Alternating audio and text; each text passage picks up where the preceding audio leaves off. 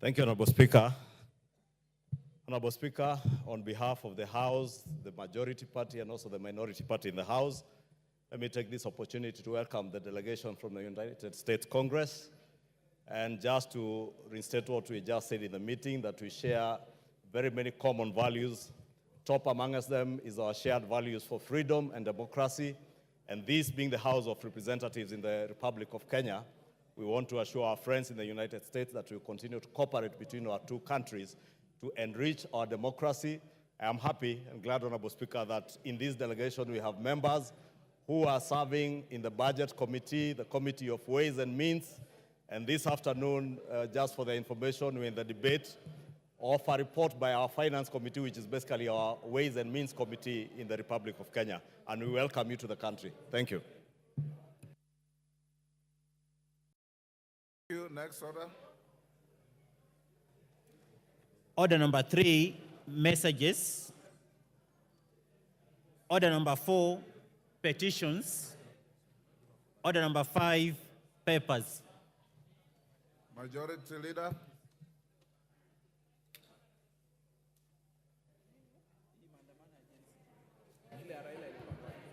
Thank you.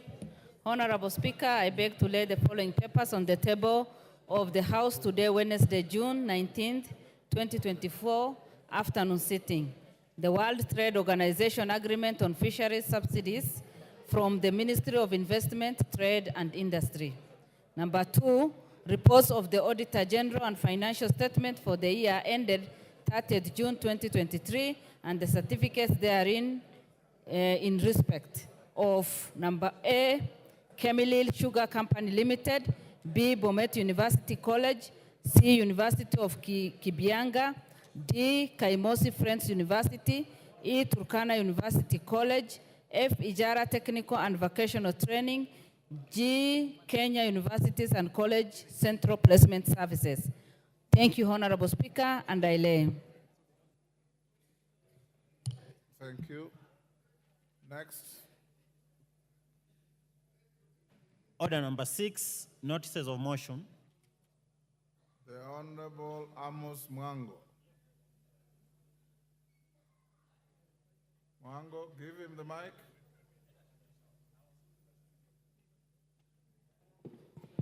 There you are, Amos. Okay, Honorable Speaker, I beg to give notice of the following motion. That aware that there are minimum requirements for enrollment of students to tertiary education in the country, further aware that not all students qualify for university or technical and vocational education training, TVET institutions, due to lack of minimum grades for direct enrollment or financial constraints, acknowledging that there is need to provide technical skills to students who do not progress to university, to reduce the ever-increasing unemployment rate among the youth, cognizant of the fact that the lack of advanced education has led to a high rate of unemployment among the youth, appreciating that mandatory community service for all students upon completion of secondary school education would equip them with technical and life skills for the marketplace, further noting that the community service training will encourage learners to develop an understanding of civic responsibility to support and strengthen communities. This House therefore resolves that the government, through the Ministry of Education, introduces mandatory community service to all learners upon completion of the secondary school education. Thank you. Thank you, Honorable Mwango. Before we go to the next order, Honorable members, allow me to recognize in the public gallery the following: Irritate Comprehensive School from Narok West, Narok; Ngong Township Secondary School from Kajiado North, Kajiado; Kibera Secondary School from Kibra, Nairobi; Solian Mixed Day from Eldama Ravine, Baringo;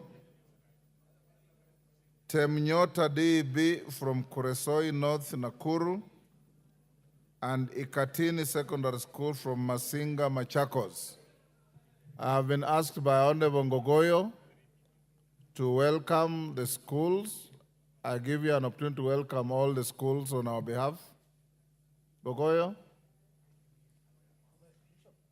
give him the mic.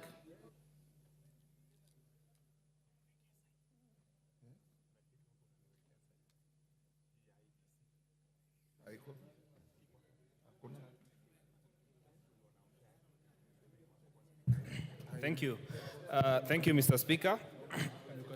I rise, Mr. Speaker, with your permission to congratulate the students that have found their way here, and specifically, Mr. Speaker, from Narok, from Baringo, the ones from Nairobi, and the ones from Kajiado, and those from Kajiado are specifically from my village, Mr. Speaker. I wish to welcome to this August House, request them to work very hard, because I once visited this house like them, and because of hard work and because of determination, I have also found myself here as a member of parliament to represent them. Mr. Speaker, I wish them well in their studies, those that are sitting for their exams this year. Those who are not sitting for the exam, we wish them well in their education, and we hope one day they will find their way here to represent the country or to serve this country in very many other ways. Thank you very much. And those from Ngong, from my village, I really welcome them. Thank you very much. Thank you. And on behalf of the House and myself, we welcome all the schools to the House of Parliament. Next. Next. Order number 7, questions and statements. Honorable David Gikaria. Thank you, Honorable Speaker.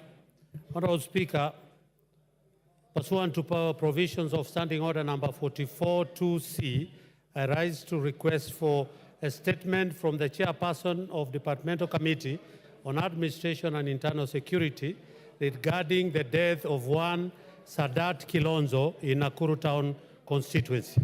Honorable Speaker, on the 17th June 2024, at around 5 a.m., Mr. Sadat was abducted by unknown persons at the entrance of Wakulima Market within Nakuru County Central Business District, CBD. Sadly, his body was discovered later that morning near Menengai High School, approximately 500 meters from where he was abducted. Honorable Speaker, his motorcycle was also found later that day at Ronda Police Station. It is unclear on how the body and the motorcycle ended up in different locations. The matter was reported to DCIO headquarters in Nakuru headquarters, Nakuru County, under OB number 4/17/6/2024 for further investigation. Honorable Speaker, while the government has made enough efforts to safeguard the lives of citizens and to ensure the security of residents in Nakuru Town East constituency, the recent adaptation and tragic loss of life highlights the need to address security issues of the area in order to effectively safeguard the lives of the residents. Honorable Speaker, it is against this background that I seek a statement from the Chairperson of the Departmental Committee on Administration and Internal Security on the following. 1, what is the status of investigation into the circumstances that led to the death of Mr. Sadat Kilonzo, as reported under OB number 14/17/6/2024, and what measures has been put in place to prevent such incidences in the future. 2, clarify how the motorcycle of the deceased person was found at Ronda Police Station, which is over 5 kilometers from where the body was found. 3, explain why the CCTV footage from places of abduction and where the body was located is yet to be made public to assist in identifying the culprit. And lastly, Honorable Speaker, what measures are in place to address insecurity in Nakuru Town East constituency? I thank you, Honorable Speaker. Thank you, Honorable Gikaria.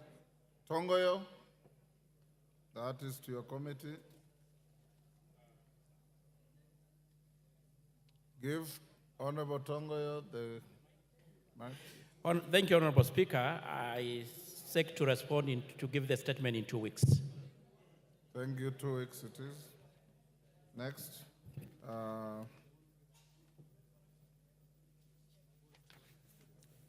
Honorable Bukose, are you ready with the statement?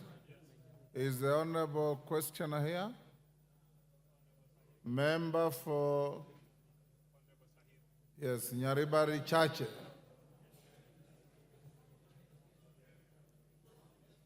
Maybe you stay to tomorrow? Thank you, Honorable Speaker. This was asked by Honorable Sahir, member for Nyaribare. Yes, I don't and see him in the since house. he's not in the house, I request that that I respond tomorrow when Tomorrow afternoon. But I'm ready with the response. He will explain why he's not here. Thank you. Okay. Next. Order number 8, the Kenya Roads Board Amendment Bill, National Assembly Bill number 18 of 2024, first reading. A bill for an act of Parliament to amend the Kenya Roads Board Act 1999. Order number 9, the Public Finance Management Amendment number 2 Bill, National Assembly Bill number 26 of 2024, first reading. A bill for an act of Parliament to amend the Public Finance Management and for connected purposes. Order number 10, the Finance Bill, National Assembly Bill number 30 of 2024, second reading. Members, we now go back to the finance bill. My record shows the member for Mavoko had concluded his contributions. So now Parashina Sakimba.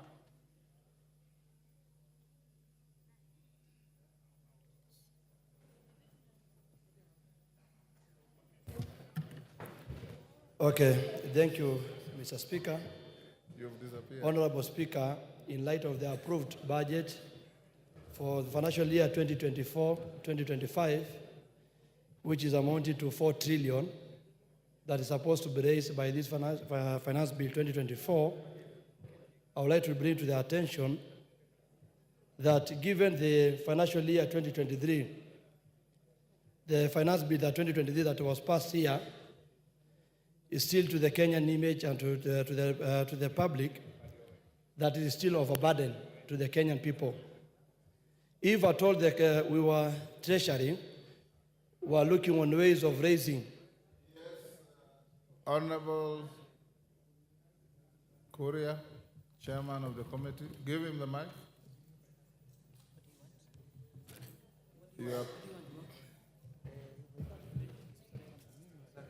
You're putting mics behind me.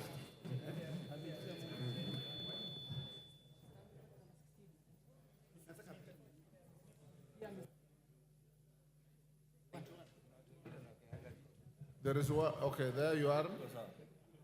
Honorable Speaker, I raise on understanding order number 91, requiring the member to substantiate accuracy of the information he has shared. The honourable member has said that the finance bill is proposing to raise 4.1 trillion shillings. That statement cannot be any more misleading or exaggerating. It is exaggerated by almost 1,000%. Parashina, where did you get that? You are challenged to show us where that is coming from. Mr. Speaker, it's estimated. It's an estimation. Yeah, but I was mentioning about the finance bill of 2023. It was supposed to take care of the deficit of the budget. And you can check that we have a deficit from that record of 224 billion, which was not raised because of introduction of the finance bill 2023, sorry. So, Mr. Speaker, what we are trying to say, and this is clearly illustrated yesterday, and I want to appreciate the amendments that have been done by the Finance and Planning Committee. But if at all we have to wait for pressure from the public, the Gen Z, to raise their voices and then the changes can be done, like there's an emergency, why wait to the last minute? Mr. Speaker, I want to say that in the stipulated De La Fay curve economic theory and the captive or conceptive tax, if you check on that theory, which was established in 1974 by Levy, who clearly said that the tax rate when the tax rate is high and you try to compare on the collection, it is always not achievable, Mr. Speaker. And I want to urge this House, by the time that everyone is looking on taxation as the only main resource or main way of getting resources, then we are getting it wrong. I want to say that, who are you taxing now? Already the almost dying the mamambogas and the borders and Kenyans are complaining of the finance bill 2023. Once you are introducing this finance bill 2024, we ask a simple question: who are you targeting? That money is not there, Mr. Speaker, and the collection is not easy. When you go and look at the issue of simple mathematics that our colleagues are trying to put on the table, that, and we cannot be captive of IMF. That the only thing that they want us to do is raising money through taxation, taxing Kenyans every day, day and night. Mr. Speaker, I want to ask about the tallow oil in Turkana. If you check on the tallow oil of the Turkana, no one is talking about it. Why don't we go back and think about how today's revenue, not only on taxation? We cannot be a lazy country that does not think on other means. Mr. Speaker, if you go to the issue to do with eco-levy, it is very interesting in clause 45 on the imported items. And they are talking about, because the issue is protect the environment and pollution. Yes, the answer is yes, we protect. But this eco-levy is only left now for the imported goods. I am sure majority trust this, that even you do a simple calculation of sanitary towels, I don't know if they want us to go to the napkins, or they want our gas to go and use the way the COVID time, when people at the COVID time were buying lesos and kitambas as a means of having to protect COVID. Because if you go to the shops and chemists and everywhere, those sanitary towels, quality ones, are imported ones. That's my argument. Quality ones are imported ones. So when you check that one, Mr. Speaker, and again you come and see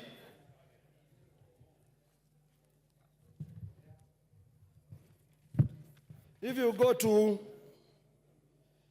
clause 48, clause 44A, that the chairman has talked about. When you see there was a suggestion from the public participation to increase import taxation fee from 2.5 to 3%. But you see, they are saying that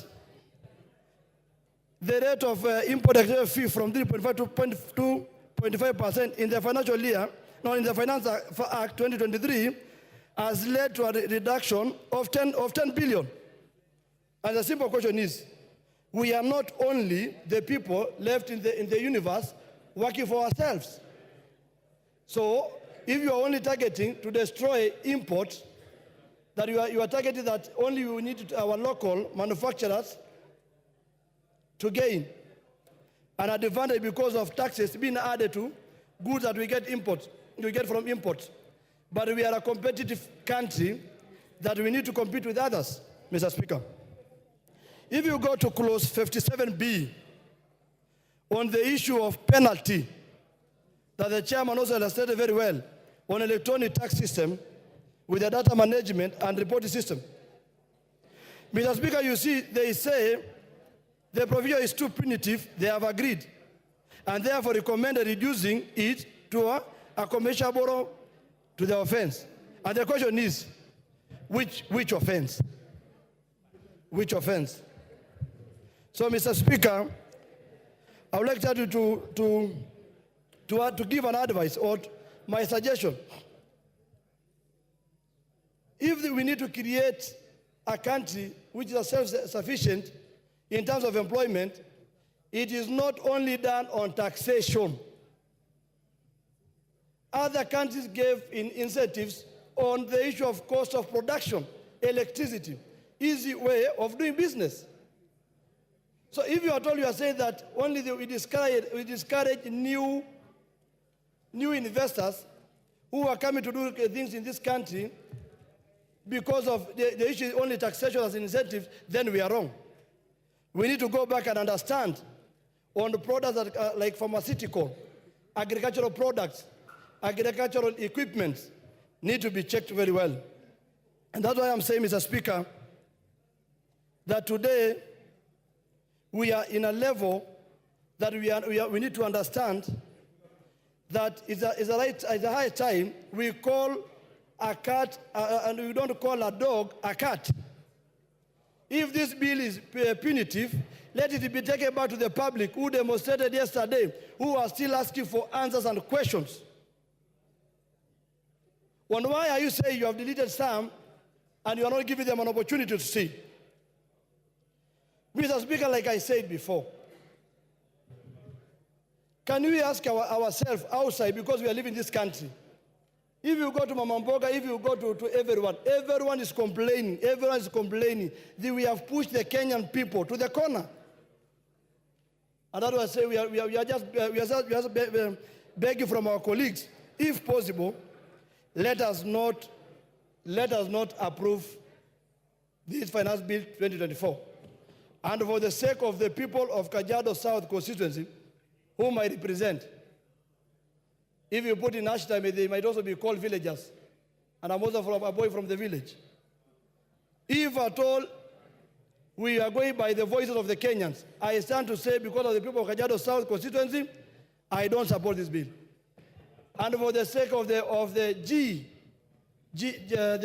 Gen Z, I also don't support that bill. And also, Mr. Speaker, I donate my 1 minute to Mr. Wanjala. Thank you. Order. Under what standing order are you donating? Kimani Ichung'wah. Kimani Ichung'wah. Thank you, Honorable Speaker. And Honorable Speaker, I rise to support this bill and the committee's report together with all its amendments, Honorable Speaker. And Honorable Speaker, let me take this opportunity first to thank the Committee on Finance for the great work they did, especially in listening to the people of Kenya. Honorable Speaker, as I said yesterday, this committee did indeed listen to the people of Kenya. And if you go through the compendium of amendments that the committee has proposed, you will realize that they listened to Kenyans from the cost of bread, or rather the VAT that was proposed on bread, to the border sector, to the equal levies on diapers, on sanitary towels, and all the other things, Honorable Speaker, that Kenyans said might be harmful to them or would be detrimental to their well-being in terms of the cost of living, Honorable Speaker. Honorable Speaker, let me also take this opportunity to point out to Kenyans, because I know all these members have been bombarded with messages from Kenyans asking them to reject this finance bill.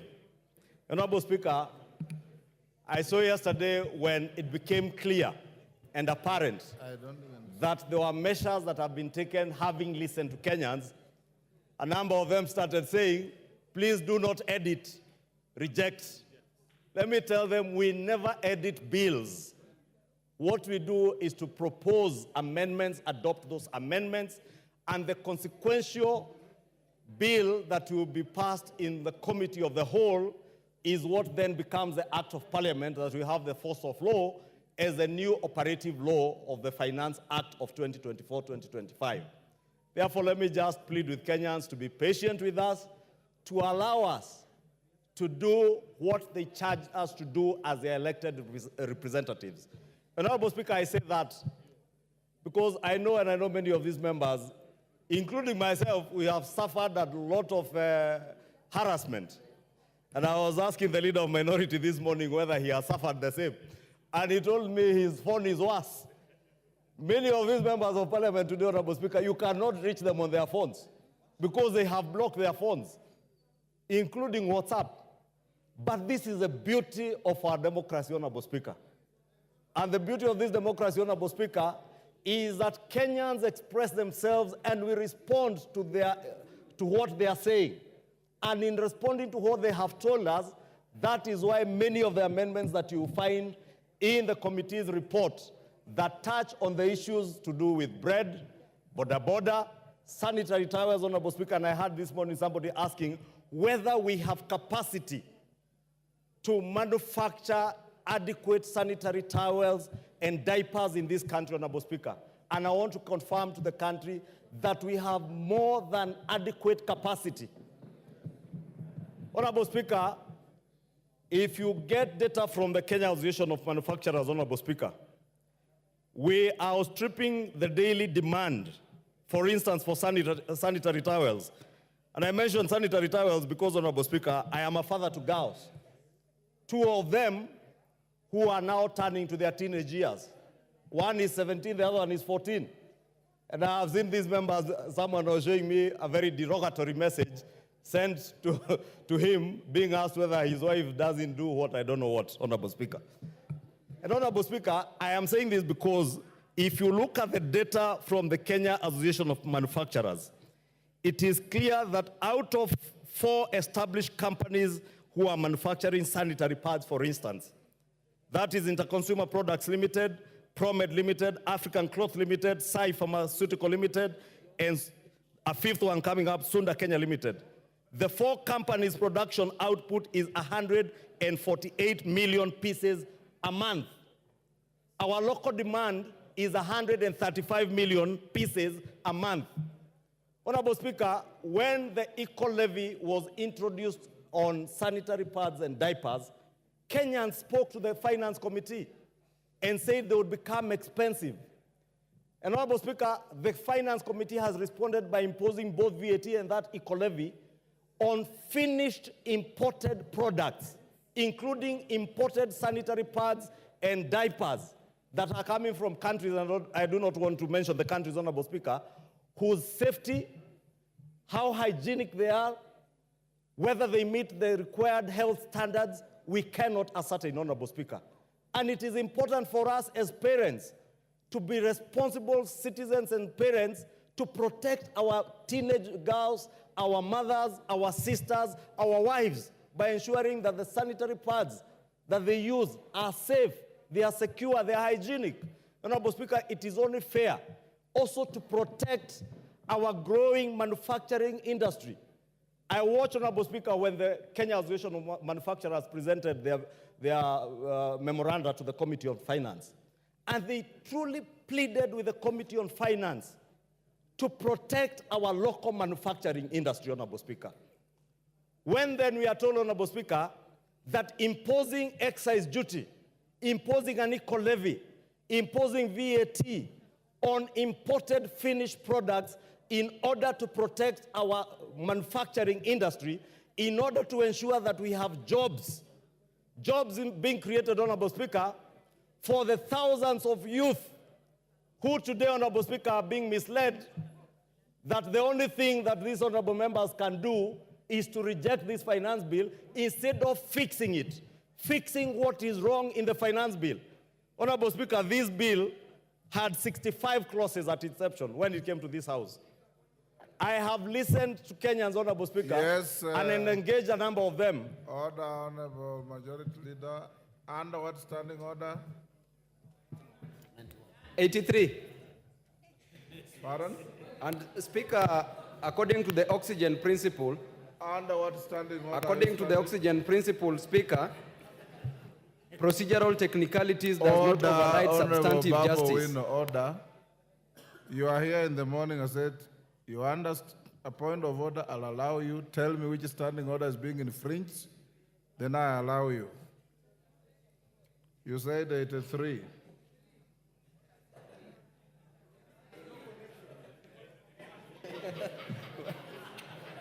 You're out of order. Mr. Speaker. Go on, Majority Leader. Honorable Speaker, thank you, Honorable Speaker. Honorable Speaker, I was asking. Order, Babo Wino. You should know what you want to say, my son. Because you stood up and said standing order 83. It doesn't apply. Then somebody whispers to you 91, you say 91. Go on, Majority Leader. Take your seat. Honorable Speaker, I was asking, what is so wrong with us protecting our manufacturing sector in this country, Honorable Speaker? What is so wrong with us ensuring that we are creating jobs within our own economy instead of creating jobs in other countries, Honorable Speaker? Because when we say that we do not levy excise duty on imported finished products, whether they are finished and fully assembled borders or motorcycles, Honorable Speaker, we are creating and exporting jobs out of this country into those economies where we want to import those finished products from. Therefore, Honorable Speaker, I want to speak to the young people in the streets. The young people, Honorable Speaker, who have been mobilized in colleges and universities around our country to send members messages of rejecting this finance bill. This finance bill is about protecting yourselves as our children. It is about creating jobs for you as our children. It is about ensuring that the future of our economy is secure, Honorable Speaker. Honorable Speaker, we will only secure the economy for future generations if we make sure that we nurture the growing manufacturing sector in our economy, Honorable Speaker, vis-a-vis in exporting jobs to other countries, Honorable Speaker.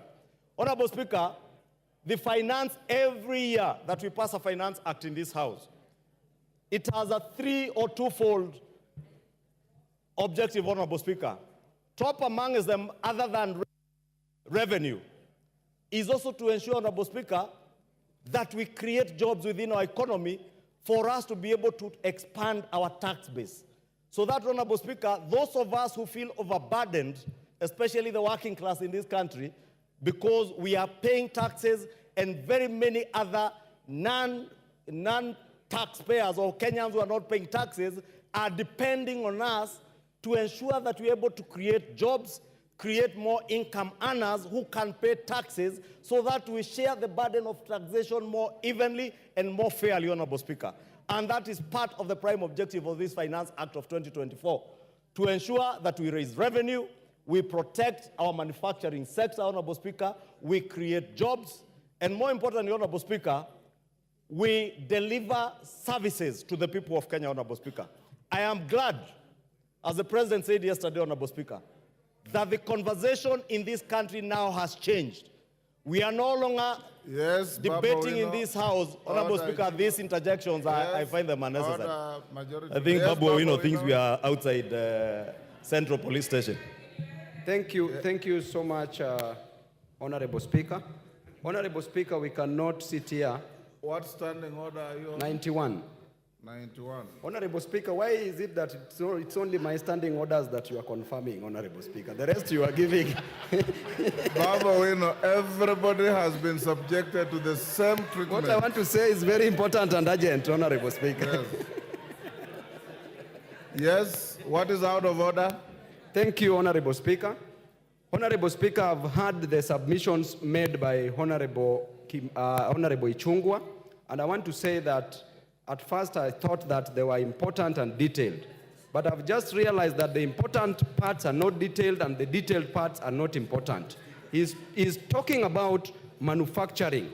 Honorable Speaker, I want to educate Honorable What Ichung'wah. is out of order? This is where I'm coming to. Pursuing a counter argument. This is where I'm coming to, Honorable Speaker, on matters economics, because Honorable Ichung'wah is claiming that if we increase taxes for imports,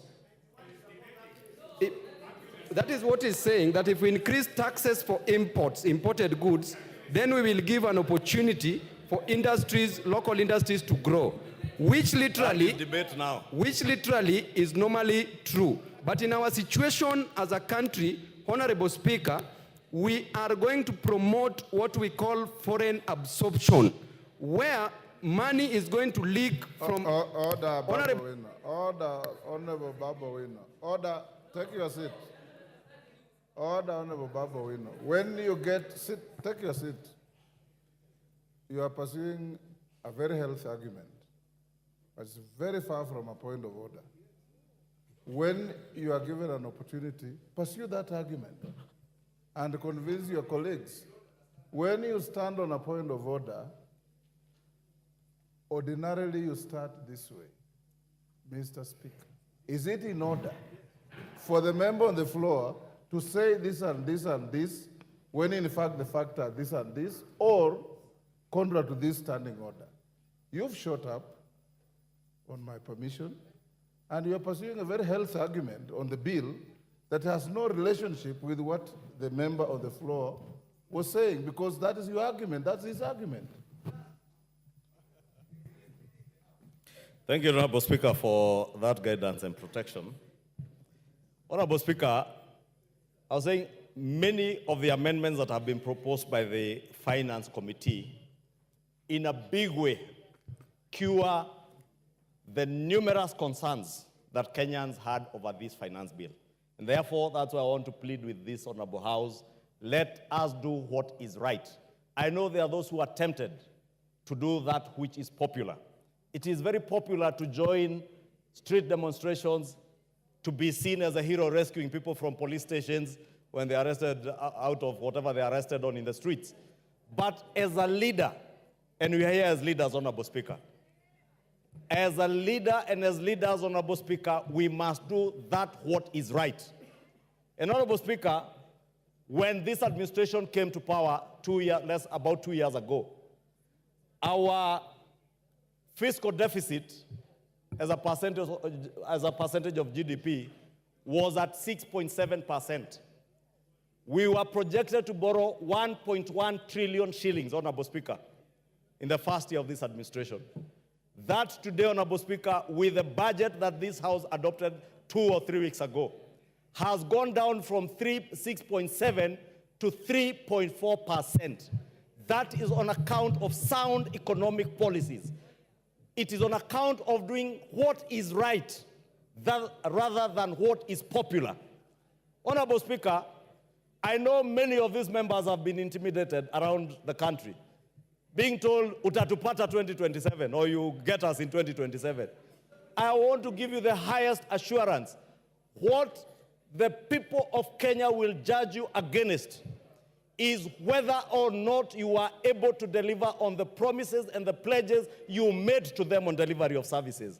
It shall not be possible to deliver services, to build roads, to build schools without generating revenue for the country, Honorable Speaker.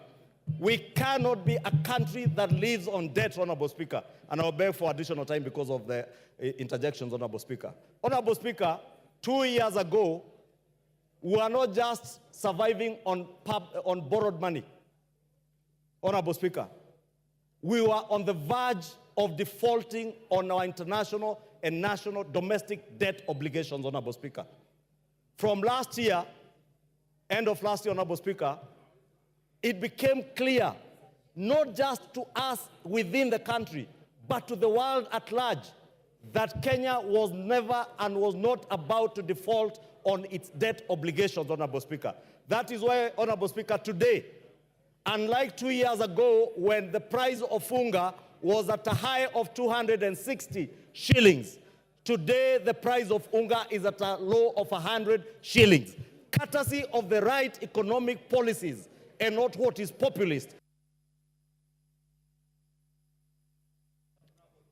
Give him 2 minutes to wind up. I have 15. Pardon? I have 15, they had time to 10, and the interjections. I'll give him an additional 3 minutes. Yes, Wamshomba, hold the time. Wamshomba, what's your point of order? And under what standing order? Mr. Speaker. Give her the mic. There's one next to you. Thank you, Mr. Speaker. I rise under standing order number 90. As a member who has pecuniary interests on matters sanitary towels, as a user, because I'm a user, do I qualify?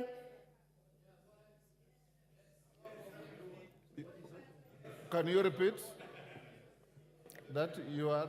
I am standing on the strength of standing order number 90. Yes. As a member who wishes to speak on this matter of sanitary towels as a user. That's yourself. Yes. You are out of order. Take your seat.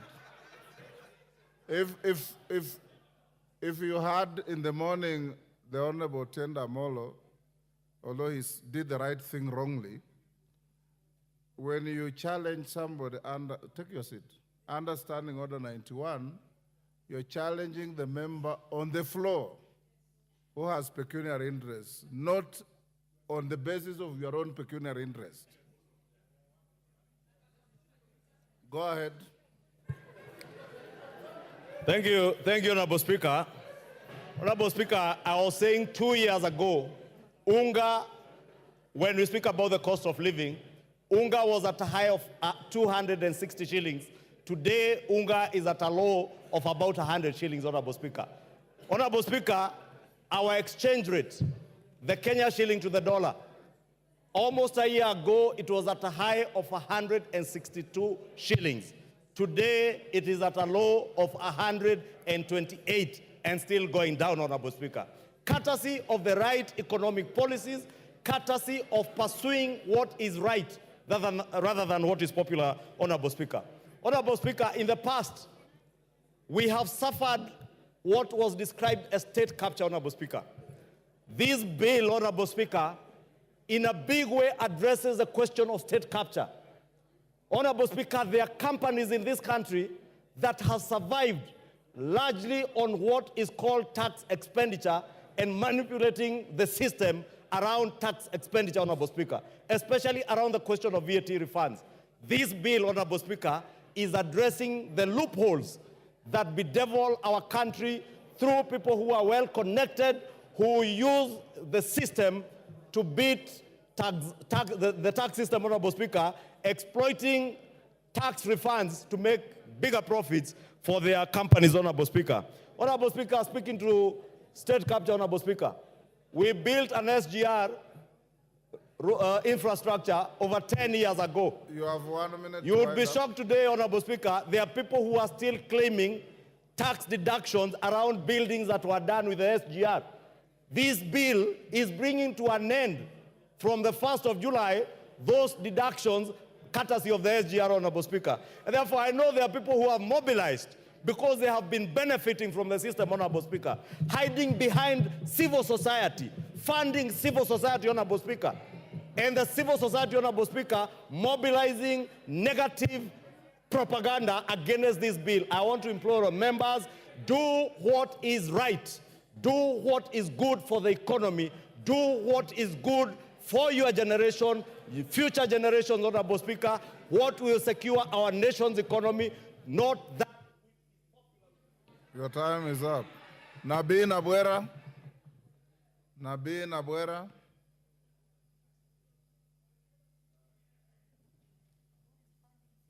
Thank you, Mr. Speaker. I want to raise a number of issues. Yes, Mele Odhiambo, what is the problem? The women are also here. I can see them.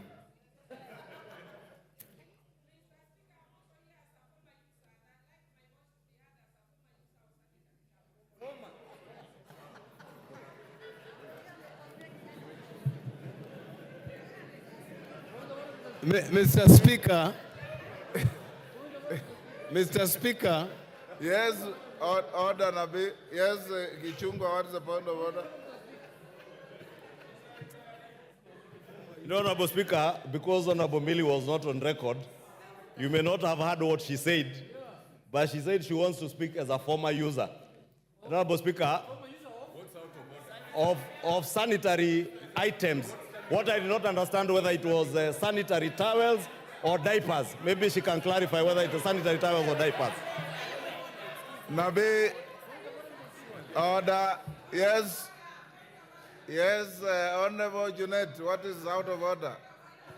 Hold Nabi's time. Mr. Speaker, you've heard clearly what the majority leader has said.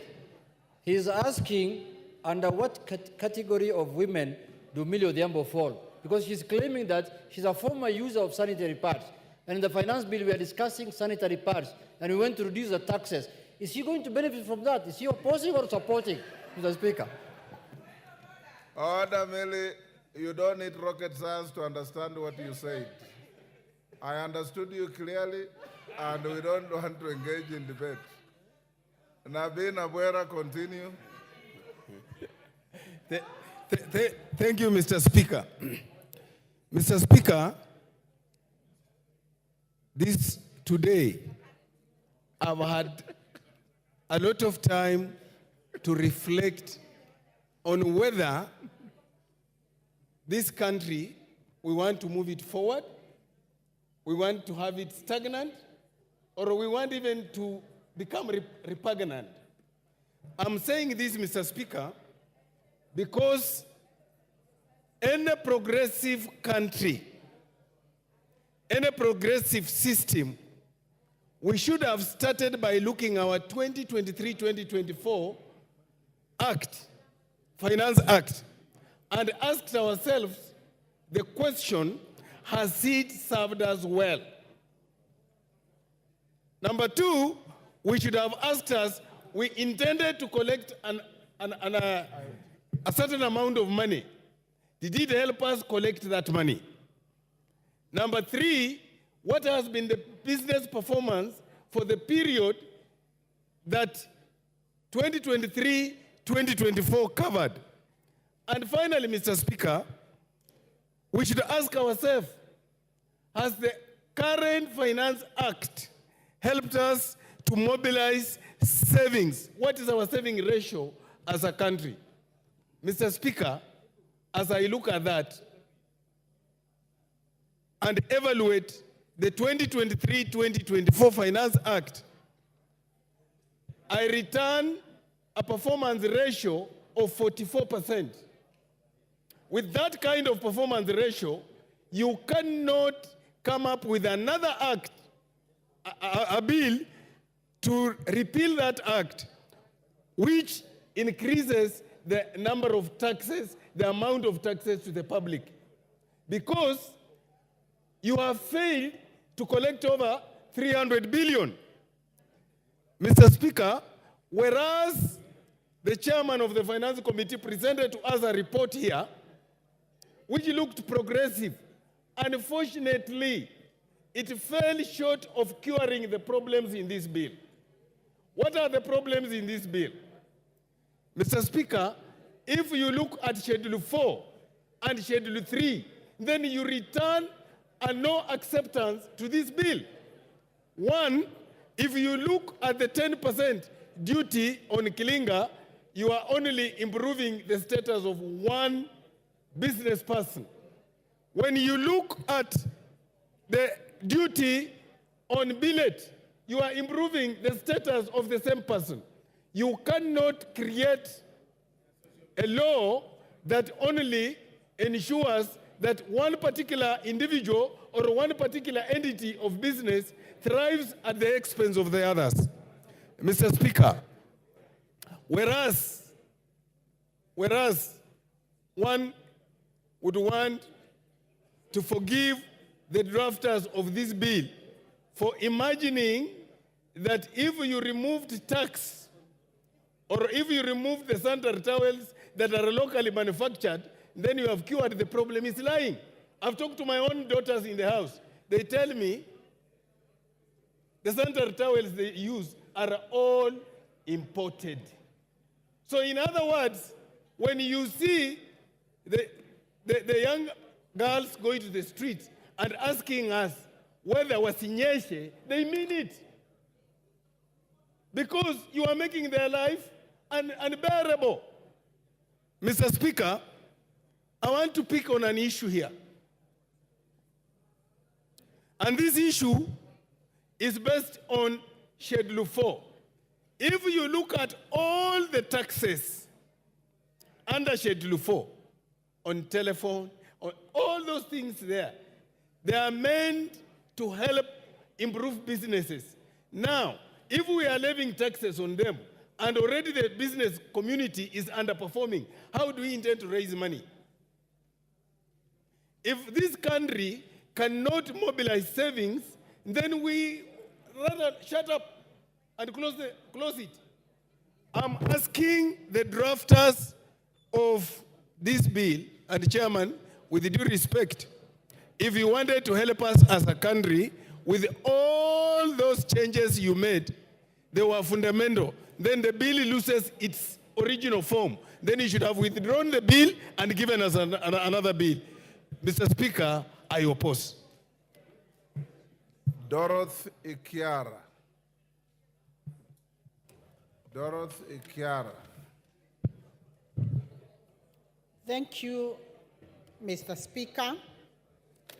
Mr. Speaker, on the outset, I say I support this bill. And Mr. Speaker, I was seated here in the House and I participated actively in passing the budget and appropriation bill when it was presented before this House. Honorable Speaker, we did come up with a lot of issues because, Honorable Speaker, we promised Kenyans on very many pledges when we were being elected. And inside this House today, Honorable Speaker, each and every member did give pledges. And we know what that means, Honorable Speaker. We promised the electorates good roads. We promised them medicine in the hospital. We promised them proper education for their children. And Honorable Speaker, this informs us of where we are today as a country. Honorable Speaker, since Kenya faces both a fiscal deficit and a budget deficit, the finance bill serves as a key legislative tool for the government. It combines revenue-enhancing measures with expenditure rationalization as a strategy to manage and reduce these deficits. Honorable Speaker, for the first time, a finance bill is similar to the medium-term review, and this is better for our country in terms of consistency and planning. This finance bill today that we are looking at, Honorable Speaker, is people-centered. I'm saying this, Honorable Speaker, because I personally participated when the Finance Committee, led by the very able chair, Kuria Kimani, was going around seeking public views on what they had proposed in the budget.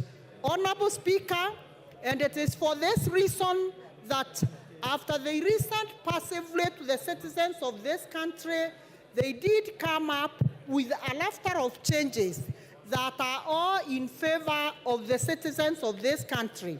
Honorable Speaker, aside from the key highlights which the Finance Committee addressed, some of these proposals that they had proposed initially have now been dropped. Key is 16% VAT on bread. Honorable Speaker, they listened to the members of public and it is not there anymore.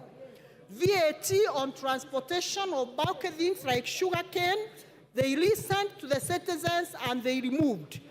No increase in the mobile money transfer. Honorable Speaker, yesterday as I was passing through one of the streets in Nairobi, I had members, I had the people who are shouting, the citizens of this country who are severely misled that mobile money transfer will not be removed. Honorable Speaker, I want to say the committee listened to the citizens, and this is one of the things that was removed, Honorable Speaker.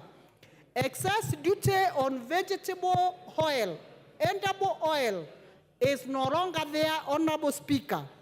Then, Honorable Speaker, as the majority leader has alluded to, what this bill has tried to do, Honorable Speaker, it is to promote the local manufacturers.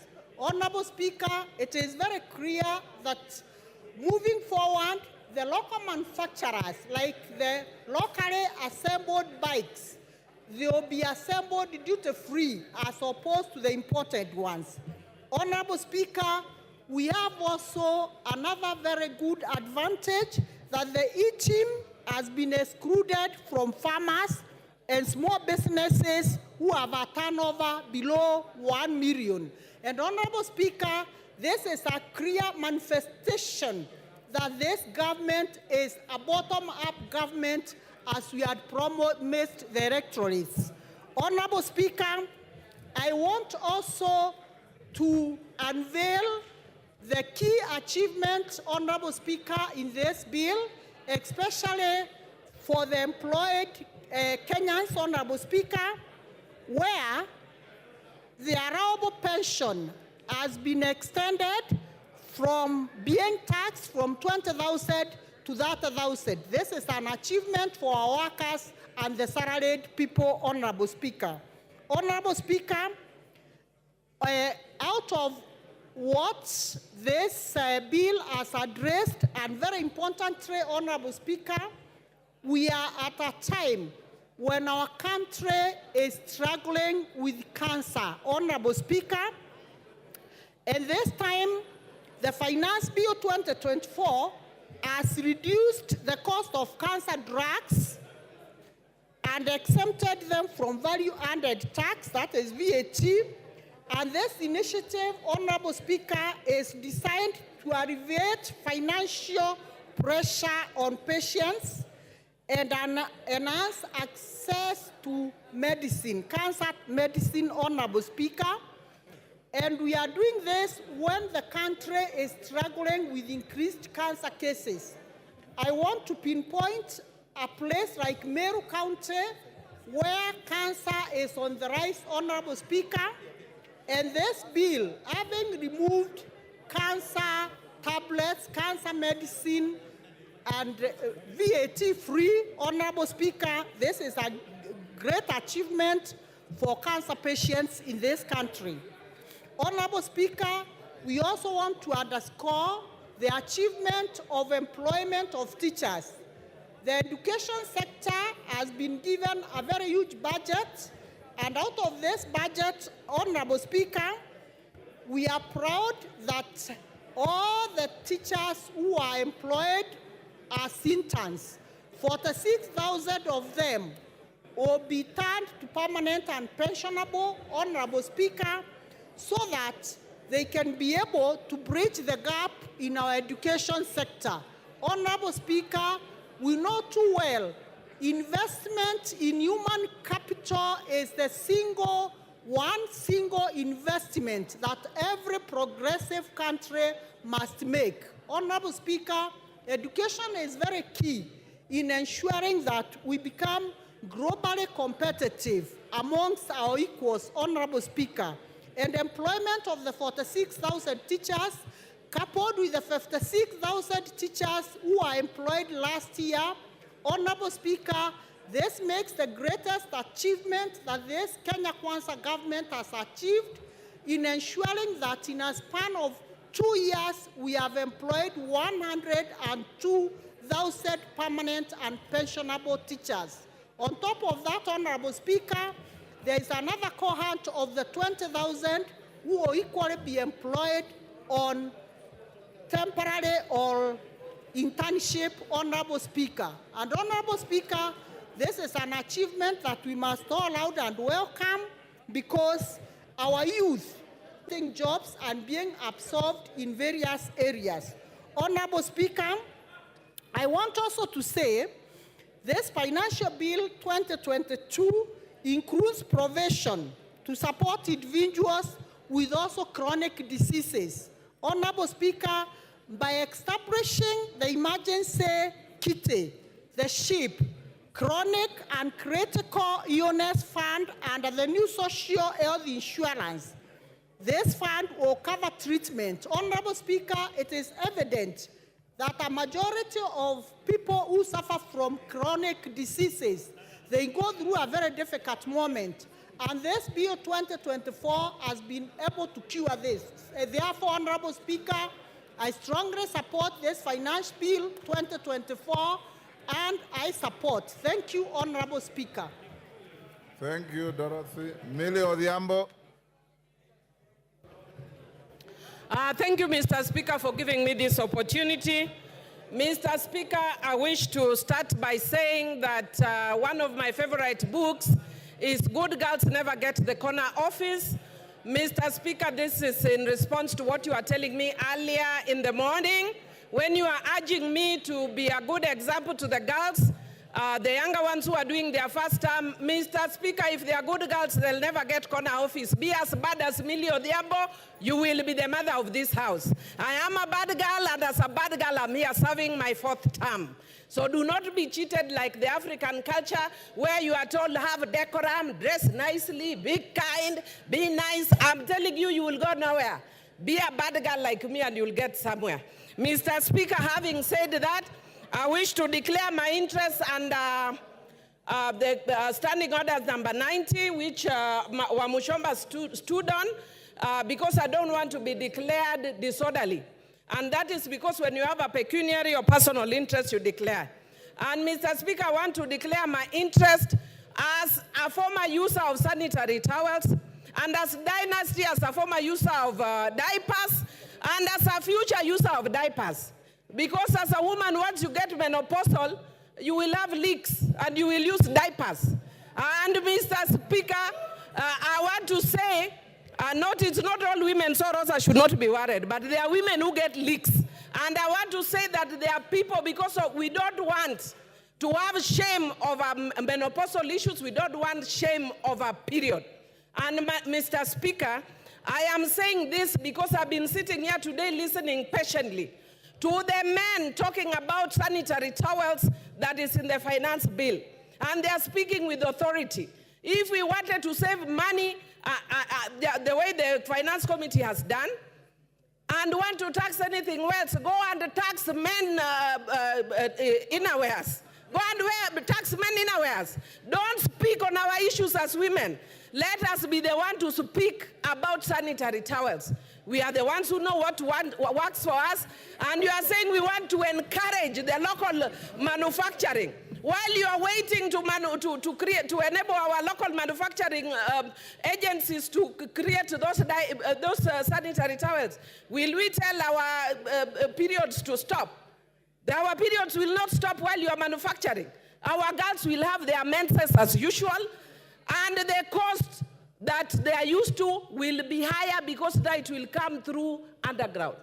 What I am saying is, Mr. Speaker, I do not support the finance bill. And I'll give you the reasons why I don't support it.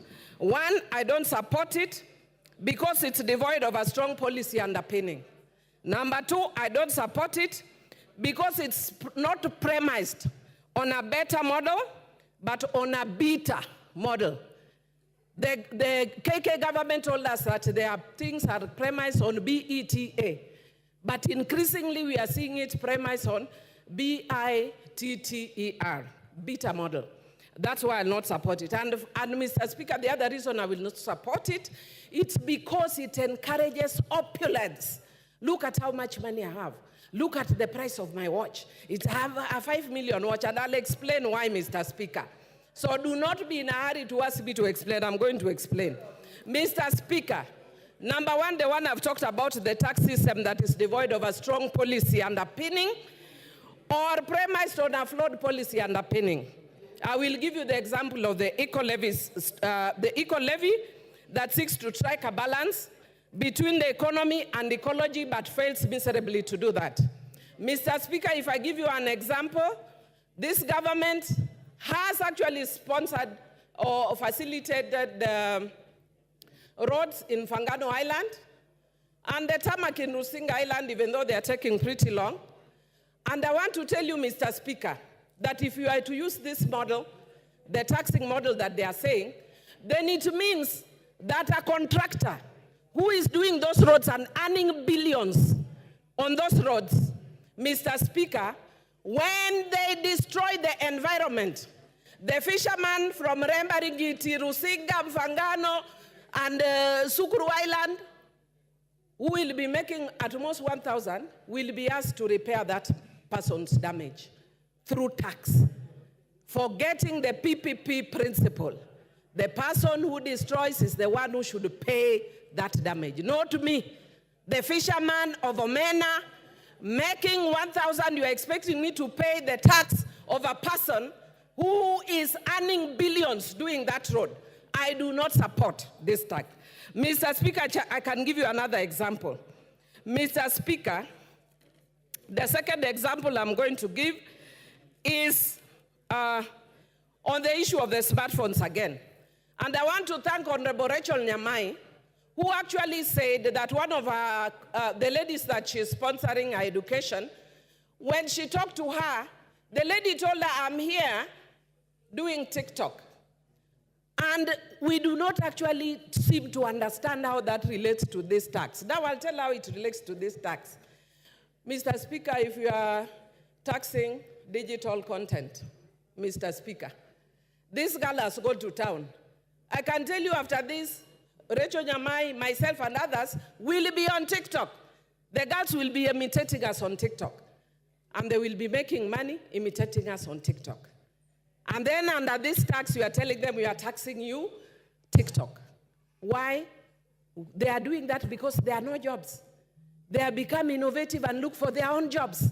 And after they have got their own jobs, an industry that has not solidified, like teaching, like law, we want to kill that industry that is helping our young people.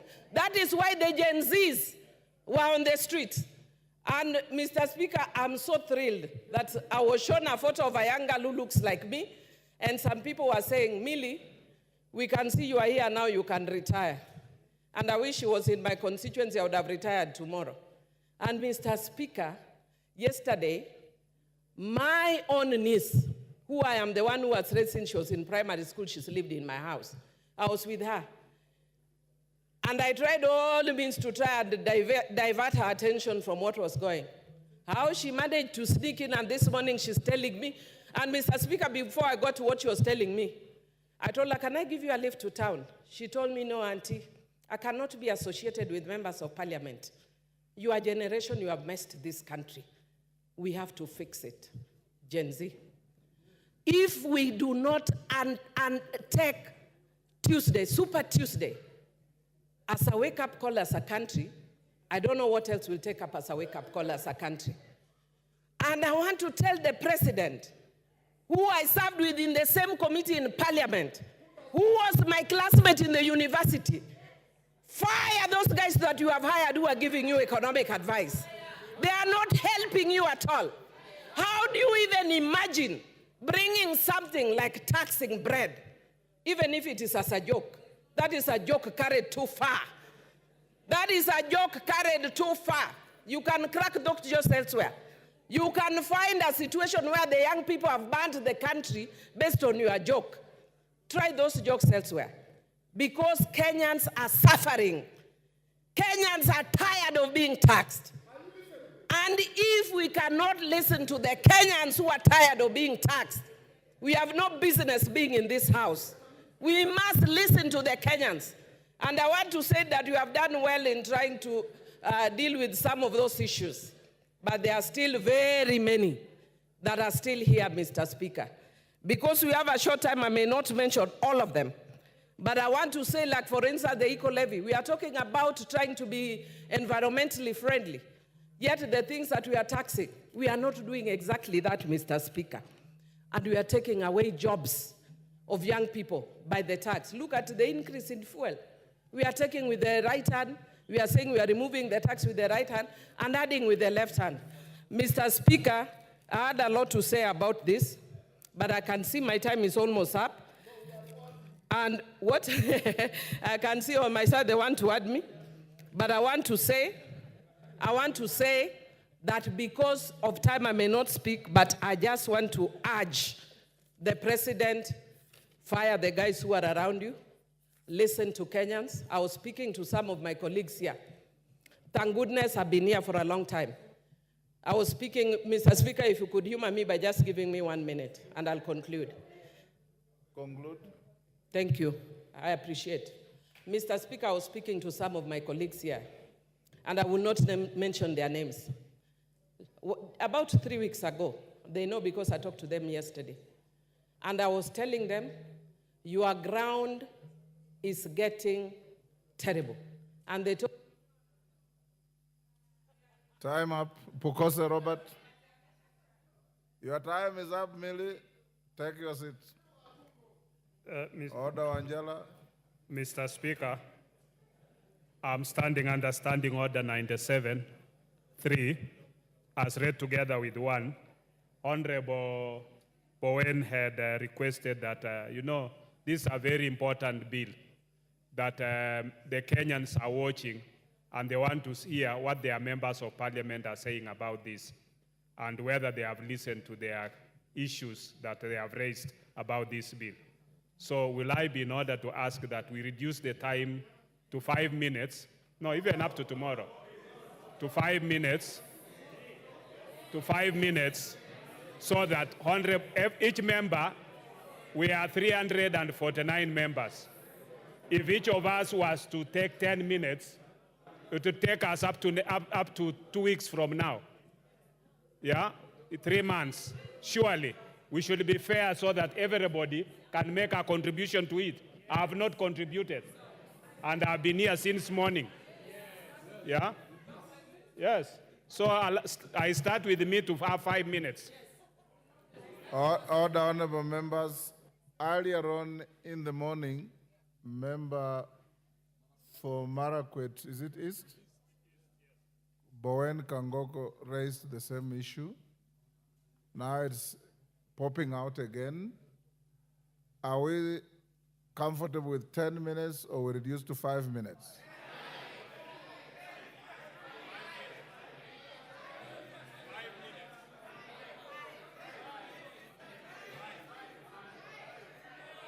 Order. Yes, Rafael Wanjala. Wanjala, I see you raising. That 5. Otienda Molo. Order. Otienda Molo. Support 5.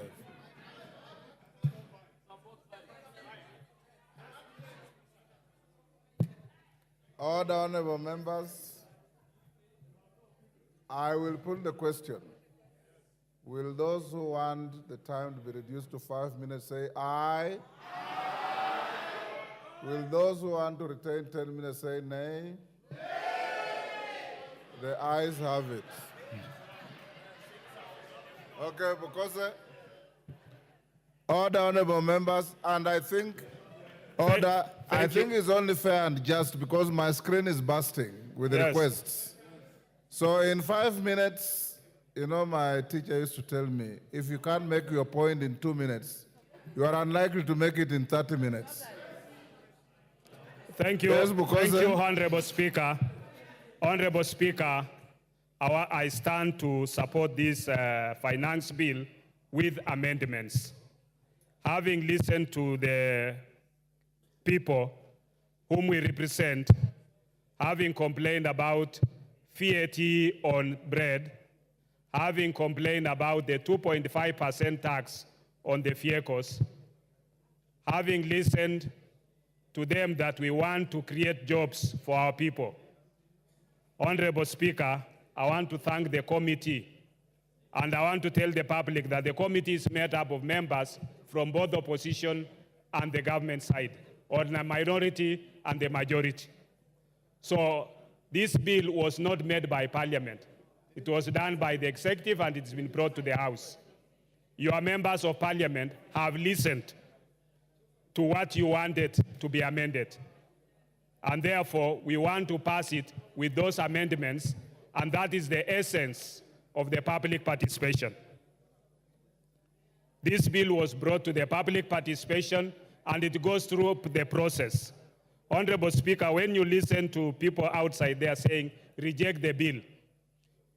This bill is also important because it has to raise part of the revenue to finance what the public requires from the government. And because it has to finance that, as we speak today, we've raised the money for counties to 400 billion. This bill is going to raise 346 billion. That 346 billion will be added with what is being collected in taxes to make it 400 billion so that the counties can have money to offer services.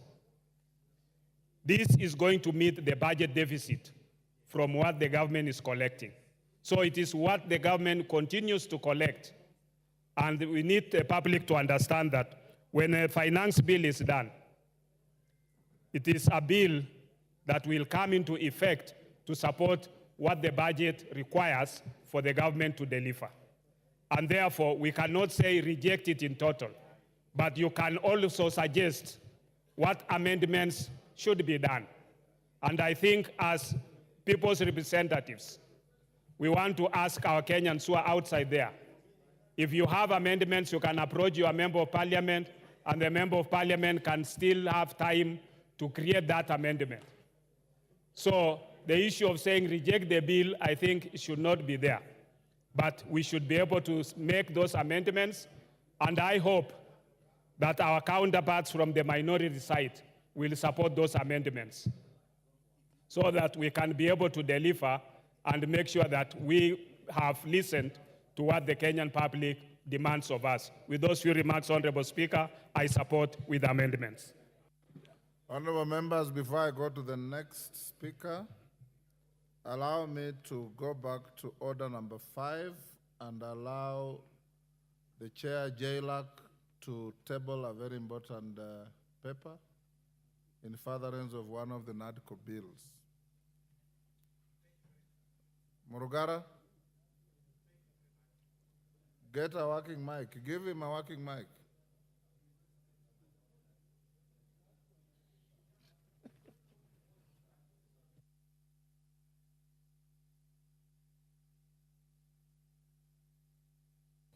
Back my seat. Yes, thank you. Thank you very much. My young son here must be advised that he should not make use of his father's seat. Honorable Speaker, I beg to lay the following paper on the table of the House today, Wednesday, 19th June 2024.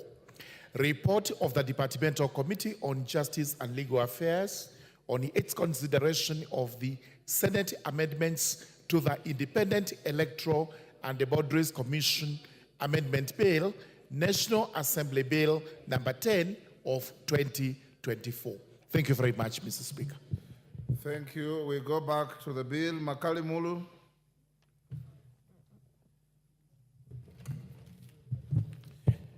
Thank you very much, Honorable Speaker. Honorable Speaker, I want to confirm that I've taken time to read through the bill itself and the report, which is 389 pages. Honorable Speaker,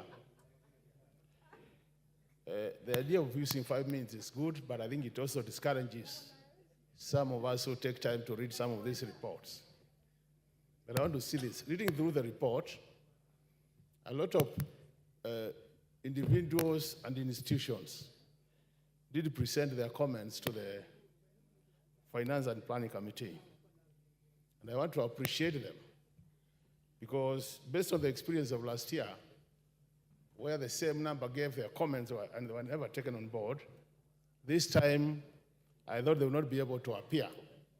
So we must appreciate. I also want to thank the committee for creating time to listen to them, and they made some efforts to factor in their comments, Honorable Speaker. But I was asking myself, Honorable Speaker, looking at the original bill, you wonder what was the thinking behind some of the proposals. And that's why I want to thank the committee because they have been able to undo some of them. But because I don't have a lot of time, I'll focus on what the report is saying and what I think from where I stand, that things have been made worse instead of being made better. Honorable Speaker, let me start with the proposal to increase the import declaration fee. If you look at the presentation by edible oil companies, Honorable Speaker, and the presentation by Kenya Association of Manufacturers, as well as the presentation by the Kenya National Commerce and Industry, Chamber of Commerce and Industry, they were proposing that, Honorable Speaker, the import declaration fee be maintained as it is, because by increasing that fee, you'll actually be increasing the cost of production. The reason being most of our factories and industries depend on imported inputs to produce their outputs. So as a result of that, the solution was that you either maintain the fee as it is so that you don't increase the cost of production. What does the committee propose? The committee has proposed to increase that fee from 2.5 to 3.5%. Meaning automatically, Honorable Speaker, by doing that, you increase the cost of imports which are coming to this country as inputs, and as a result of that, you increase the cost of production. When you increase the cost of production, automatically, Honorable Speaker, that cost will be transferred to the consumer. That will make our goods uncompetitive in terms of price. And that's why you see, Honorable Speaker, in this country, despite us talking about import protection, people are buying things which have been brought from other countries and buying at a cheaper price than we are producing them. So these, to me, are the critical issues. The second item, Honorable Speaker, is the Railway Development Levy. The edible oil companies did propose that it is now at 1.5. And they propose that we maintain it as it is, and by doing that, we'll have saved the cost of the oil by about 72 shillings per litre. What has happened? We have increased that levy from the proposal of the committee, because now we're talking about the report, from 1.5 to 2.5, Honorable Speaker. So, Honorable Speaker, if you look at that, what have we done? We are likely to increase the cost of production, because that levy will be levied on all the goods which are imported, and then a good which will go through our railway transport system, Honorable Speaker. So again, instead of helping our manufacturing sector, we are making it worse. To make things worse, Honorable Speaker, if you look at this report, the last clause is a proposed new clause to increase fuel maintenance levy by 9 shillings, Honorable Speaker, by 7 shillings. Anytime you touch fuel in this country, Honorable Speaker, you touch the whole sector, you touch the whole economy, and by doing that, Honorable Speaker, you increase the cost of production, and this will directly affect the Wajikos, the Mwendes of this country, and I can tell you for sure, Honorable Speaker, this now bill, the proposed amendments, are going to make this bill more worse, and it's a very good candidate for voting no at the point of voting. With those remarks, Honorable Speaker, I want to submit and say that. Time up. Kangoko Bowen.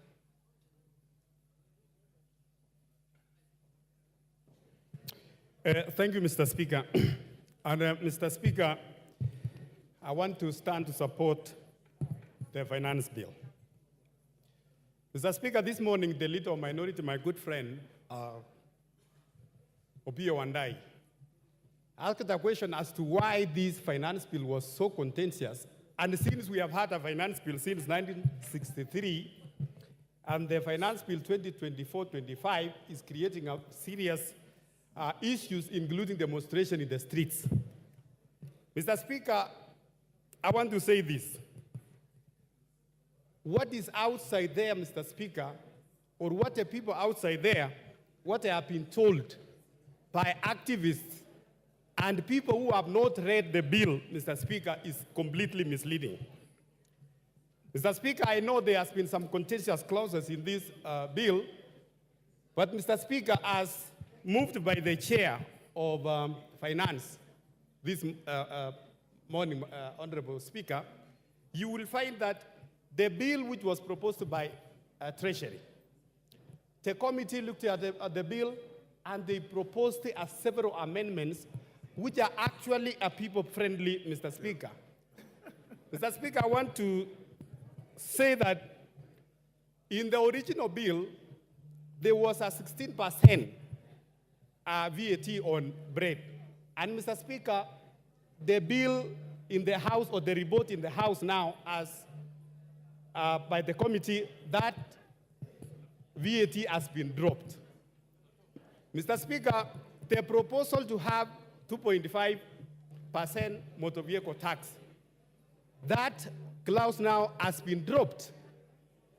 Mr. Speaker, the exercise duty, which was proposed in the original bill, especially on vegetable products, Mr. Speaker, that one has been dropped.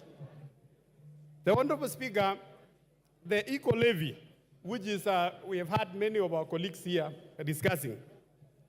This one, Mr. Speaker, as many of my colleagues who spoke before me, it can only attract on imported finished products. And Mr. Speaker, we want to move from a trading country to a manufacturing economy. We cannot be a country which is importing almost everything, importing including even a tissue paper. So the reason why this one is there, and we are saying it can only apply to imported finished products. But on locally manufactured products, Mr. Speaker, the tissue papers, the sanitary towels, and anything else locally manufactured, it's not going to attract the eco-levy. Mr. Speaker, some months back, we saw many of our farmers across the country. We saw in Murang'a, we saw in central Kenya, and across the country, that they were required to file their sales using the e-teams. Those e-teams, those avocado farmers who were told to give a KRA e-teams, Mr. Speaker, under this finance bill, the e-teams has been dropped. And any other small business which is 1 million and below, Honorable Speaker, is not going to attract the e-teams. Mr. Speaker, the other day, the Cabinet Secretary of Treasury, Mr. Speaker, read the budget, the national budget, 2024-2025, before this House. That budget proposed, including the increment of counties, the monies to the counties to a tune of almost 400 billion. There is an increase in CDF. There is an increase of about 50 million per constituency in electricity. And Mr. Speaker, we can only achieve that if we can pass the finance bill. Mr. Speaker, on the taxation, which we all support, the finance bill proposes to increase taxation on cigarettes and tobacco products, on alcohol, and also on betting, gaming, and gambling, Mr. Speaker. Mr. Speaker, we have many of our youth who have got lost because of these issues of betting and gambling. The proposal to increase tax, Mr. Speaker, is to make sure that in that space we control our young people, and also we direct them to a very good cause in this country. So, Mr. Speaker, I want to say also on the issue of alcohol. We have seen many of our young people, they have got lost and drunk with the cheap alcohol. With the increase in tax, it's going to address the... Time up. Otienda Molo.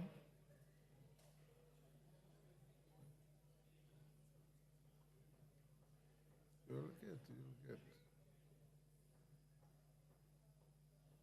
Give him the mic. Thank you, Mr. Speaker.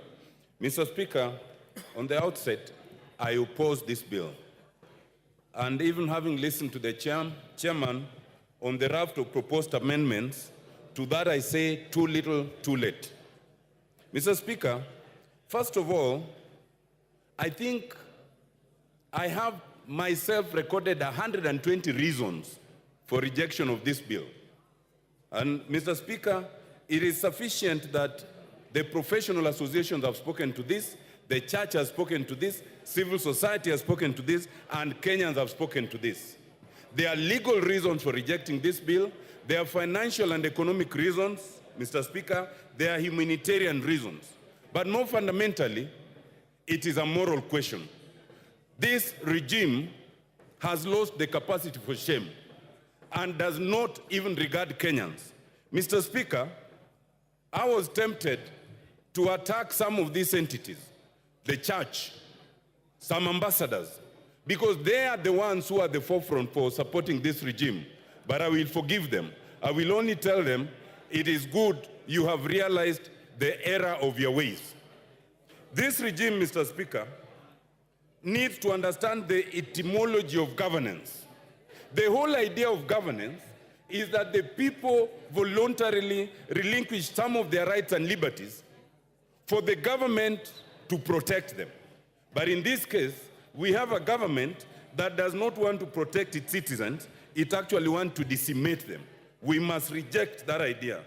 Mr. Speaker, it is important to understand that a budget is made for the people. And traditionally, it is the people who must be listened to. We have a draft bill whose origins is essentially the Bretton Woods institutions, the IMF, and secondarily, the World Bank. Mr. Speaker, the Bretton Woods institutions were never made to further the interests of developing countries. The Bretton Woods institutions were established in 1944 essentially to protect and the war-ravaged countries, which essentially were all the developed countries. Therefore, when they come and they give us prescriptions, those are prescriptions that must be taken with a pinch of salt. In the 1980s and the 1990s, they gave us what was called the structural adjustment programs.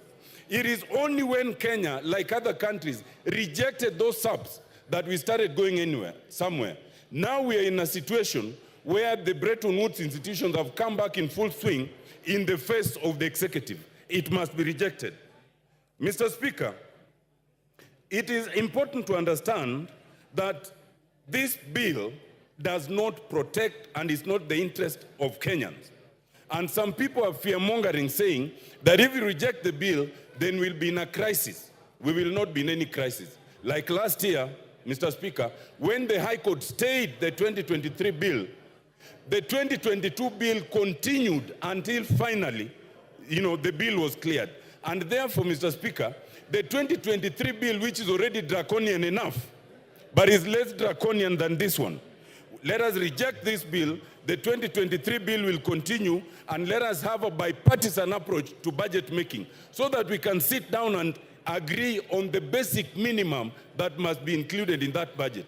Mr. Speaker, I reject and I oppose. Thank you very much.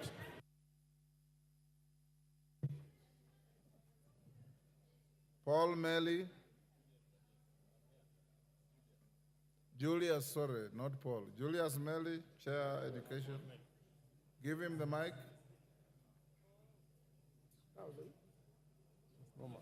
Thank you, Mr. Speaker. Mr. Speaker, from the onset, I rise to support this bill.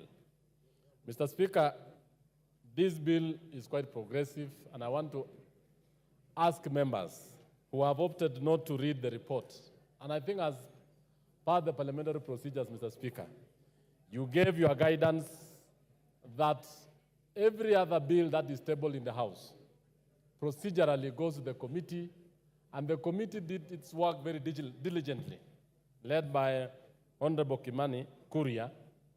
They went down and met the public. They met the stakeholders. They met all the Kenyans who actually gave their suggestions to this particular bill. Honorable Speaker, as we debate this particular bill, we need to know that as the bill stands now, Honorable Kuria and members of the budget of planning committee, that is a committee, have made a raft of proposals on amendments that are very progressive, very important, and in fact, certain issues that are being discussed by members in this floor are not part of what the committee recommended.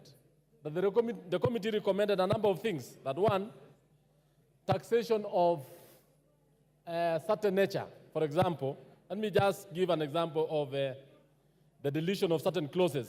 Clause 124 on motor vehicle tax. Previously, the bill, when it was tabled in the House, Mr. Speaker, had made proposals on motor vehicle taxes, the bread tax, and many others. But the committee, in its wisdom, and having had the Kenyans, and having had the stakeholders, actually deleted most of those clauses. That the members opted to address the public and Kenyans as if the committee has not made its report in the House is not good, Mr. Speaker. Mr. Speaker, let me just go down and enumerate why I support this bill. That clause 23 is actually on the issue of athletes. There was a proposal to tax the income by the athletes.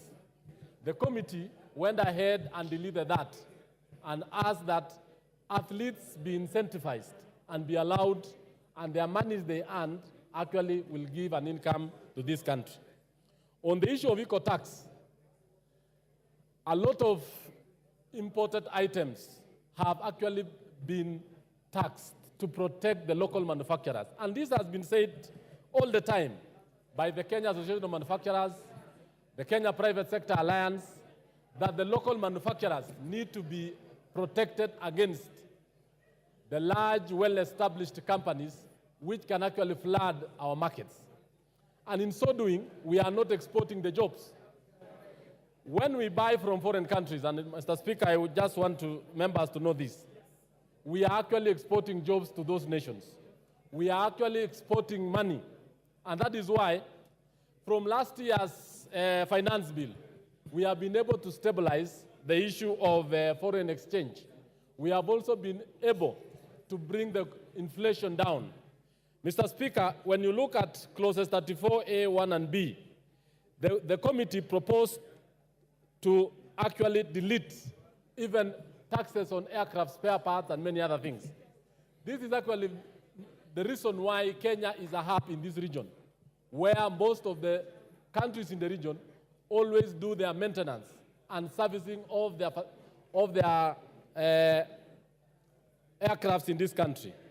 Clause 45 up to 48 introduces the eco-levy, and this one is actually to make sure that imported material from other countries are actually taxed, and this is actually to safeguard our climates and also to ensure that the way we dispose issues like phones and even tires.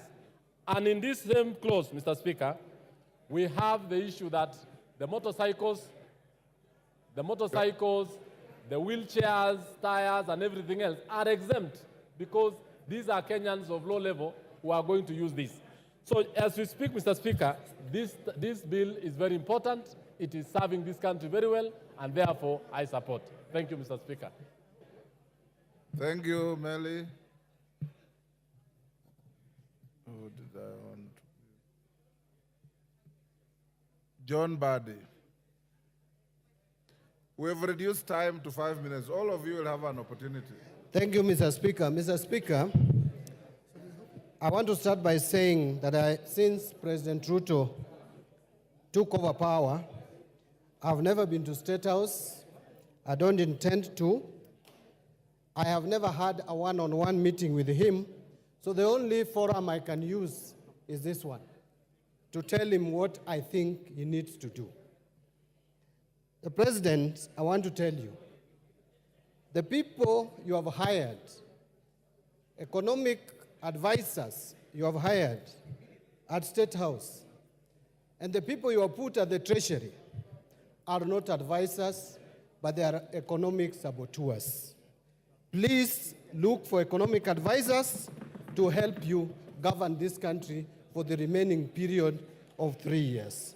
I say so because, Mr. Speaker, this idea and perception that is coming across, and I hear it a lot even with my colleagues across the aisle, that for you to grow this economy, for you to narrow the budget deficit, you need to tax Kenyans more. That is, nothing can be further from the truth. Mr. President, ask your team to compare and give you the data. When we passed the finance bill of 2023, what effect has it have on revenue collection? If you compare revenue collection up to 12 months leading to March 2024, the growth in revenue is 13.8%. Compare that to the same period ending March 2023, revenue growth was 14.5%, far much higher than revenue growth for this year, even in a year of election. The reason is simple. You are discouraging tax collection by imposing excessive high taxes which are discouraging business in this country. I heard the leader of majority tell us not to be populist, not to play populism. I want to remind Honorable Kimani Ichung'wah, that which you call populism, that which you call playing to the gallery, is what has made Kenya Kwanza government, which was just stamping, to climb down and accept what Kenyans had started saying early, and they were not listening. Therefore, we will continue playing populism if that is what is going to make Kenya Kwanza listen to us. Mr. Speaker, this government is giving you with the right hand and taking with another, the left hand. Why do I say so? We are being lied to as a country that now VAT on bread is going to be reduced, which anyway was not there in the first place. You are the ones who came up with this crazy idea. This crazy idea was not in our books. It is this government which came up with a crazy idea, and now they are telling us we should celebrate when we have caught them. It is like someone trying to steal your cow at night. And when you hear the footsteps of the cow and you come out and you shout and make noise, then he comes back with the cow and he tells you you should celebrate because I've not stolen it. We have caught you. The people of Kenya has caught Kenya Kwanza when they wanted to introduce tax that don't exist anywhere in the world, like motor vehicle tax. This government will go down as a motor vehicle tax government. Mr. Speaker, look at what the committee is trying to do. This Committee of Finance. After Kenyans have made noise and you are reducing these taxes, then you come up with a clause at the end, the last paragraph of your report. You are going to introduce a new clause to this bill, which was not there, called road maintenance levy. And you are telling us clearly that you have not been able to collect enough levy in this year than previous year because the prices of fuel was high, and you are proposing to increase it here by 7 shillings, but I'm told, I have information, that you are going to move it to 9 shillings when we come to the Committee of the Whole House. We must reject these attempts to increase the price of petroleum product because that will increase even the price of electricity and therefore will increase the cost of production. Order, Mbadi. Yes, Chairman. What's your point of order and under what standing order?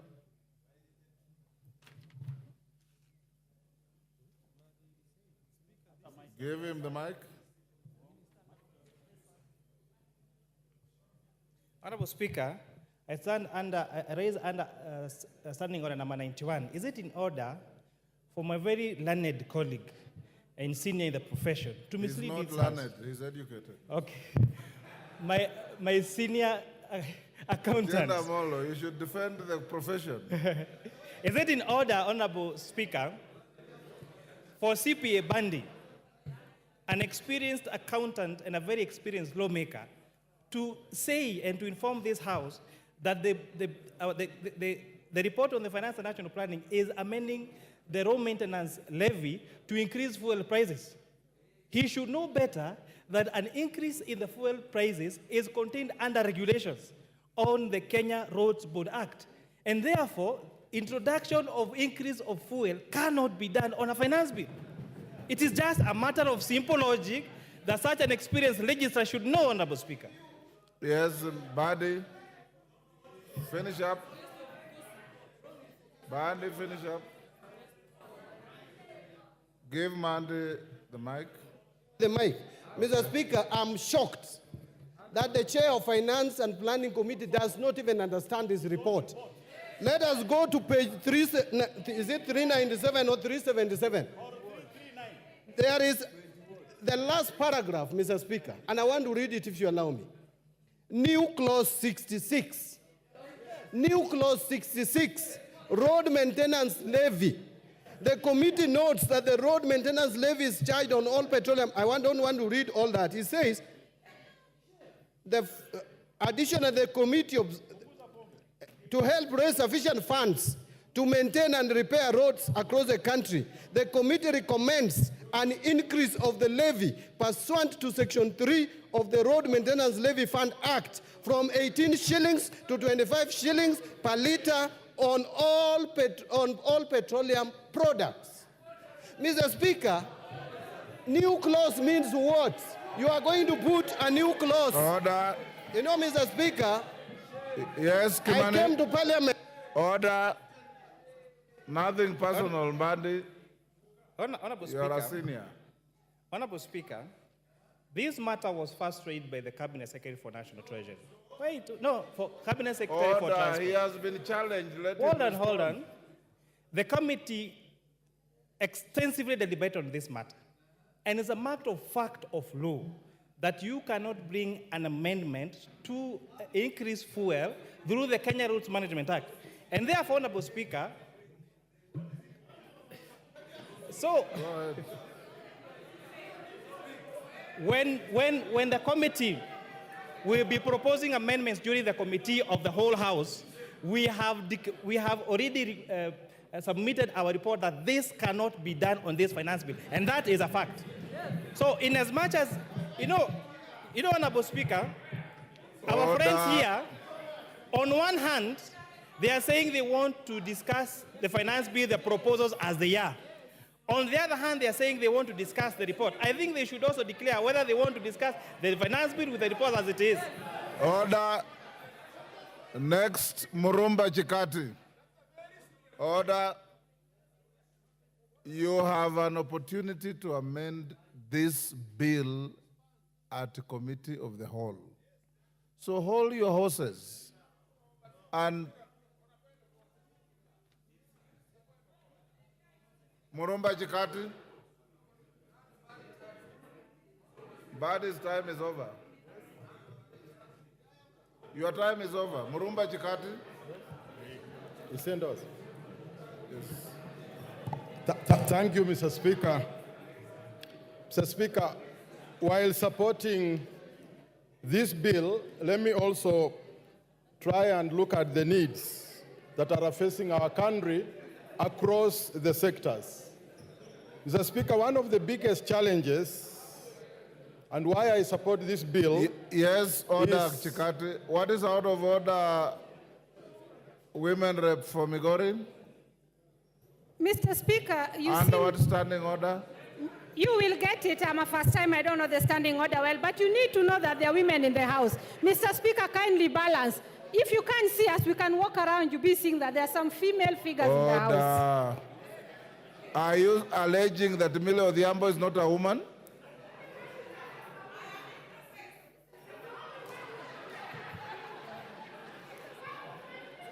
Go ahead.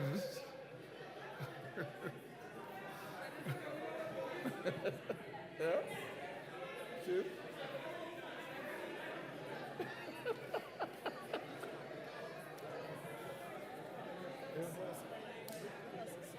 Mr. Speaker, can I continue? Thank you. So, thank you, Mr. Speaker. While supporting this bill, I would like also to examine the needs that are facing our country across different sectors. One of the biggest challenges we've had is with the education sector. The JSS, Mr. Speaker, was started without proper infrastructure. We have a serious problem of infrastructure and manpower in the JSS. It is my hope, Mr. Speaker, that these funds be raised through taxation so that we could be able to support the JSS, which is really struggling to pick up and deliver it to where it is supposed to be. The next area, Mr. Speaker, that I would like to look at is the TVET sector. TVET is critical to the development of our country. But this TVET lacks two things, equipment and manpower. And it is my hope, Mr. Speaker, that some of the funds allocated and which is going to be raised can be able to deliver the TVET sector as required. Access to electricity, Mr. Speaker, in the rural areas is a problem in Kenya. The last mile, which had started in 2013, between 2013 and 2017, stalled along the way. It is my hope that the last mile electricity in rural areas can be able to be spread so that rural Kenya can be able to access electricity just as much as urban centers. Mr. Speaker, access to the health sector in Kenya is important. And therefore, part of this bill proposes to raise money for the social insurance fund, which is critical to access to health in our country. And access to health is also important because it translates to the development of our country in general. Thank you, Mr. Speaker. I support.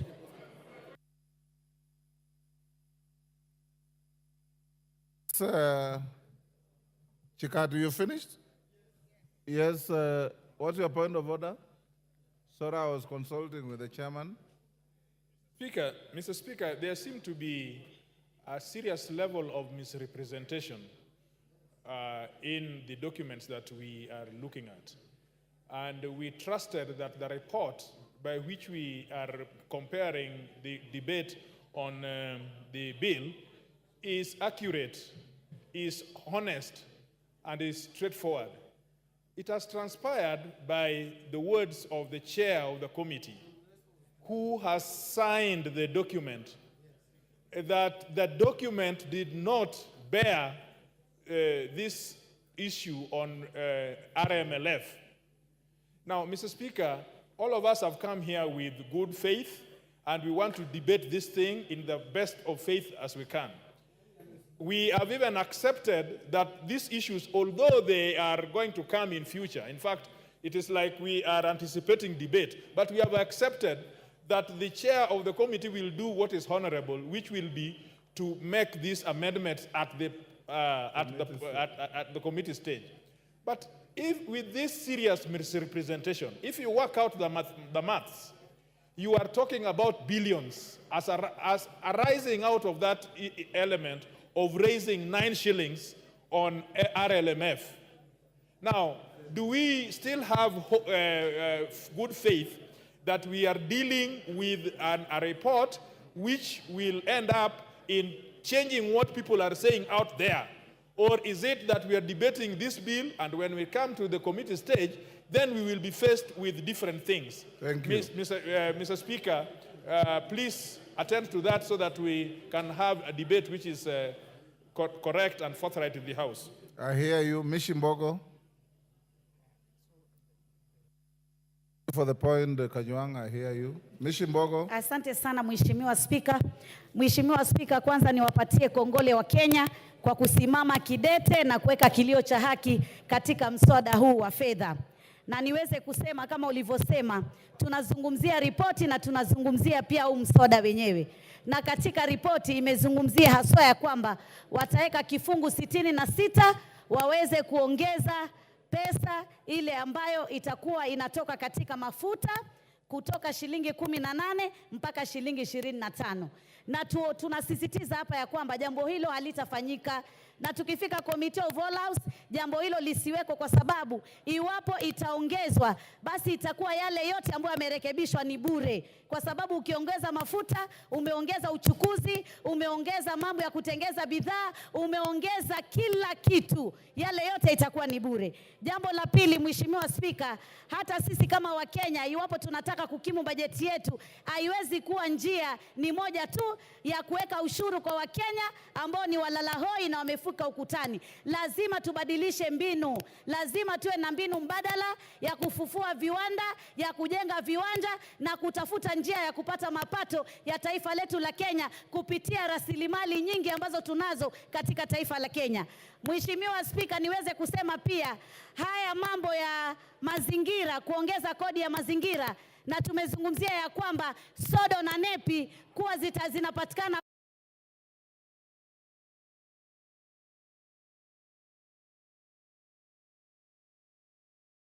na wameambiwa ziko China wazingoje zije. Hiyo ni kumaanisha hatuna uwezo thabiti wa kuweza kuwa na sodo, na hivyo basi afya ya kina mama haswa katika mambo ya hedhi itakuwa na matatizo iwapo tutakuwa tumeongeza jambo kama hili. Jambo la pili, mambo ya mafuta ya kutoka kwenye miti na kutoka kwa wanyama, ile Kiingereza tunasema edible oil. Kwa nini ipunguzwe na isitolewe kabisa, isiwekwe sufuri ushuru? Hii ni kitu ambacho kinatumika, bidhaa inatumika na Wakenya wengi wale walalahoi. Kwa hivyo jambo hili lazima tulitowe. Jambo jengine, nasikitika sana, sijui ni nani ametoa mambo haya ama kupeana mawaidha ya kuweka mambo ya ushuru ya mkate na mambo ya ushuru ya ile mifuko ya majani. Jamani, yule ambaye alikuwa ametoa mawaidha hayo, tunataka tumwambie shetani ashindwe, kwa sababu sisi wa Kenya mkate twaupenda, twautumia sana na chai ndio kiamsha kinywa chetu. Nataka niseme pia Mheshimiwa Spika, hata ukiangalia katika huu mswada kuna mambo mengine ambayo yamejificha ambayo yanatuathiri sana, kama vile imezungumzia stove zile za kupika.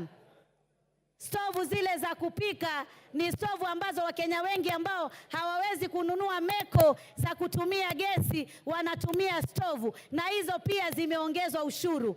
Ukiangalia tunapigana na janga la malaria, leo tunaambiwa ile tunaita Kiingereza mosquito repellent, ama ile dawa ya kujipaka ili kusudi watu wasiumwe na mbu na kuleta malaria, yes, pia imeongezwa ushuru. Order, Millie Odhiambo, what is the issue? Under standing order? Mr. Speaker, under standing order 1. No, it's Mr. not Speaker, available. I'll explain, Mr. Speaker. Standing If you give me... is not available to you.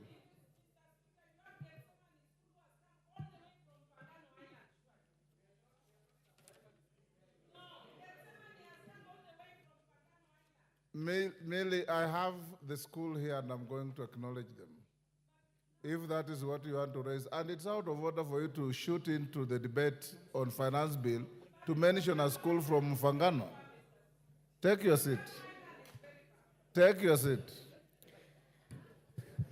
Mheshimiwa Spika, bidhaa zile ambazo zinatoka nje ambazo tunasema tutaziwekea ushuru, lazima tuwe waangalifu, tusije tukaweka ushuru katika bidhaa za kutoka nje ambazo sisi kama taifa bado hatujatengeza viwanda vya kutosha, kama zile clinkers.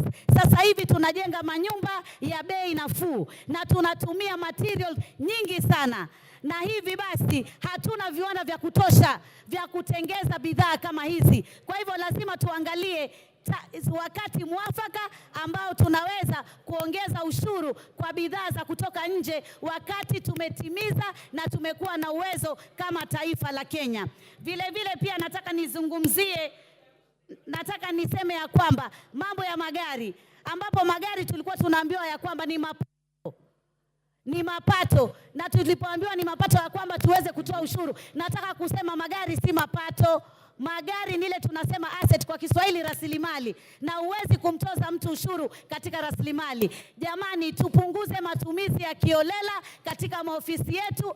Ofisi ya naibu wa rais inataka kufanyiwa marekebisho, mabilioni ya mapesa. Ukiangalia bei ya kununua hiyo ofisi na bei ya marekebisho ni tofauti sana. Lazima tuangalie ufujaji wa pesa tuweze kusaidia taifa la Kenya, lakini tusitegemee mambo ya ushuru peke yake tukaona tunaweza kukimu bajeti yetu. Nataka niseme sisi kama Wakenya tuendelee kusimama kidete, tusingoje wanasiasa tunapoona mambo yanatukwaza, haswa haya ya kiuchumi. Tusimame sisi wenyewe kidete tuweze kusikia sauti zetu zikizungumziwa. Jambo jingine ambalo ningetaka pia kuzungumzia, niseme ya kwamba tuweze pia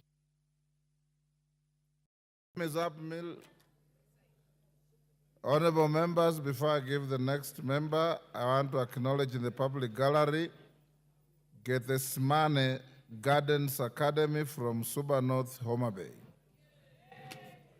On behalf of the House and myself, I welcome the students and their teachers to the House of Parliament. Thank you. Wanjiku Muya.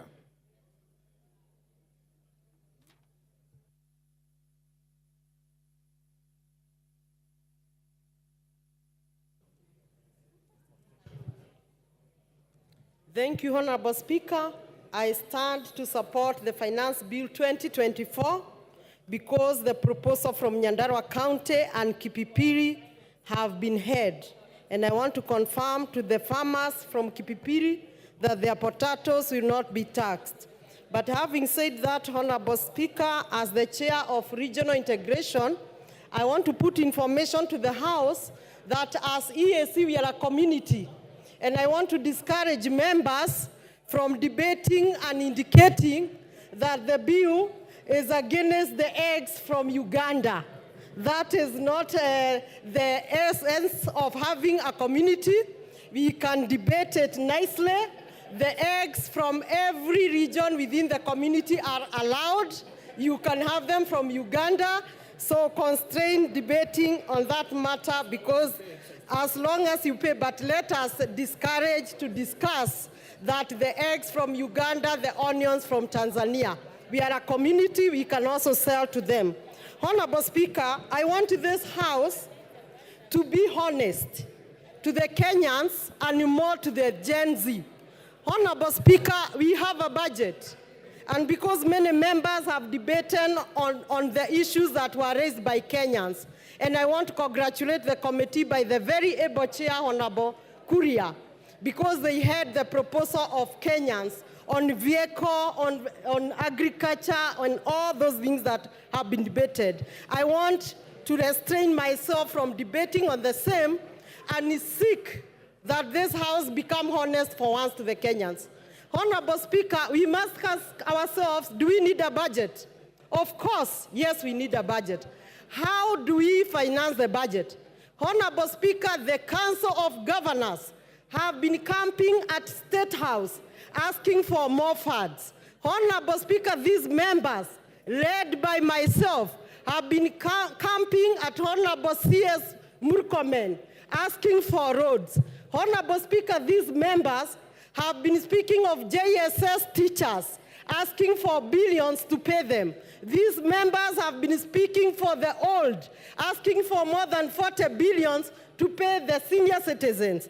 And so, it beats all the logics that we can join the public in the gallery and the bloggers and Jay-Z, and instead of educating them, that even if you go to the road, you can only go to the road, but then you don't need to have the roads in your constituency. Instead of us as members informing the public that we need money, 600 billion for education, we are supporting the public and raising the emotions, which in my view, I think it is dishonest. It is honest to educate the public that the county governors were camping at State House because the citizens, in fact, is a cycle, Honorable Speaker, the citizens back home were also camping at the governor's residence and their offices asking for projects. Why we go to Murkomen is because our citizens also come to our offices, our phones, and our homes, also asking for the project. So it is a whole cycle.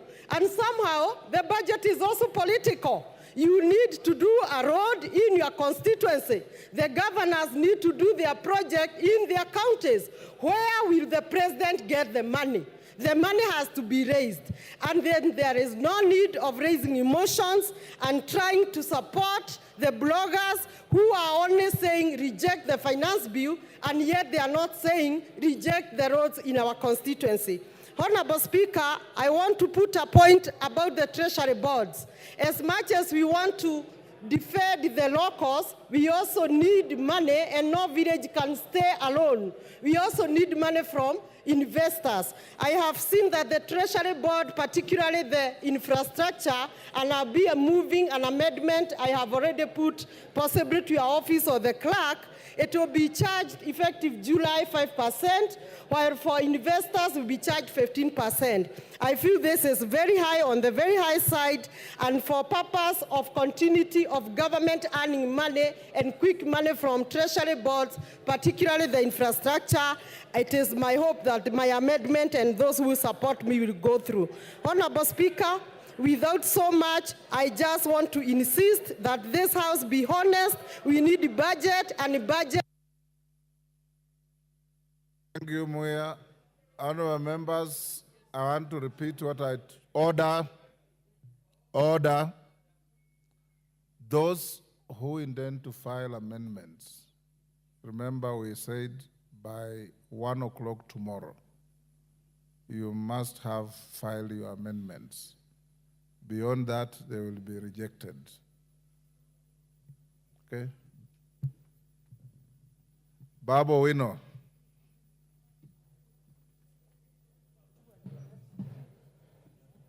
Thank you. Thank you, Mr. Speaker. Mr. Speaker, I rise to oppose the bill, the finance bill 24-25, on the following, based on the following grounds. That number one, Mr. Speaker, there was anger that was expressed yesterday on the streets coming from Kenyans, and to be specific, the Gen Z, the Generation Z revolution that started yesterday reminds me, Mr. Speaker, of number one, the revolution that took place in China, the Chinese Revolution, that was also known as the Peasant Revolution or the Mamamboga Revolution, that occurred in the year 1949, which was headed by a gentleman called Chairman Mao Zedong, together with Deng Xiaoping. Mr. Speaker, the revolution that started yesterday also reminds me of the Russian Revolution, which was the Bolshevik Revolution that took place in 1917 under the leadership of Vladimir Lenin and Joseph Stalin. It further reminds me, Mr. Speaker, of the Bourbon Restoration in France, the French Revolution that took place in the year 1789, that was headed by Maximilien Robespierre, together with Napoleon Bonaparte, the military genius. Mr. Speaker, that revolution advocated for three things. Number one, equality and fraternity. Can you just shut up as I pump knowledge in your empty mind? Kagombe. Baba, will you not take your seat? Yes, give Kagombe the... Thank you, Mr. Speaker. Mr. Speaker, the member for Embakasi East, what is out of order, is beating drums of war. It is very unfortunate to use this forum, Mr. Speaker. Standing order, Kagombe. The relevance of what the member of Parliament is speaking about is not relevant to the bill that we are discussing here. What he's doing is taking an opportunity to use this floor to beat drums of war in this country. We are at a very bad moment at the moment, at this time, and we cannot allow that to happen on this floor, on the floor of this House, Mr. Speaker. Go on. Mr. Speaker, you know I don't like responding to fools. Order. The Bible says in the Can book you of, withdraw that? There are no fools in this house. In the book of Proverbs 26, the Bible says, Mr. Speaker, that never respond to a fool because the... Order, Babu Wino. Order, Babu Wino. In this house, order members, whether a member represents fishermen from the shores of the lake or the sea, whether a member represents herdsmen, whether a member is a professor, you are all honorable members of this house. And there are no fools in this house. And I want to warn you, Babu Wino, respect begets respect. Respect your colleagues, they will respect you. There are no fools here. Can you withdraw and apologize? Mr. Speaker,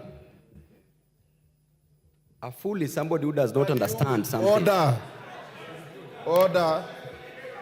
Order, Babu If I Wino. think that somebody is a fool, why should... Order. Order, Babu Wino. You withdraw and apologize, or I truncate the mic and give the floor to somebody else. Give him the mic.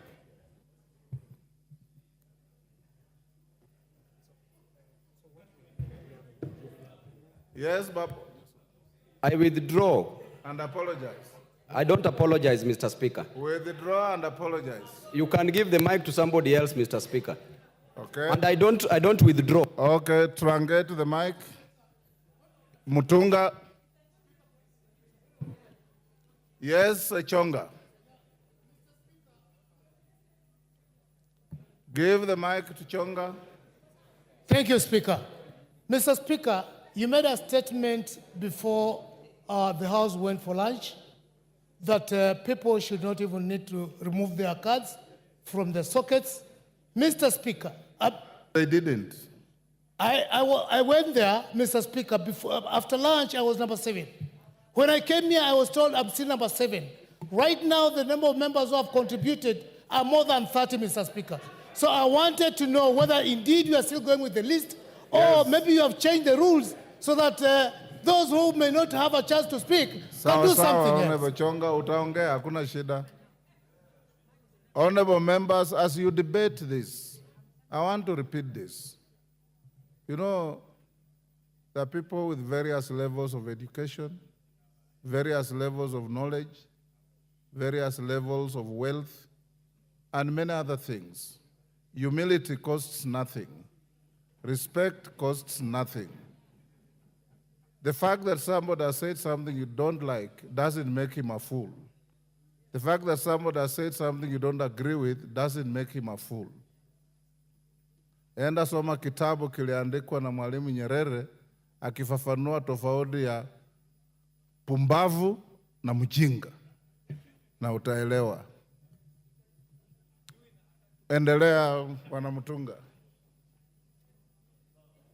Thank you, Honourable Speaker, for the opportunity to also add my voice to this debate. Honourable Speaker, I stand to support the adoption of the committee report towards the amendments to the finance bill. Honourable Speaker, Kenyans have spoken and Kenyans have been heard. Many are times when you say that Kenyans are not heard, but this time around, Honourable Speaker, Kenyans have been heard and they have significantly changed the content and context of this bill. Honourable Speaker, the importance of the finance bill is that it gives the government the ability and the force and the mandate to support development, to support the running of the government itself. This is done by this House because we are mandated by the Constitution under Article 114 to impose or vary the different rates and taxes that different individuals and institutions do pay. Honourable Speaker, many speakers have spoken to revenue generation by governments. Government can get money from international trade, which we are not doing a lot. International trade does not mean one way. It's not importation. A lot more of exportation so that we may be able to earn foreign exchange and even make money as a government through taxes. Strengthening of the shilling is another one, but I want to dwell a lot more on the corporate and individual taxes. Honestly, this is the main source of income for this country, and therefore for us to be able to even engage in manufacturing, for us to be able to diversify the sources of revenue for our economy, we must be able to get money to invest. And the only way we can get this money is through taxation. Honourable Speaker, imposition of taxes sometimes will help us in various ways. Let me look specifically at the import substitution. Honourable Speaker, say for the foreign exchange increase, the imposition of the taxes also increases the possibilities for employment. We have very many Kenyans out there who are not employed, and we need to have them employed by creating possibilities for them. There are specific provisions within the report which basically vary the taxes. For instance, excise duty on potatoes, onions, and table eggs. I would like to dwell on this for 1 minute, Honourable Speaker. When we import potatoes, we make sure that our farmers do not produce. When we import onions, we export labor for our farmers. We bar them from producing. When we import eggs, for the table eggs, we make sure that our poultry farmers do not have market or they cannot sell competitively. So, Honourable Speaker, barring those ones through taxation on position of import duty is important. But there is a specific egg that is excluded, and this is the viable egg, which is basically used for production of day-old chicks. That is an input. It is not for the table. Honourable Speaker, eco-levy has been introduced in some of the issues, and I want to specifically dwell on the tires. Honourable Speaker, many of the people speaking in the social media are alluding to the fact that tires especially for the wheelbarrow, for the motorbikes and others have a tax. The tax has been removed, and it is important for Kenyans to know that the motorcycles that have got a duty on them and those that are fully imported when they are fully assembled, not the ones that are assembled in Kenya. Specifically on agriculture, Honourable Speaker, the VAT on cane transportation has been waived off, and this is important for purposes of reducing cost to the farmers. Let me talk about the issue of alcoholic beverages. Honourable Speaker, the movement from levying alcohol on quantity and specifically going to the alcohol content is important because it will bar our young people from engaging in very concentrated alcoholic substances. Honourable Speaker, there has been an exemption of duty, a proposal for exemption of duty within this report for the beverages originating from sorghum, millet, and cassava. What this does, Honourable Speaker, is basically to reduce to improve the production of these particular commodities, and therefore through encourage production of other beverages through them. Honorable Speaker, there has been improvement within the report of disposable income. This is as a result of, for instance, levying 5% of the gross income on the per diems as the waiver, which will increase the disposable income as opposed to the previous 2,000. Honorable Speaker, the inclusion of shift and the housing levy as statutory deductions also increases the disposable income. The final one, Honorable Speaker, I want to talk about is the motor vehicle circulation levy.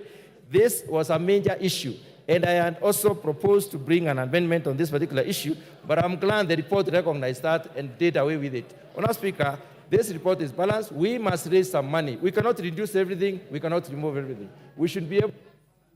Thank you. Honorable Oundo.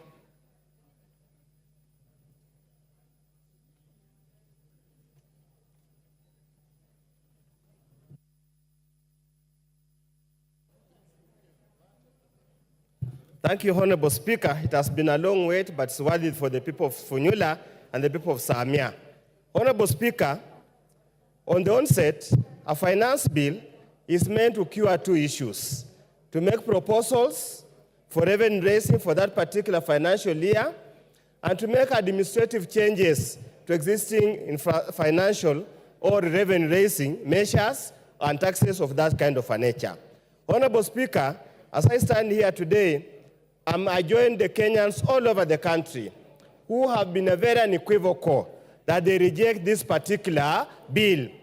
And they reject it emphatically, and they have got very valid reasons to reject it, Honorable Speaker. I'm here to represent the people of Funyula because there's an established principle, no taxation without representation. So, Honorable Speaker, I'm here on behalf of the people, and I state what the people of Kenya have told me.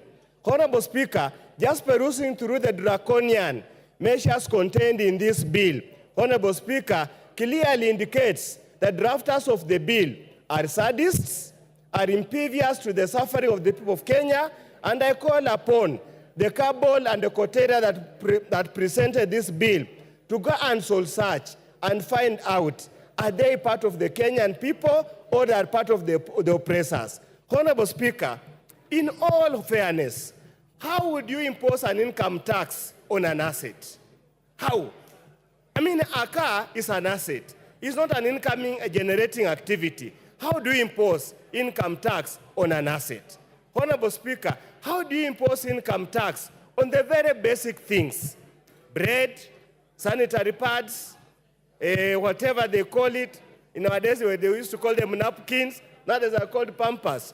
During our days when we were parents, they were called napkins. How do you impose VAT and increase the cost of all those things in such a draconian manner in hard times, Honorable Speaker? Honorable Speaker, they will pontificate that they have made changes to the bill, that the benevolence of the Almighty, whether the Almighty God or whatever, has instructed them to make changes to the bill.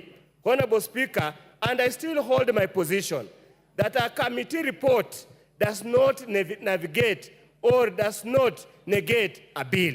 It's just a committee report. It can either be carried or it can be failed. So I want to tell Kenyans wherever you are, this is a red herring, this is a gimmick, do not fall onto it. Be relentless in your push, be relentless on harassing your MPs to make sure they protect the rights and interests of the Kenyans, Honorable Speaker.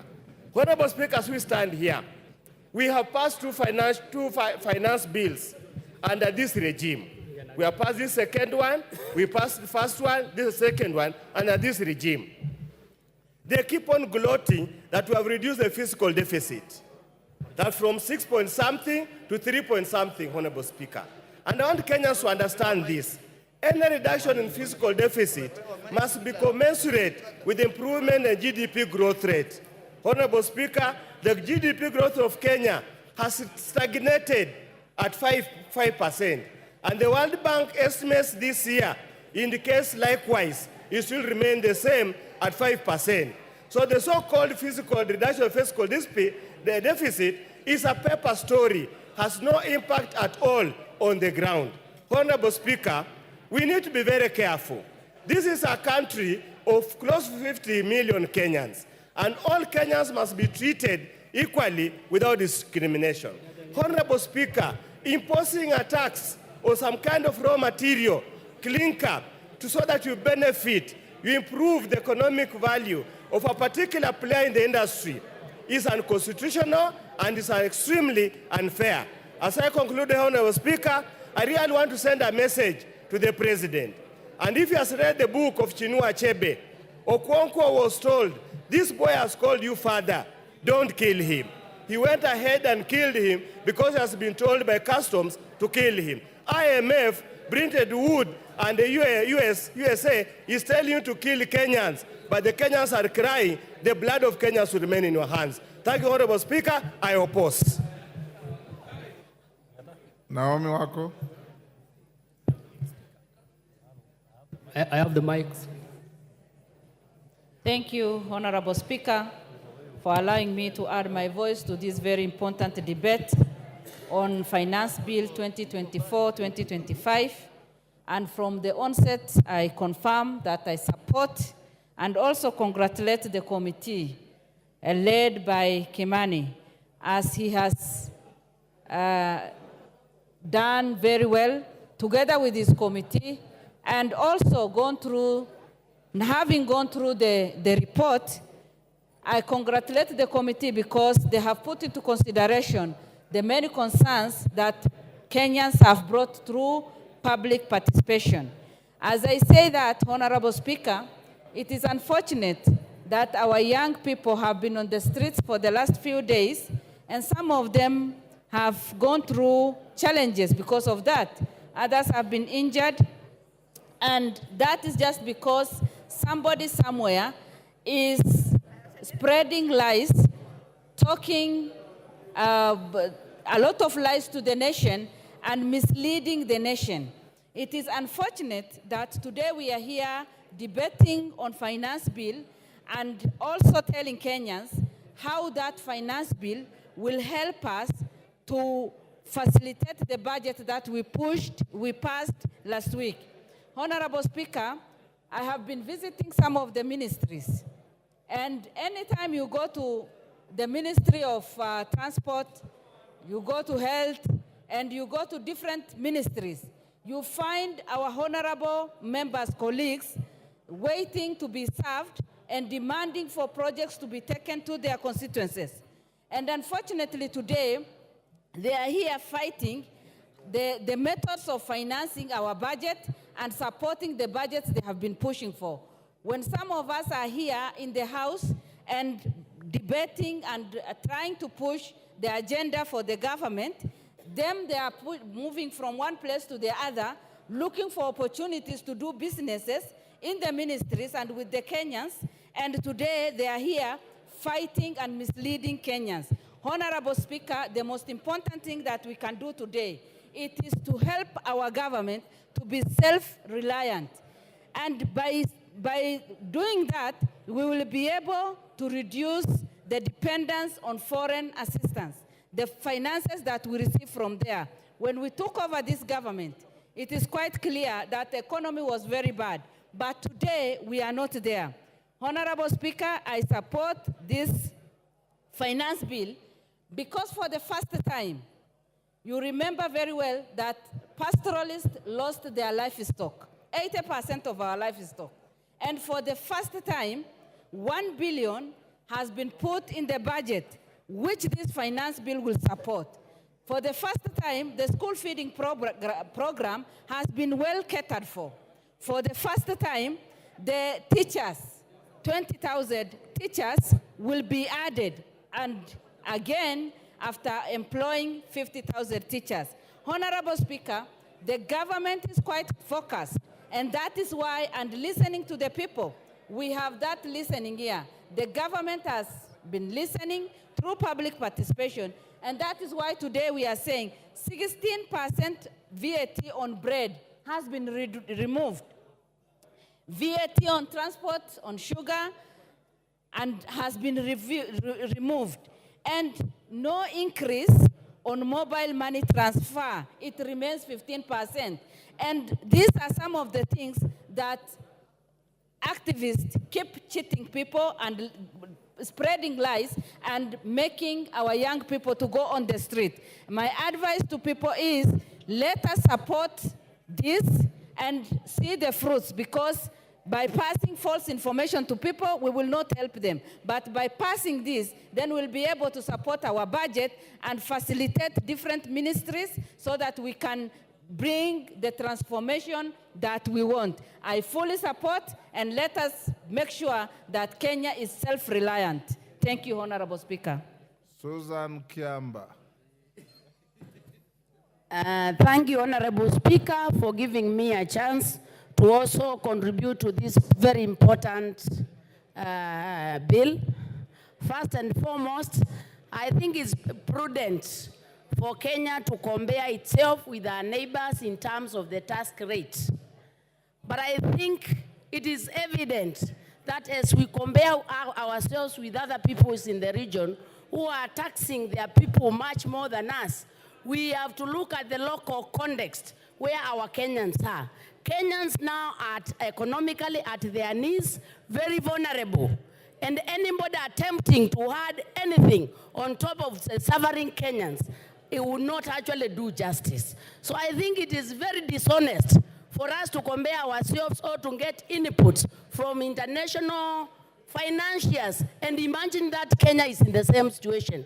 It's important to realize that since COVID-19, the economy of Kenya has not picked up. And having to tax Kenyans higher than that is making them not only vulnerable, but actually not being in a position to survive.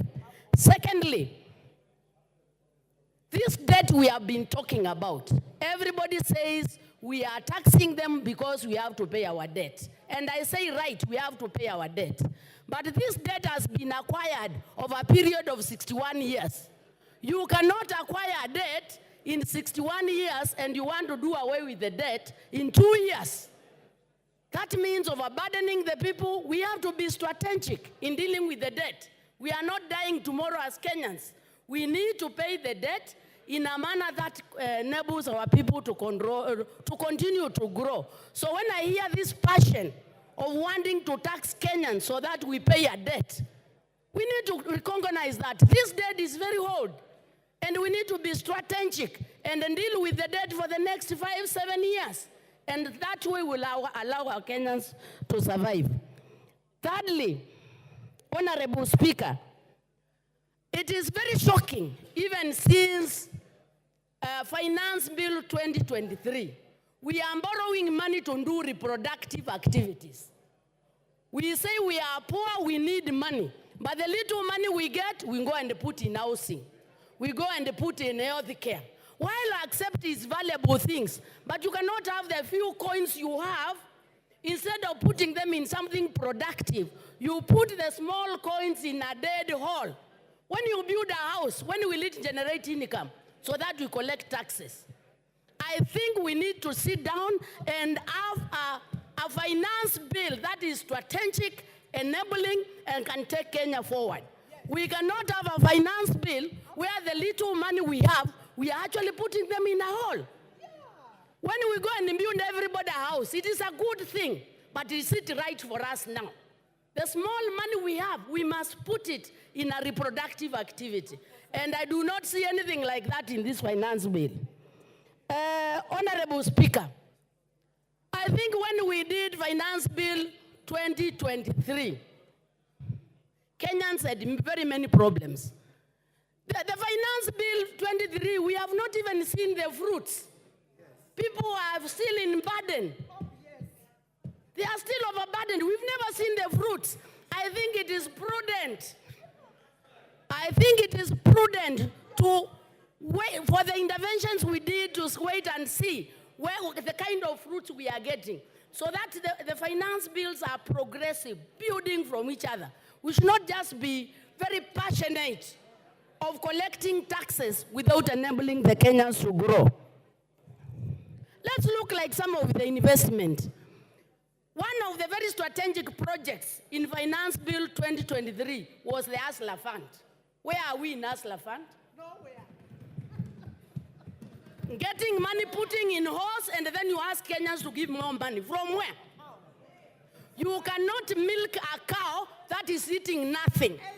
We need the Kenyan citizen to be fed with something to promote the economy so as to milk. How do you milk a dead cow? The Kenyan citizen is dead. We need interventions that enable the Kenyan person to thrive. So I think it doesn't make any sense to think of taxing the Kenyan when they are actually a dead cow. Order, Kiamba, there's a point Honorable of order. Speaker. Order, there's a point of order. Yes, Wanjiku Muya. What is your point of order and what standing order? Give her the mic. Honorable Speaker, I'm starting on point of order number 91. Is the member in order to state to the House and mislead the nation that there is no hustler fund? Can she substantiate? And secondly, for the member to say that there is no fruits and she is even earning the salary herself. And CDF. Kiamba, your time is up. Your time is up. John Paul Mwirigi. Your time is up. John Paul Mwirigi.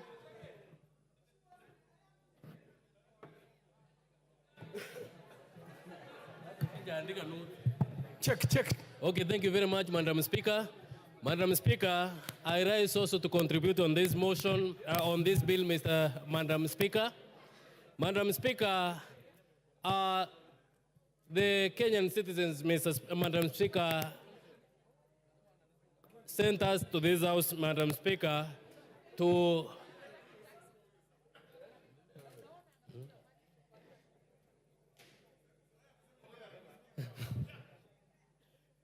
thank you very much, Madam Speaker. And Madam Speaker, I rise to contribute on this bill. And Madam Speaker, this bill has come on the at the right time, Madam Speaker. I remember 2 weeks ago, Madam Speaker, we were in this house when we were passing the budget, Madam Speaker, and this finance bill, Madam Speaker, is targeting, Madam Speaker, to fund the budget which we passed in this house, Madam Speaker. Madam Speaker, the Kenyans have been fed with lies, Madam Speaker, that there are some taxes which have been introduced, Madam Speaker, which will harm them, Madam Speaker. But I rise to inform them that the tax which they are being informed that for the brand, Madam Speaker, the vehicle tax, the cooking oil, Madam Speaker, the Mps, Madam Speaker. Yesterday, Madam Speaker, we stood and said that the Kenyans have sent us, Madam Speaker, and all of these were dropped, Madam Speaker. Madam Speaker, this finance bill, Madam Speaker, is targeting to improve the economy of this country, Madam Speaker, whereby the contribution which will be made or the taxes which will be collected through this finance bill, Madam Speaker, will help to improve the infrastructure of this country, Madam Speaker. I am a happy member of Parliament, Madam Speaker, because my constituency, Mr. Speaker, will benefit with 50 million, Madam Speaker, to electrify, Madam Speaker, my villages within this constituency of Igembe South, Madam Speaker. Number two, Madam Speaker, my NGCDF, Madam Speaker, is going to be earned with 10 billion, Madam Speaker, whereby at least I will receive more than 30 million, Madam Speaker, on top of what I normally receive annually, Madam Speaker. These funds also will help me, Madam Speaker, to do more work for my people, Madam Speaker. Madam Speaker, I am a happy person since most of my farmers, Madam Speaker, they normally farm, but their produce, Madam Speaker, does not reach the market, Madam Speaker. This is because most of the people have invested in importing things from outside, Madam Speaker. But through the imposition of tax from those important goods, Madam Speaker, this will see that the farmers, Madam Speaker, who normally farm canola and sunflower, Madam Speaker, will have a better market within the country, Madam Speaker, since the cooking or the edible oil, Madam Speaker, from within will be used to improve our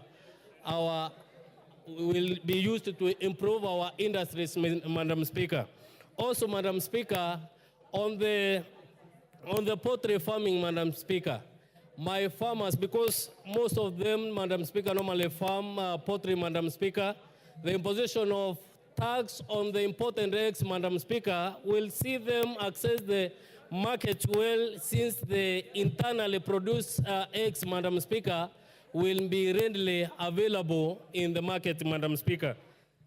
Madam Speaker, also I am a happy person since when during the weekend, Madam Speaker, most of my people sent me to reject, Madam Speaker, the imposition of the tax on the brand, Madam Speaker, and I would like to inform them that, Madam Speaker, this tax is not there, Madam Speaker.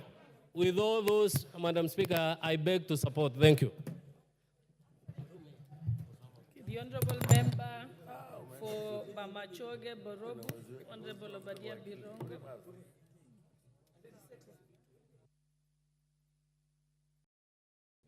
Thank you, Madam Speaker, for affording me the opportunity to address this House. I was going to address the issue of the proposal by the government to increase the RML from 18 to 25, but thankfully the chairperson for the Committee for Finance and National Planning actually said that there is no such thing in the bill. Because of that, I am going to switch my attention to the events of yesterday. Madam Speaker, yesterday our adoring Generation Z woke the government from deep slumber. Our very audacious Generation Z decided that they are going to make their voices heard. Madam Speaker, I thought of words to be able to salute them on X, but my words failed me. Madam Speaker, I was wondering, since I didn't do them justice on X yesterday, and this is the point at which I want to ask for the attention of every member here, because this generation is our future. And as I thought about what we usually do when the visitors of our speaker seated in the speaker's gallery are accorded, I cannot help to note that the speaker actually beams with happiness whenever we acknowledge her visitors in the speaker's gallery.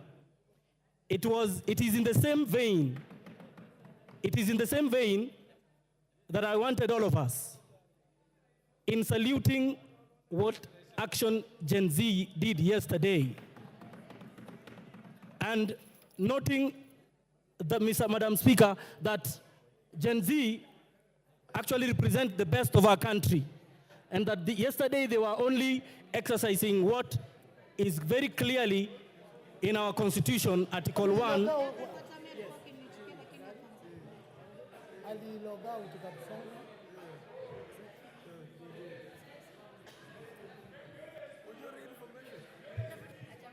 Yes, you may proceed, because I hear it's your maiden speech. So.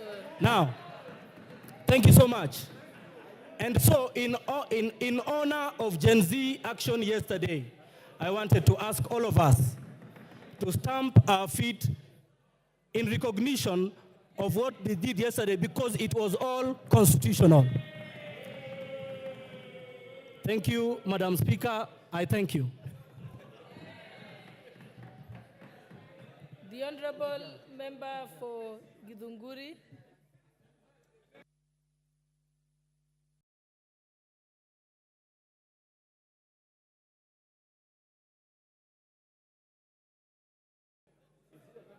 Hello. Thank you, Mr. Speaker. I rise to give my contribution on the finance bill proposal, which has been tabled in this House. Madam Speaker, for a long time, finance bill has not been a subject of discussion in this country. But for the last 1.5 years, Kenyans have awakened to the issues that are there in finance bill and have made it a public discussion. Madam Speaker, I had attempted to speak earlier on in the floor because I am a user of sanitary towels.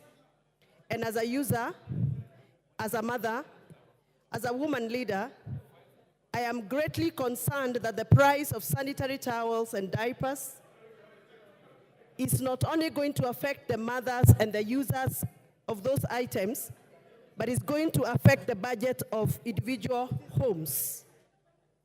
I have interrogated the proposal of the finance bill very deeply, Madam Speaker, and I've realized that there are promises flying around. The excise duty that was proposed on sanitary towels and diapers has been removed. Or rather, there is a recommendation from the Committee of Finance to remove excise duty on imported sanitary towels and diapers. However, Madam Speaker, the raw materials that are being used by local manufacturers are subjected to VAT. And if those raw materials are going to continue being subjected to VAT, the manufacturers will have no choice but to pass the cost of that VAT to the users. And therefore, Madam Speaker, if we do not remove VAT on raw materials that are making sanitary towels in Kenya for local manufacturers, we are still going to have expensive sanitary towels and diapers. Madam Speaker, currently there are children who do not go to school when they are on menses because they cannot afford sanitary towels. If we add extra price on cost of sanitary towels, we are going to deter lives of many girls who can become powerful women in this country. Madam Speaker, in the spirit of making laws, we cannot make laws to obscure other laws. I have gone through the finance bill proposal and have noted that there are various proposals that have been put in the finance proposal that are going to deter us from implementing the laws we have made previously in this House. Madam Speaker, in the respect of that, I note that we have a proposal to amend the Data Protection Act. Data Protection Act of 2019 is a law that we made in the previous parliament to protect our personal data. I know members of this House, I included, have received numerous messages from members of public. Where they got our numbers from, I don't know. Whereas we cannot blame them because maybe they are operating from a situation of pressure. It is against the law to share members' numbers. As they do that, Madam Speaker, we are protected by the law. What about if we allow us to amend that law and allow anybody to access our personal data, including financial data? And therefore, Madam Speaker, I am of the opinion that we must be very careful so that you don't make laws that are going to make other laws not operational. Madam Speaker, I represent farmers. And I would have been very excited to hear that just like we have given VAT exemption to the transportation of sugarcane, which I am happy about, we also provide the same provision for the farmers who transport milk, who transport avocados, who transport macadamia, tea leaves, and coffee. Madam Speaker, I understand that we want to make sure that we lower the cost of operation for sugar millers so that they can lower the cost of final product to us, which is sugar that we consume in our tea. But we also consume milk, and we also want to lower the cost of production of milk so that we can have affordable a cup of tea. And therefore, I would request this House to consider to also provide and extend the same treatment to my farmers in Githunguri.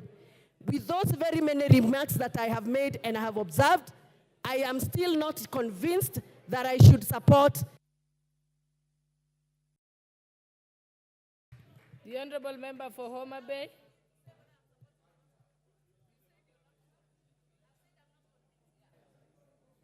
The Honorable Member for Homa Bay.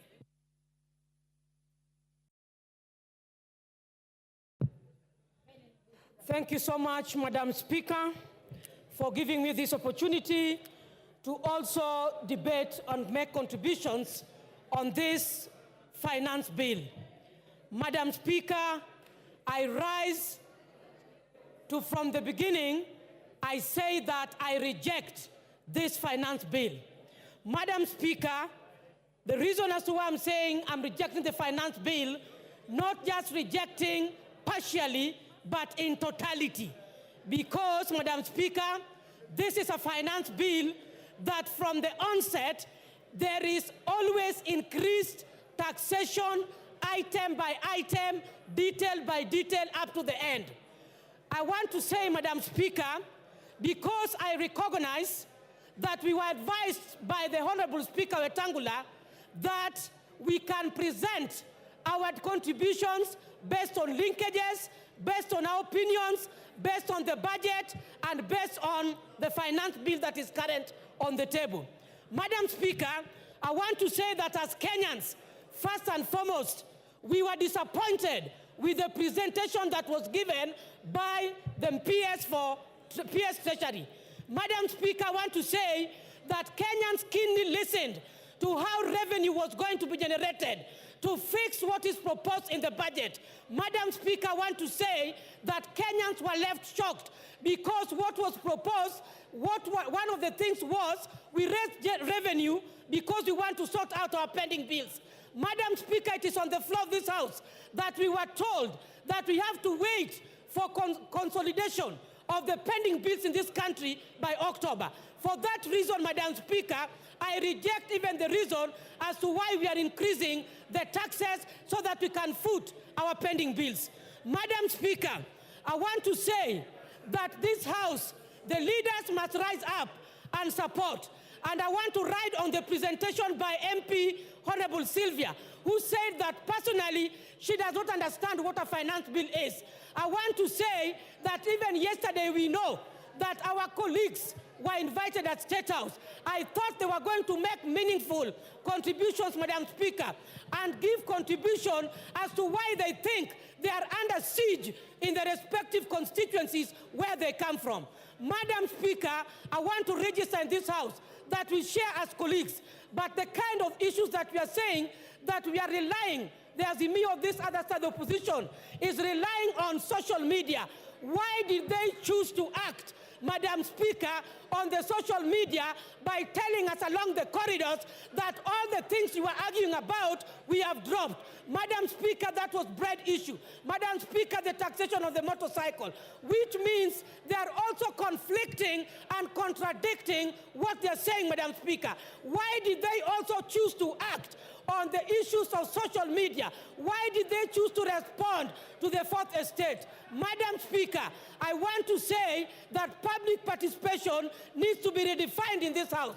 Yesterday, when we watched over the television, Madam Speaker, I saw a desperate minority whip. That is, I saw a desperate Honorable Whip Osoro, when he was very desperate of trying to convince Kenyans and deeply thinking on how taxation on bread has been dropped, on how taxation of motorcycles have been dropped. I saw a desperate and so much a person who is under pressure. Madam Speaker, I want to say that we must stand firm on the floor of this House and rise beyond numbers. Issues of numbers does not arise when we are talking about finance bill. Madam Speaker, I want to say that finance bill 2023 can equally be applicable on this budget that we want to appropriate. Madam Speaker, I want to say that there must be progression on how we generate our taxes. Madam Speaker, private sectors, I wish you gave me one more minute, Madam Speaker. Madam Speaker, I have valid points. Kindly, I'm requesting for 1 minute, Madam Speaker. Thank you so much. Being a woman speaker, you know very well the problems we have. I've traversed in these industries. Private sectors are key. If they migrate from this country, we must take care of their interests. When we talk about zero rating, we go to standard rating. We are talking of exempt. The final sufferers are consumers. President Yoweri Museveni said that Kenyans must learn to produce and manufacture their raw materials. Where is this in finance bill?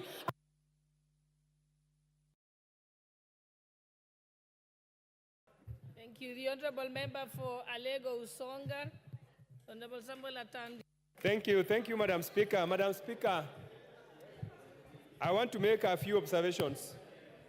Madam Speaker, the anchor document that the finance bill draws its contents and which we passed in this House is known as budget strategy paper, medium-term budget strategy paper. Madam Speaker, that document, if you look at it, it is anchored on two important principles. The first principle is that the budget document needs to be predictable. The budget document needs to be predictable. The finance bill needs to be predictable. It also needs to be certain.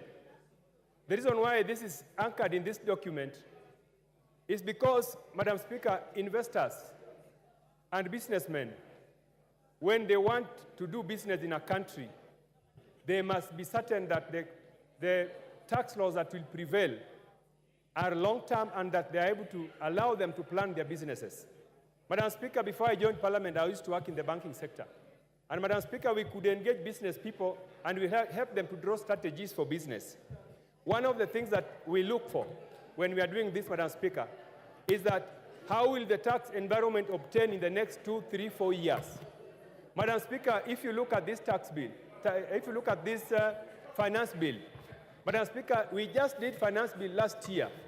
And even before the businesses take advantage of the finance bill which we enacted, the incentives which we provided, shortly we have a new finance bill which is overturning those benefits.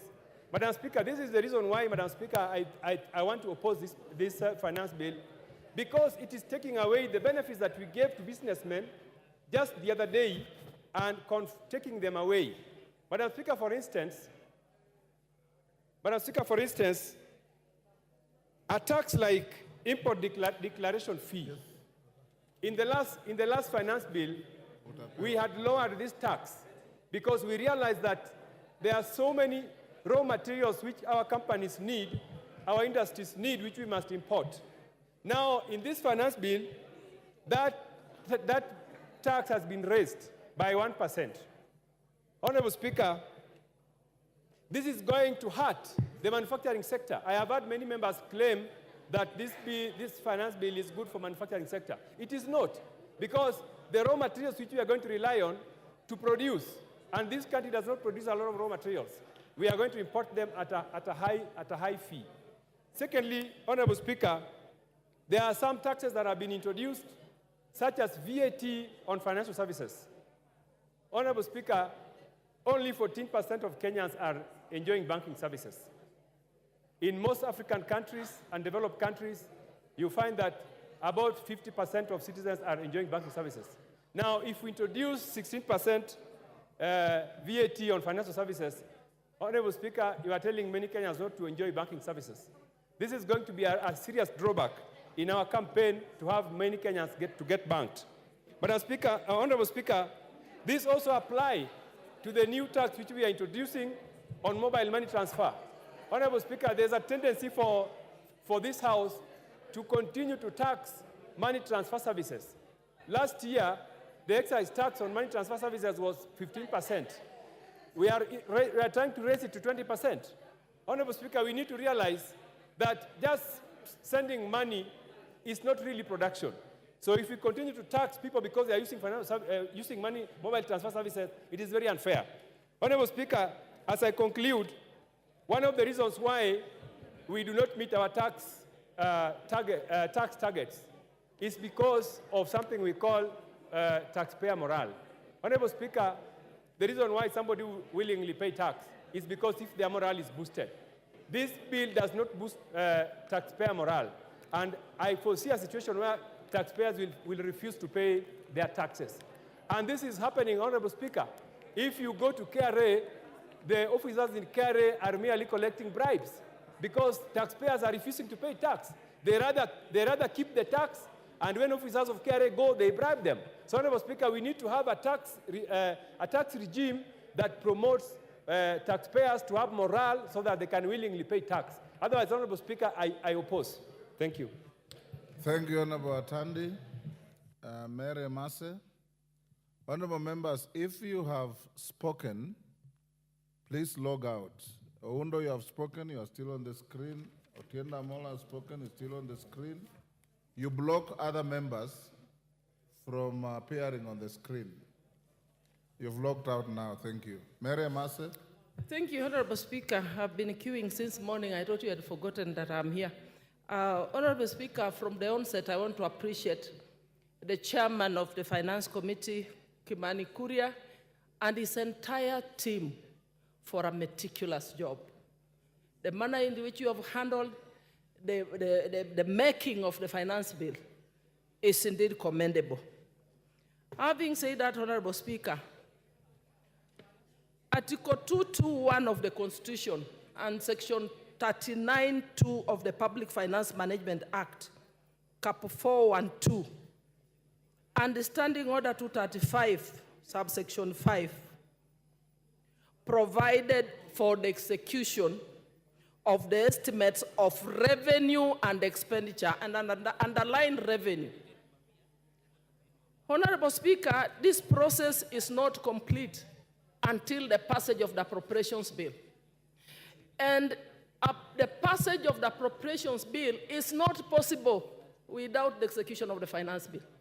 And therefore, Honorable Speaker, it's against that backdrop that we are discussing the finance bill, which speaks to the revenue-raising measures, without which we shall have no budget. What we adopted are just estimates. So, Honorable Speaker, I want to commend the Finance Committee because they followed the due process. Once the proposals on the finance bill were submitted to this House and committed to the Finance Committee, they had to subject the finance bill proposals from National Treasury to public participation. And therefore, to hear colleagues allege that why has government now decided to bring amendments this late, or to demystify the notion that the Finance Committee were pressurized. Honorable Speaker, the Finance Committee had to listen to Kenyans, get the views of the Kenyans before recommending amendments to the finance bill. Honorable Speaker, we are here as representatives of the people. We are the watchdog. We are the ones to oversight the executive. That is why when the executive proposes anything, it cannot just be passed. There is a committee that does the scrutiny, the review, they have to discuss, they have to do public participation, then make recommendations to amend and bring to this House for all of us to adopt. They do that on our behalf. So, Honorable Speaker, I know it's been a difficult time, not just for Kuria and his team, but the entire House. We have received threats, blackmail, attacks on social media. Reject the bill. Reject the bill. And I want to ask one question here, Honorable Speaker. Allow me use an analogy of a bag of banana or a bag of potatoes.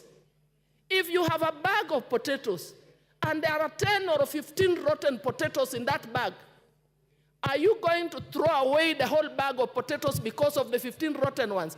Or you are going to remove the 15 rotten ones and throw them away and carry the rest of the bag to the kitchen and prepare a delicious meal? Honorable Speaker, I am here to represent the people of Teso South. They have given me the mandate to represent them. They have needs. So I will support the bill as amended. The committee has removed 2.5 tax on motor vehicles. The committee has removed 16% on edible oil. The committee has removed some of the most contentious proposals that Kenyans did not agree with. They are proposing to remove, and we will be passing them during Yes, the time. hold on, Emase. Irene Mayaka, what is the problem? Thank you, Honorable Speaker. Honorable Speaker, this is something that I've just noted from my senior, who I respect a lot, and other members. We are not talking about the bill as amended. The bill has not yet been amended. It is the report that is introducing amendments to the bill. So we need to be very clear on that particular fact so that we do not mislead Kenyans. She's actually not out of order because I heard her say the committee has proposed. But What did she say? No, no order. Yeah. If that's what you said, Mary, you're out of order. No bill has been amended, but there's a proposal from the committee to amend the bill. So you have two documents. The bill as is, the committee report with various proposals, including those amendments. So if you want to talk about changes in the bill, talk of proposals, because we have no amendments yet. Honorable Speaker, I mean proposed amendments that the committee has recommended as per this report. And Honorable Speaker, allow me point one. Yes, thank you, Honorable Speaker. Honorable Speaker, I'm saying that the committee has made proposed amendments to the finance bill. The way it was originally, I want to agree with Kenyans, there were proposals that were contagious that we must deal away with. So I will support with the proposed amendments, and in particular, I want to respond to one proposed a VAT on financial services, on internet, which was going to affect especially the Gen Zs that you're talking about, the hustlers who are the students in universities. The proposal to remove that, to delete that proposed tax is indeed commendable. Dr. James Nyikal. Thank you, Mr. Speaker, for giving me this opportunity. I really appreciate. Order, Nguna, what is the problem? Mr. Speaker. CNN, what is the problem? Hold on, Nyikal.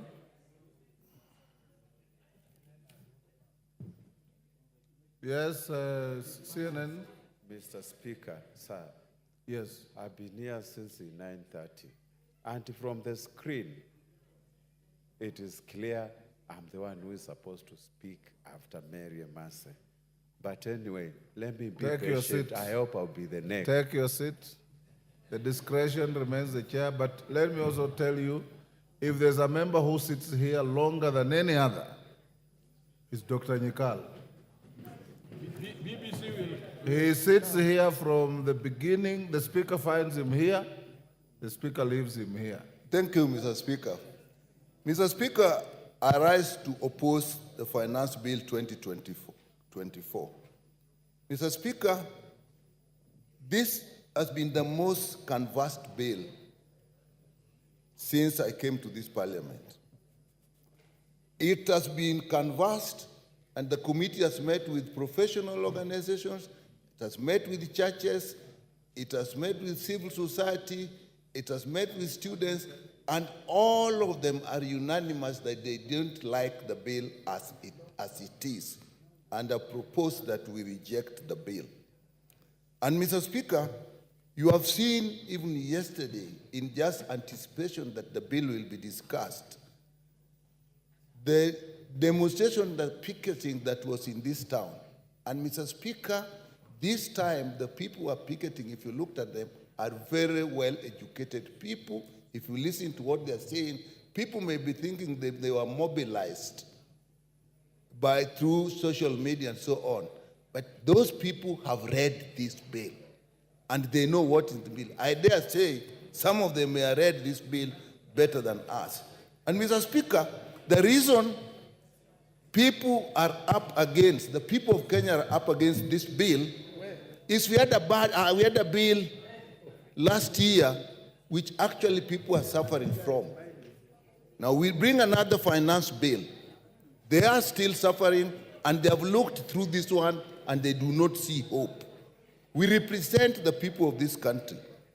And why is it that they're reacting like that? Mr. Speaker, if you look at this bill and the clauses that they didn't like, I'll come to the report later. Look at the motor vehicle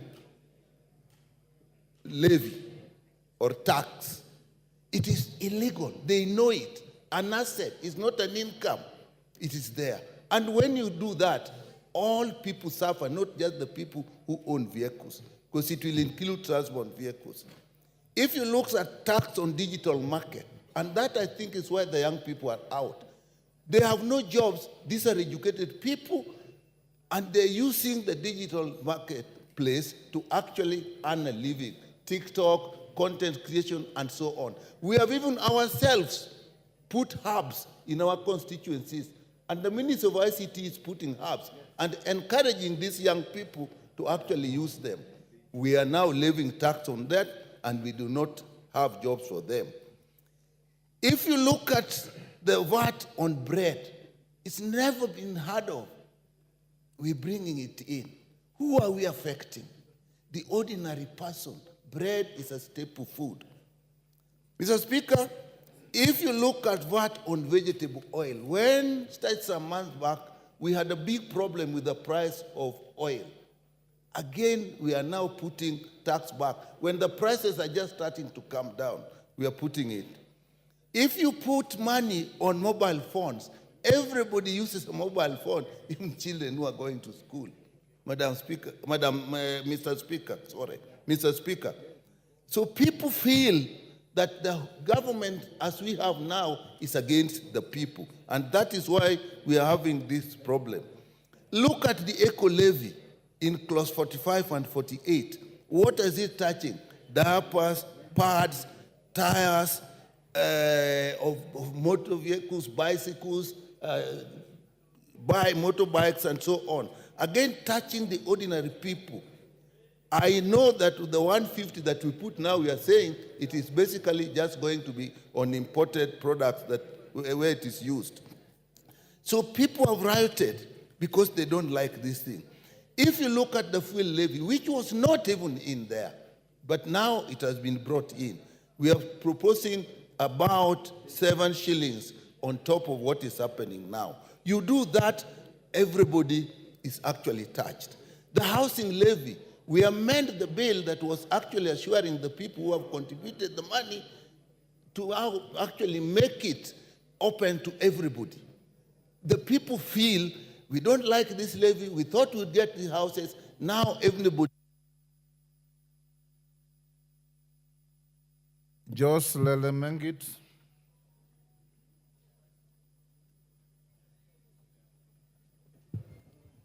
Thank you, Mr. Speaker.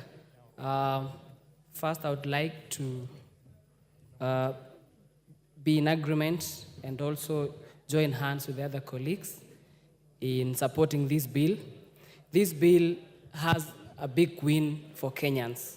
Generally, it seeks additional revenue that is necessary to alleviate poverty and to deliver public services like roads, electricity, on health.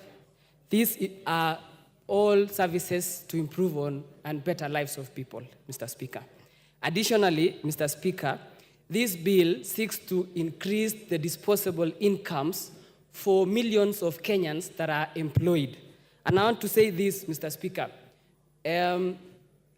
This bill, the deductions of NHIF on housing levy are done on gross salaries, and note the pay is done after the deductions on NHIF and also the deductions on house levy. For example, the Honorable Speaker, I've done calculations. Any salaried Kenyan earning 50,000 shillings. Right now, his net pay is around 49,000 shillings. But with this new finance bill, Mr. Speaker, the same Kenyan who is earning a gross salary of 50,000 shillings is going home with around 42,000 shillings. So there is an additional almost 3,000 shillings, Mr. Speaker. And this is for all the salaried employees in Kenya. So I want to be in agreement with the chair and the team who came up with this proposal of the finance bill that this finance bill is putting more money in the pockets of employed Kenyans. That is about 13 million Kenyans who are employed, both in government and the private sector, Mr. Speaker. Secondly, Mr. Speaker, I want in the common principles of commerce, high school commerce, and I want to mention this for Honorable Babu Owino and Selassie and Honorable Junet, because they think alike and opposing this bill. It dictates that you have to put tax levies on importation so that we can give room to the local industries to spur in those economic growth. Yes, Honorable Selassie, what's the problem? Yes, sir. Take your seat. Give Selassie the mic.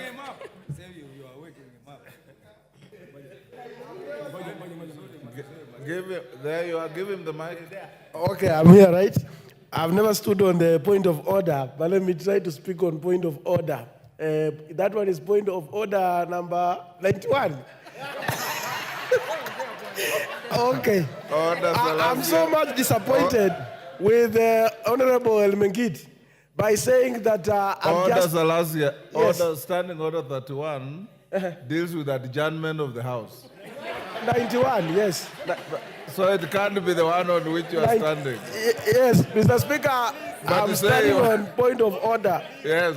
Order number 91, yes. I'm getting used to these things, Mr. Speaker, sir. Yes. So I'm so much surprised that out of all these members of parliament, that Engineer Elmengit is mentioning my name and asking me that I'm opposing the bill without even me listening to me giving facts the way I want to give my facts in the next 5 minutes to come. Immediately the speaker is going to mention my name. Thank you, Mr. Okay. Lelmengi, to be fair to Selassie, he has not spoken on this bill yet. Thank you, Mr. Speaker. You know, I was waking up Selassie. I saw him, he was asleep. Okay. And again, Mr. Speaker, I've seen several members opposing this bill, and particularly on the assembled motorcycles that are imported. Those are the motorcycles that 3% of the levies have been put on the imported motorcycles. But the locally assembled and locally manufactured, there's no tax levies on those motorcycles. This will spur the economic growth and also enable these companies, will give room these companies to employ more youth in assembling these motorcycles within this country. Again, Mr. Speaker, I would love to buy diapers for my babies from the locally produced ones in Kenya. There is no problem for Honorable Junet creating a company like Junet Diapers Company Limited. I would be happy to buy those diapers from his factory. So I want to encourage every member who is opposing this bill I want to urge all members opposing this bill to also join hands with us so that we can accept the amendments and the proposed bill that we have for 2024-2025 financial year. Finally, Mr. Speaker, the only problem that we are fighting in this country and in this finance bill is the negative connotations and statements propagated by the opposition. Numbers don't lie. For the last 1 year, Mr. Speaker, on the economy, inflation has dropped from 9% to around 5%. The dollar, Mr. Speaker, in relation to Kenyan shilling, has dropped from 165 shilling to 130, up thereabout. Farmers are happy, Mr. Speaker, for the subsidized fertilizer. And finally, Mr. Speaker, the teachers who are interns for the last 1.5 years will get a chance to be employed permanent and pensionable, which is a big win for our institutions back home, the high schools, the day schools that don't have teachers. So, Mr. Speaker. Thank you. Thank you. Yes, what's your point of order? There's nobody on the floor. Umulher?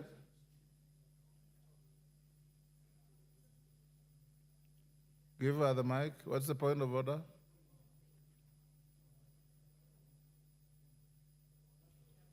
Mr. Speaker, I wanted to interject him, but he's not on the floor. He's not on the floor, so it is spent. Thank you. Okay. I give the floor to Elachi.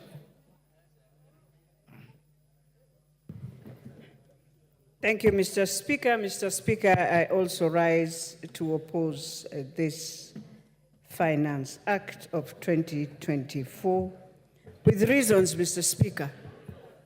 And I'll start, Mr. Speaker. When government came into place, Mr. Speaker, we started by removing subsidies and saying that this will assist Kenyans now to move on as a country. Mr. Speaker, we came in, we decided to ensure that the first finance bill, we had so many issues. We thought this second finance bill, Mr. Speaker, will be a finance bill that brings Kenyans together. And today, what the government has done to us, the Economic Council decided to put Kenya again into crossroads, to make us fight for nothing. And then after that, then you come and now start saying we shall be having amendments. Yet this is something we would have just thought from the beginning, Mr. Speaker, that we don't need a country to go on to a cry and then now come again and tell them that there is an incentive that now we are giving. Mr. Speaker, when you look at the report comes in, and this is an IMF finance bill. This is what they did to Ghana. Mr. Speaker, you remember very well when Kibaki came into government, he was a finance minister, but he decided to be a liberal economist. He decided to look east. It is so sad that while my president thinks he will build any road in this country, that he will do any infrastructure in this country, with IMF on his neck, this will not happen on this term. Not on this term. He will be there to do the deficits of what they are telling him, but in terms of building Kenya, we shall see the worst that we have never seen. Mr. Speaker, the bill then comes in and tells us you want to restore policy on debt, sustainability, whatever. But then you forget that you are the same person who is saying you need everything on items. Fine, you have said you have reduced it for Mama Mboga, I don't know for who. But you are forgetting the same person who can do business beyond 2 million is the same person you have just returned into the challenges we are saying. Try to build an economic base for Kenyans to have this thing we are calling that there is economic growth. Then you come and tell me you have now reduced to the local manufacturers.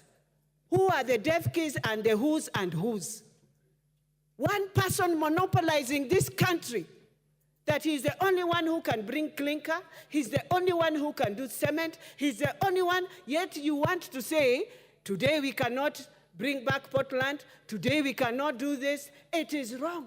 We only have one man who does pasta in this country. So when you say now you are increasing because people are exporting in spaghettis, they're importing in spaghettis, we only have one local manufacturer who does pasta, who decides at every given time how he raises his prices. So how do you deal with those people? Tell us the numbers of manufacturers we have, Order. so that Kenyans can know, Order, Mr. Elachi. Speaker. Yes, Nyakundi, what's your point of order? Give him the mic. Thank you, Mr. Speaker. I'm standing on point of order number 91. Is it in order for the honorable member to say that the president is dictated by IMF on the finance bill, while the president has the mind of his own? It is this house that dictates the finance bill and the orders that we make. Thank you, Mr. Speaker. If you had the mind, we would have gone to the president after we have finished this. So, Mr. Speaker, what we are saying, We are saying that it is time as Kenyans, we want to take back our power from the World Bank, from IMF, and we are begging so hard that the president must go back and look at the East so that we can finish our roads. You went to the US, you told us you are bringing a road that is headed to Mombasa. Order, Elachi. The World Bank does not vote in this house. It is you who will vote in this house. Mr. Speaker. Yes, Rindikiri.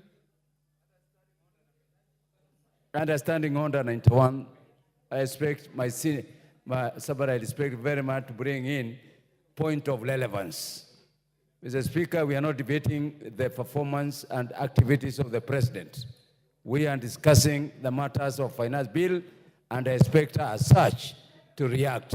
Mr. Speaker, this is where we are losing it because there are some who are praying for the gallery. We better stop this kind of approach to this finance bill. Thank you, Mr. Speaker.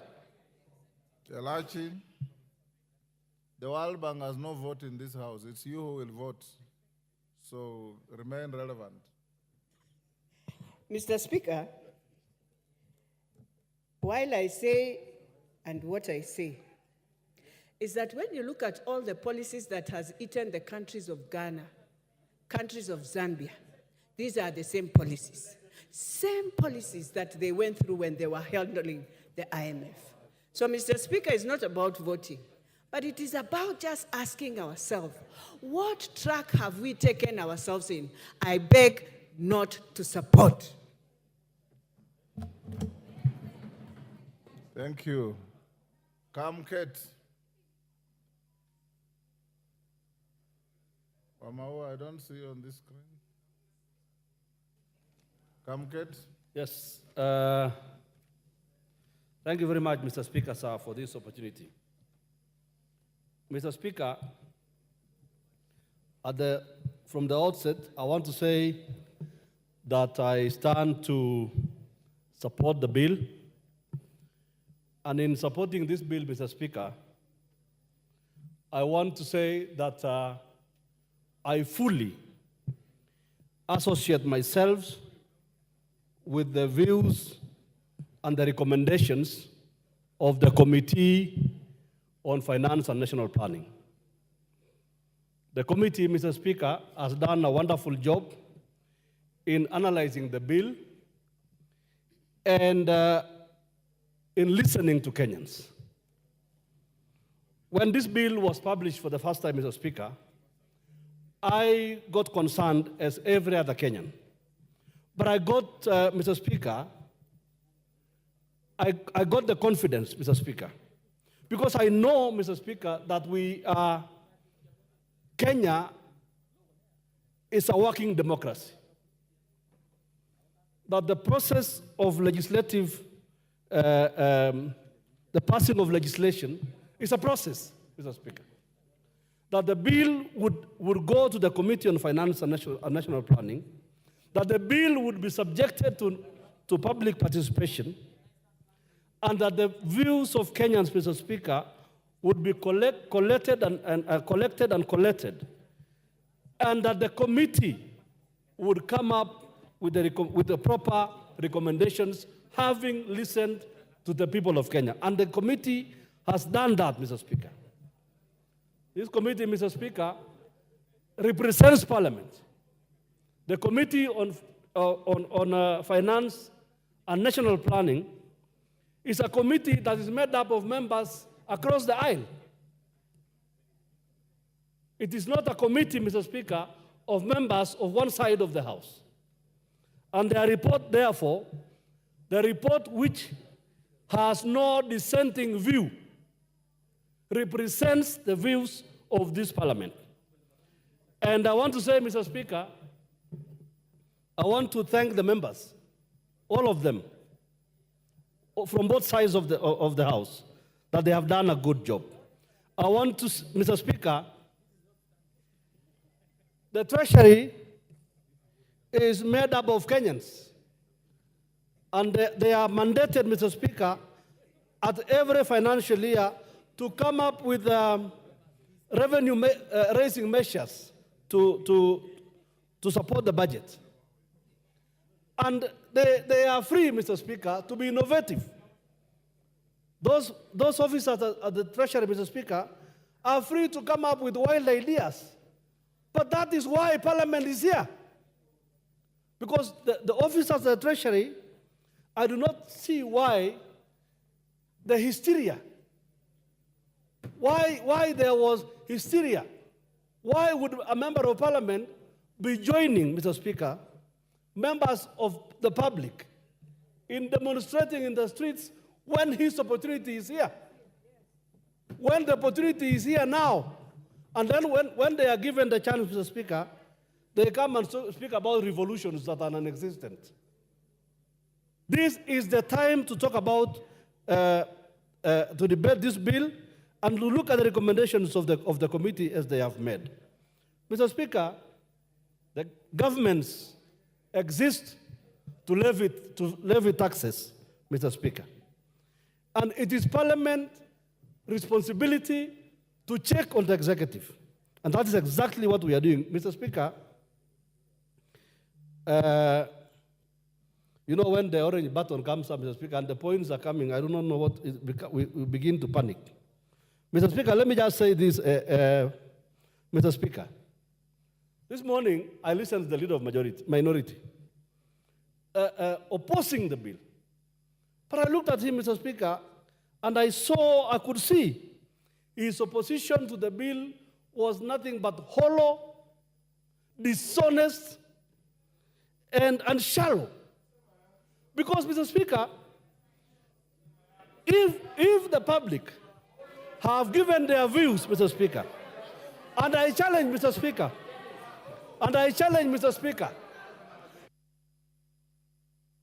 Your time is up. Your order. Member for Malindi. Asante sana Mheshimiwa Spika. Mwanzo ningechukua fursa hii Mheshimiwa Spika kuweza kuwashukuru Wakenya. Nimeona wenzangu wengi wamesimama hapa na kusema tushukuru wale watu ama ambao wako katika kamati ya mswada wa fedha, lakini mimi nasimama hapa Mheshimiwa Spika kushukuru Wakenya. Wakenya kwa mara ya kwanza tumeweza kuona nguvu yao, tumeweza kuona umoja wao, na tumeweza kuona kwamba tunapoungana na tukisema no kwa jambo, tukikatalia jambo, hilo ndivyo ambavyo linakwenda kupita Mheshimiwa Spika. Jambo la kwanza Mheshimiwa Spika ni ushirika wa umma. Mwanzo nimesimama hapa na pinga vikali huu mswada wa fedha ambao umeweza kuwakilishwa hapa mbele yetu Mheshimiwa Spika. Watu wangu wa Malindi Mheshimiwa Spika wamepinga vikali masuala ya kuongezwa ushuru katika mambo ya mkate, katika mambo ya pampers, katika mambo ya sanitary pads. Watu wangu wa Malindi tayari ile hali ya maisha ilivyo ngumu, wanasema kwamba hawataki tena kuona ushuru wa aina yoyote uweze kuongezewa hapa Mheshimiwa Spika.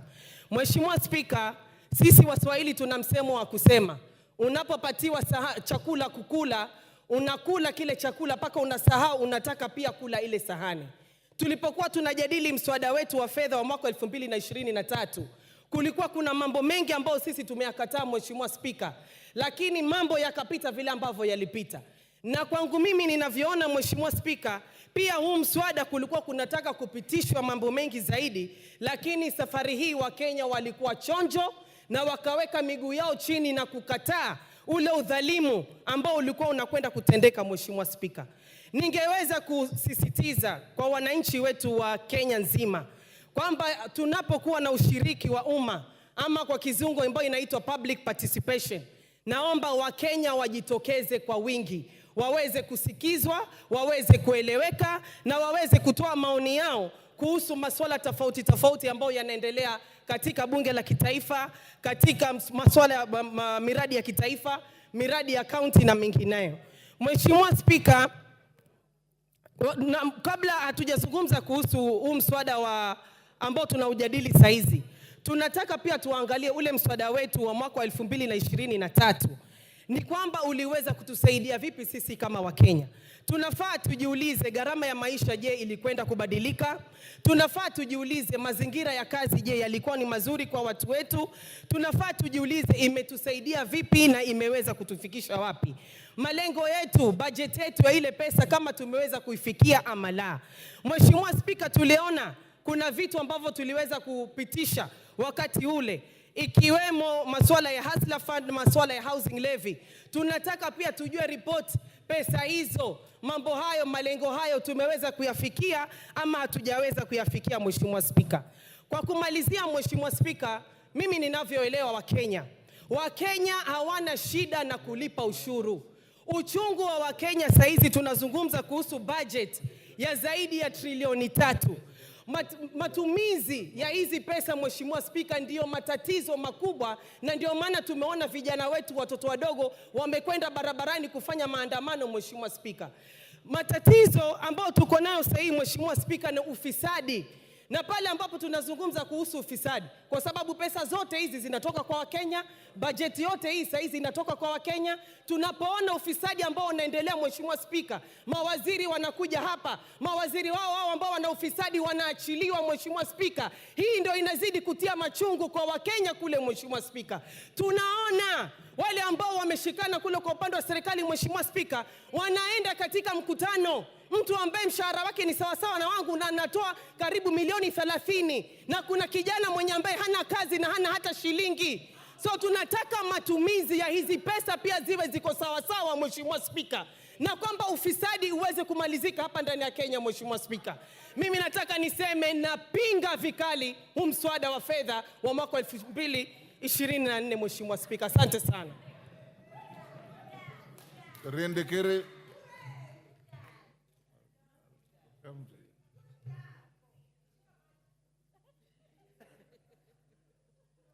Thank you, Mr. Speaker. I stand to associate myself with the finance bill presented by the Committee on Finance.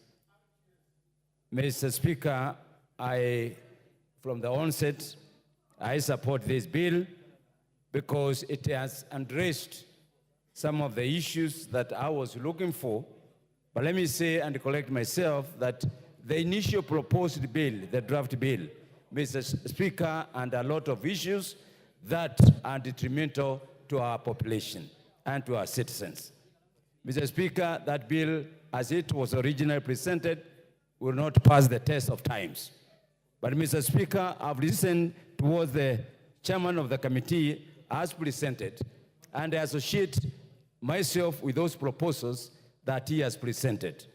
Mr. Speaker, we passed the budget in this House. Mr. Speaker, we cannot pretend that we are disassociating ourselves with that budget now that the finance budget has come. Mr. Speaker, the finance addresses the supply part of the expenditure. Mr. Speaker, the budget addresses the expenditure. So these two are intertwined. So unless we go back and reverse the budget that we passed and say we have to suspend it so that we go back to the drawing board. Mr. Speaker, we are legislators and we cannot deceive ourselves that we don't know the truth. Mr. Speaker, the bill has met all the requirements in terms of passage and verification by the members of the public. Mr. Speaker, the public participation has brought in elements that Kenyans have been asking for. And therefore, Mr. Speaker, I am satisfied that majority of the issues brought up by the members of the public have been taken care of in the proposed amendment by the committee. Mr. Speaker, we are legislators and we are going to bring more amendments. Mr. Speaker, I have noticed, Mr. Speaker, that there is anomaly in the finance bill as proposed also, even by the finance committee, that we will be taxing the raw materials. Also, the local manufacturers, Mr. Speaker, will use raw materials. So we will bring an amendment on that. Mr. Speaker, I have also seen there is an introduction of a levy on the treasury bills. Mr. Speaker, we also bring amendment on that. So what I want to tell the people of Bori, because that is who I represent, we will make sure with the consultation with the finance committee, in agreement with them, we will delete those punitive clauses that are detrimental to their expectations and pass the bill because it carries more benefit to our people. Mr. Speaker, this bill has passed all the legal requirements.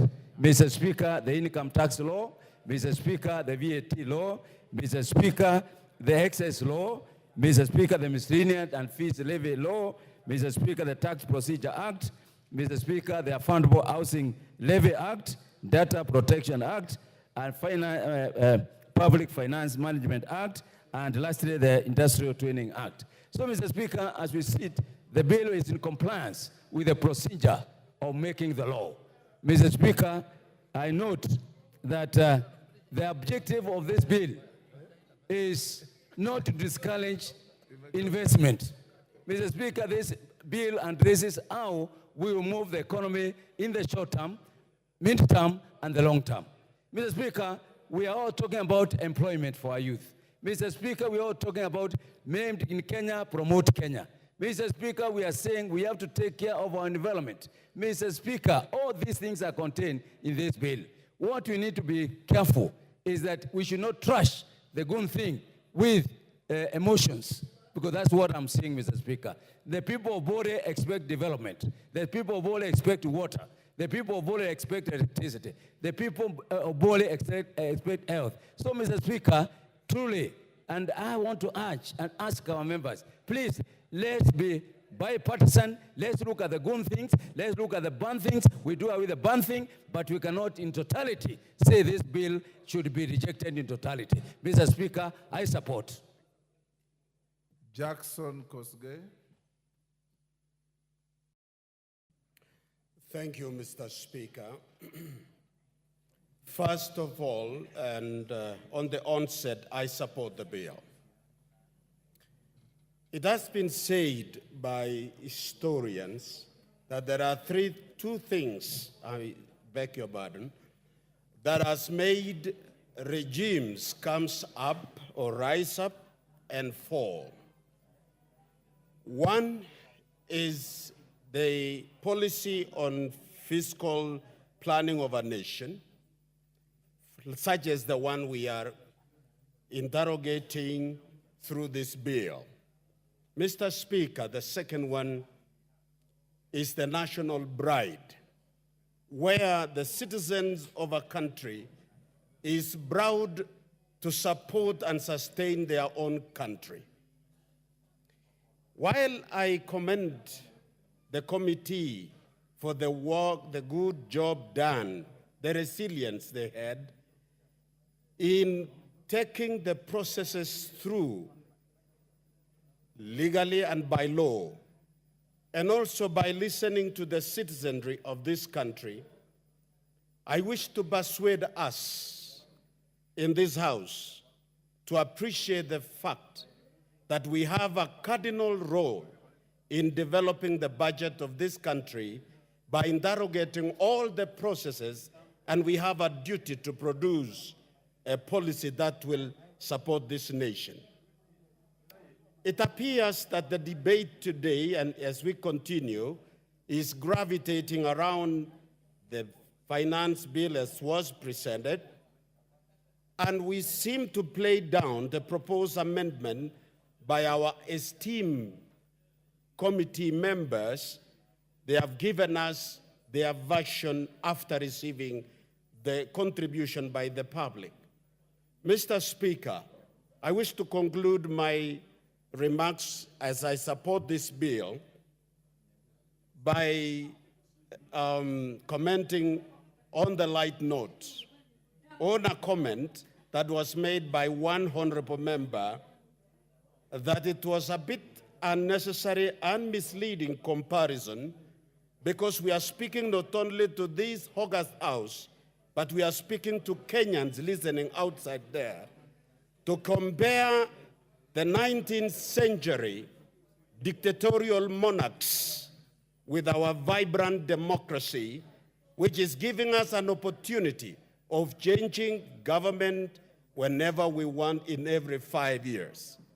It is unnecessary to speak to Kenyans that we have an alternative in terms like revolution, destroying a country. I think we have a room, vibrant democracy in the world, not Africa alone. And I wish to urge us that let us debate without personalizing, but think about this country and its progress. With that, Mr. Speaker, I support the bill. Thank you. Mawathe.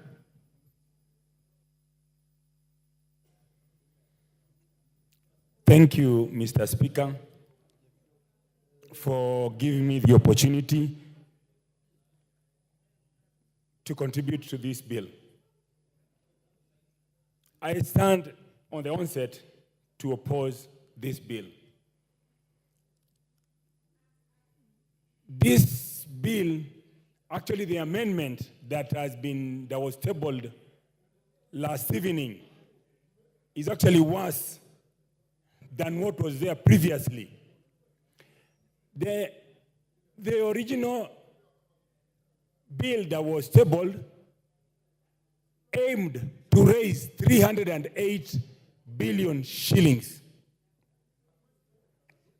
The new one that has been that was tabled last night targets to raise 386 billion shillings.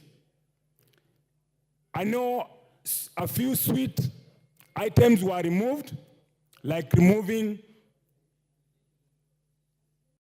the taxes on bread. There were no taxes on bread. We have never had taxes on bread. So when you say you are removing taxes on bread, you are just withdrawing your amendment, or rather your proposed amendment to the bill. There is no favor that we are doing to Kenyans.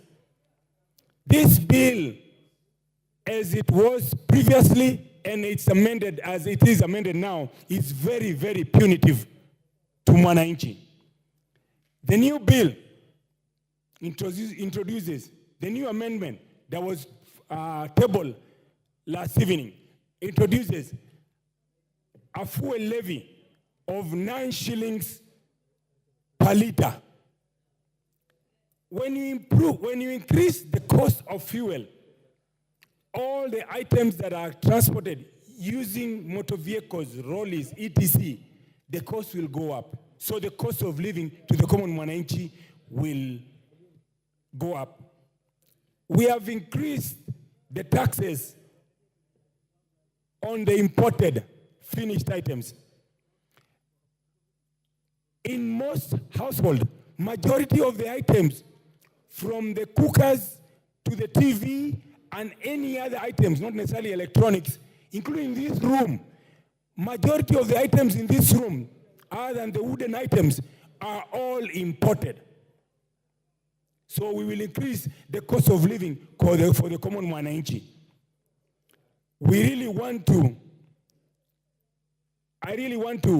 I've had a few people congratulate the finance committee. I want to congratulate the Gen Z for coming out in large numbers and expressing themselves. What was sad is seeing that they were arrested. They have freedom to assemble. They have freedom of expression. They should be allowed to express themselves, not necessarily be arrested. But to the Gen Zs, the Gen X, and the Millennium, you are yet to register as voters. You need to register as voters so that you can have the correct people that will listen and side with mwananchi. Anybody who does not side with mwananchi, you know what to do come 2027. And for the Gen X who actually participated yesterday, and the Millenniums and the Gen Z, the work is not done. The most important work happens tomorrow. Tomorrow is when we are voting as a house. You must put pressure. Continue to put pressure. Do not let off the item on the gas. And you must sit there with a pen and a paper. And anybody who votes to put a noose around your neck, you must write down their name and pick and say, who you? That one, 2027, home. That one, 2027, home. Anybody who votes to finish you here. Anybody who votes to put a noose on your neck tomorrow and finish the Kenyans, you must have a list. and pick. That one 2027 home.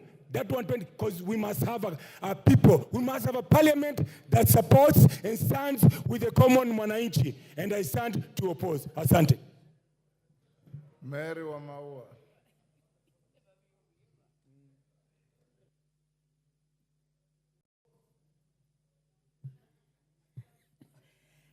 Thank you, Mr. Speaker, for giving me a chance to speak to this finance bill.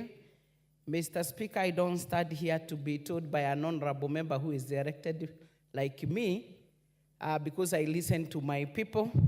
Mr. Speaker, I'm here to support the finance bill with the proposed amendment from the committee finance.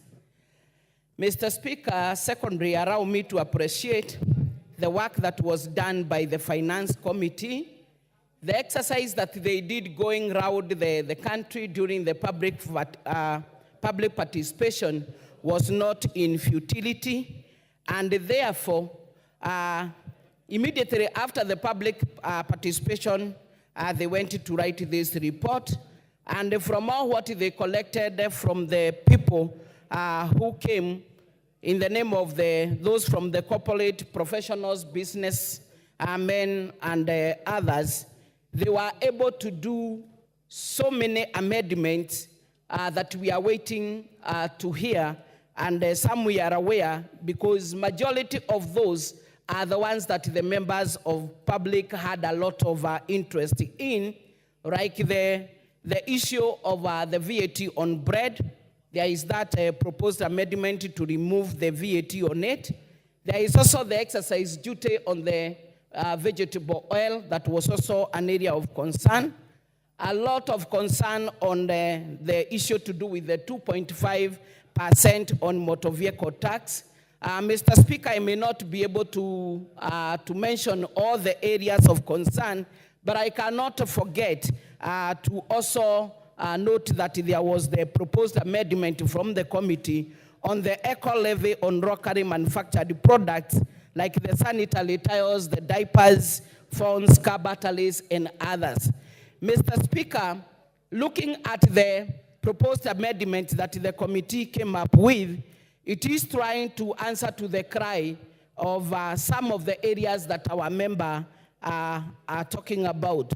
And Mr. Speaker, some of these are going to boost our local manufacturing industries, which we highly recommend, because with the local manufacturing industry in the country being boosted vis-a-vis all what is coming as import, this will be able to give market to the farm products, because a lot and the backbone of this country is agriculture, as well as also creating employment. And also, this one will also offer our agencies in the inspection and supervision of the produced products. Mr. Speaker, I do not want to say that is from what I got from one of the members that this is too retro, too late. Because, Mr. Speaker, this is a house whose work is to make laws and to amend other that are existing. And Mr. Speaker, as honorable members, if at all we are good on advising our people accordingly, as their representative, we are able to tell them that this is the time that we are going to look at the crowds of the finance bill, crowds by crowds, and it is also the said time that we can be able to bring amendment, instead of inciting our people to demonstrate on the street, making some to sleep in the cells and others to get hurt as a result of the same. In the same, it shows that we do not believe on the responsibility that is given to this house to amend any law. Whatever Treasury proposed, it is for the committee, whatever it did, and our time now has come to make sure that any crowds that you think you need to do an amendment, you raise it so that we discuss it here, and by the end of it, whatever finance bill we produce will be answering to the areas of concern to our people. Mr. Speaker, as much as you see some saying that they are opposing, if at all we go by whatever they are saying, they'll be the first one again to rise to question on the salaries, on development of projects that are running and other areas. So members, as we talk, let us not be populist. Wamaua, your time is up.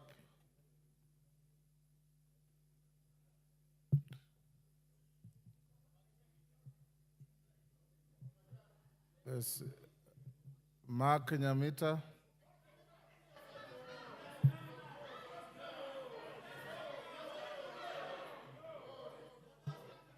Order, you are all equal. No, Mr. Speaker, this guy has just come down. Go on, Nyamita, give Nyamita the floor. Mark Nyamita, you've just come. You've just come down, we have been Angela, you will speak. I think in a house of order, Mheshimiwa, the speaker is presiding. Thank you, Mr. Speaker. Thank you, Mr. Speaker, for giving me an opportunity to contribute on this particular bill. I'm sure, Angela, if it was you, you will be happy. I'll give you a chance. Just come now. We have been sitting here. Order, Angela. I appreciate your resilience Mr. Speaker, today. Protect me to be listened to in silence. Oh, that's unfair. Thank you, Mr. Speaker. From the onset, Mr. Speaker, I want to say that this bill, as was presented on the floor of this House, any reasonable member of Parliament would object to it. Because there is no way, Mr. Speaker, even our colleagues who are on government side would sit here and agree to some of the proposals that are actually in this bill. Let me begin with the sugarcane transporters. When you charge VAT on transport, I come from a sugar belt area, Mr. Speaker. Most of those roads, if not all of them, are Maram roads that are not maintained. So when you're saying that they utilize the roads and they're spoiling them, we are sometimes just lucky if the factories themselves actually do it. Mr. Speaker, the taxation on bread in itself, many members, though in this House, do not eat bread, not because they cannot afford.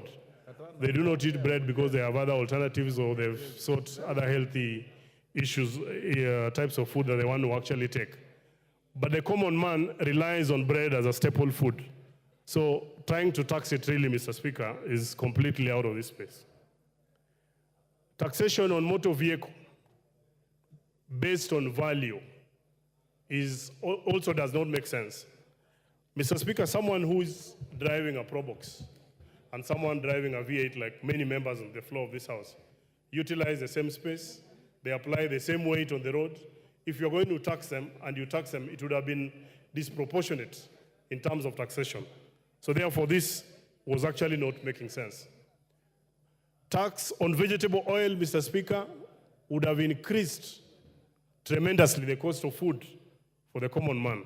So any reasonable person on the floor of this House, regardless on which side you sit, would definitely then oppose this particular one.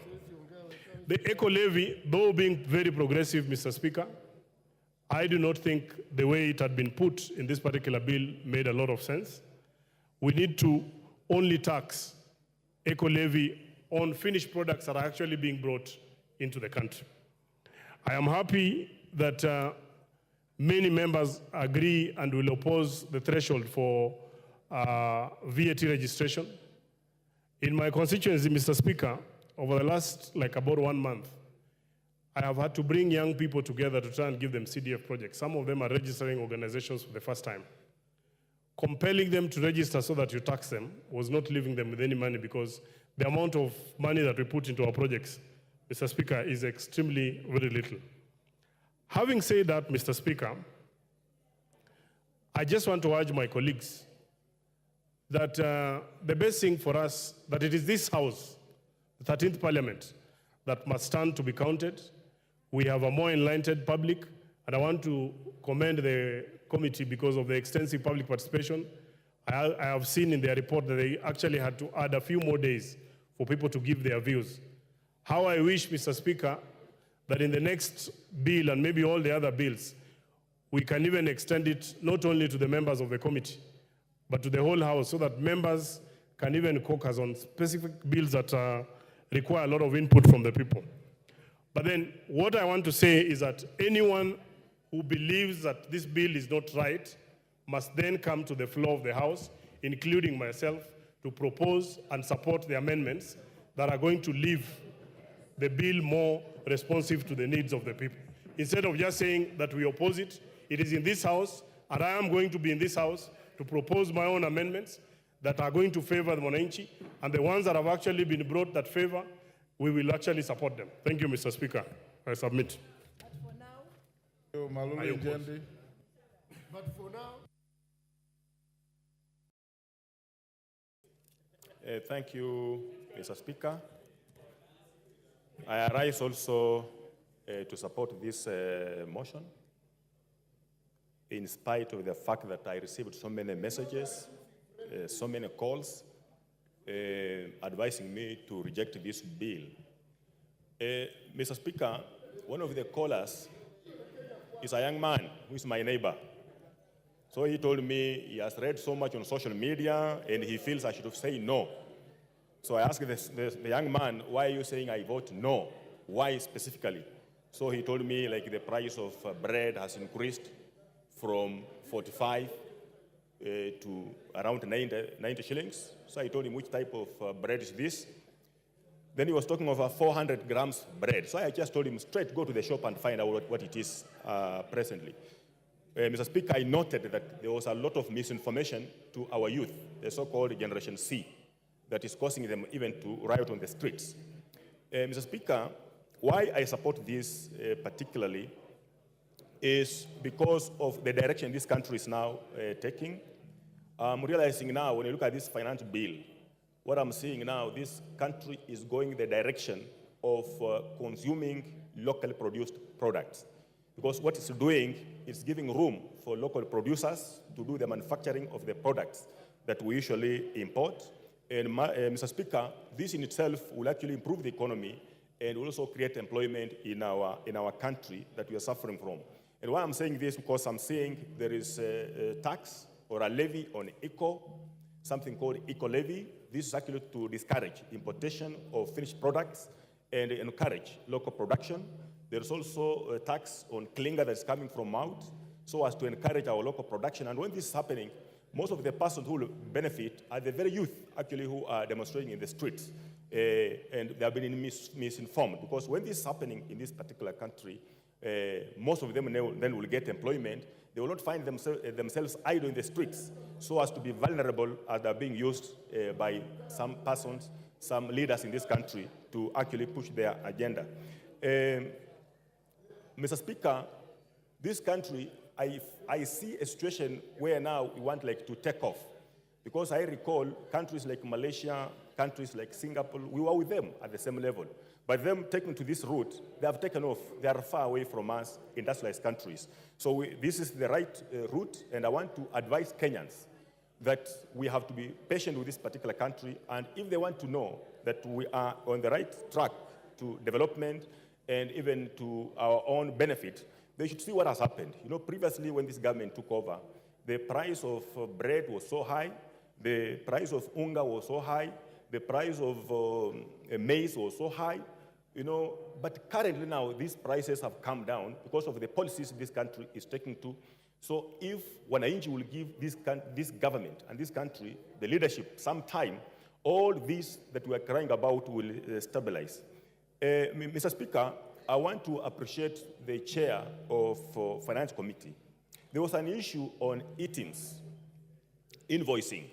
You see, the factories, I'm hosting 2 factories, sugar producing factories in my constituency, that is Botali and West Kenya. The 2 factories, the directors came to my home complaining about the items, what it was to farmers. And they were arguing that if they do this, there will be double taxation to the farmers, the cost will be pushed over to the farmers. And when you look at the whole process of developing e-tax, e-teams, it was a whole cumbersome process that even most of the farmers who are illiterate could not manage. So when I called him, he asked me to ask them to come and make their presentations, and they did their presentations. And I'm happy, I want to tell the farmers, the E-teams has been struck off. The issue of transport of cane from the farm, the factory, has also been struck off because this cost would be passed over to the farmers, which I'm now telling the people of Malava that I represent.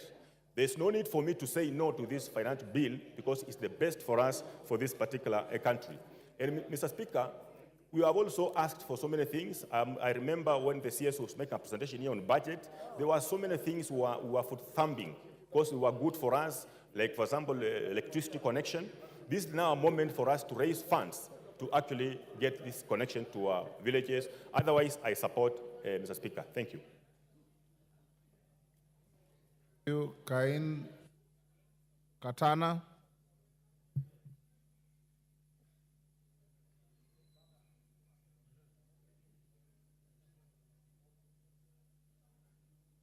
Cain Katana, give him the mic. Asante Bwana Spika kwa kunipatia nafasi hii. Kwanza nataka niwapongeze wale Wakenya wote waliojitokeza jana kuandamana ili kutoa hisia zao kuhusu mswada huu wa kifedha wa mwaka wa 2024. Nataka pia niwapongeze wale ambao walishikwa kutetea haki yao. Hao ni mashujaa wa karne hii tulionayo. Bwana Spika, mimi ninapinga ripoti na mswada huu wa kifedha wa mwaka 2024 kwa yafuatayo. Bwana Spika, hatuwezi kuinua uchumi wa nchi kwa kutegemea kutoza ushuru peke yake. Jambo ambalo tunatakana kujiuliza Bwana Spika, je, tumeweka mazingira gani ya kusaidia mwananchi apate pato ili aweze kutoa ushuru? Jibu ni kwamba hatujaweka njia mwafaka ya kufanya watu wafanye biashara yao.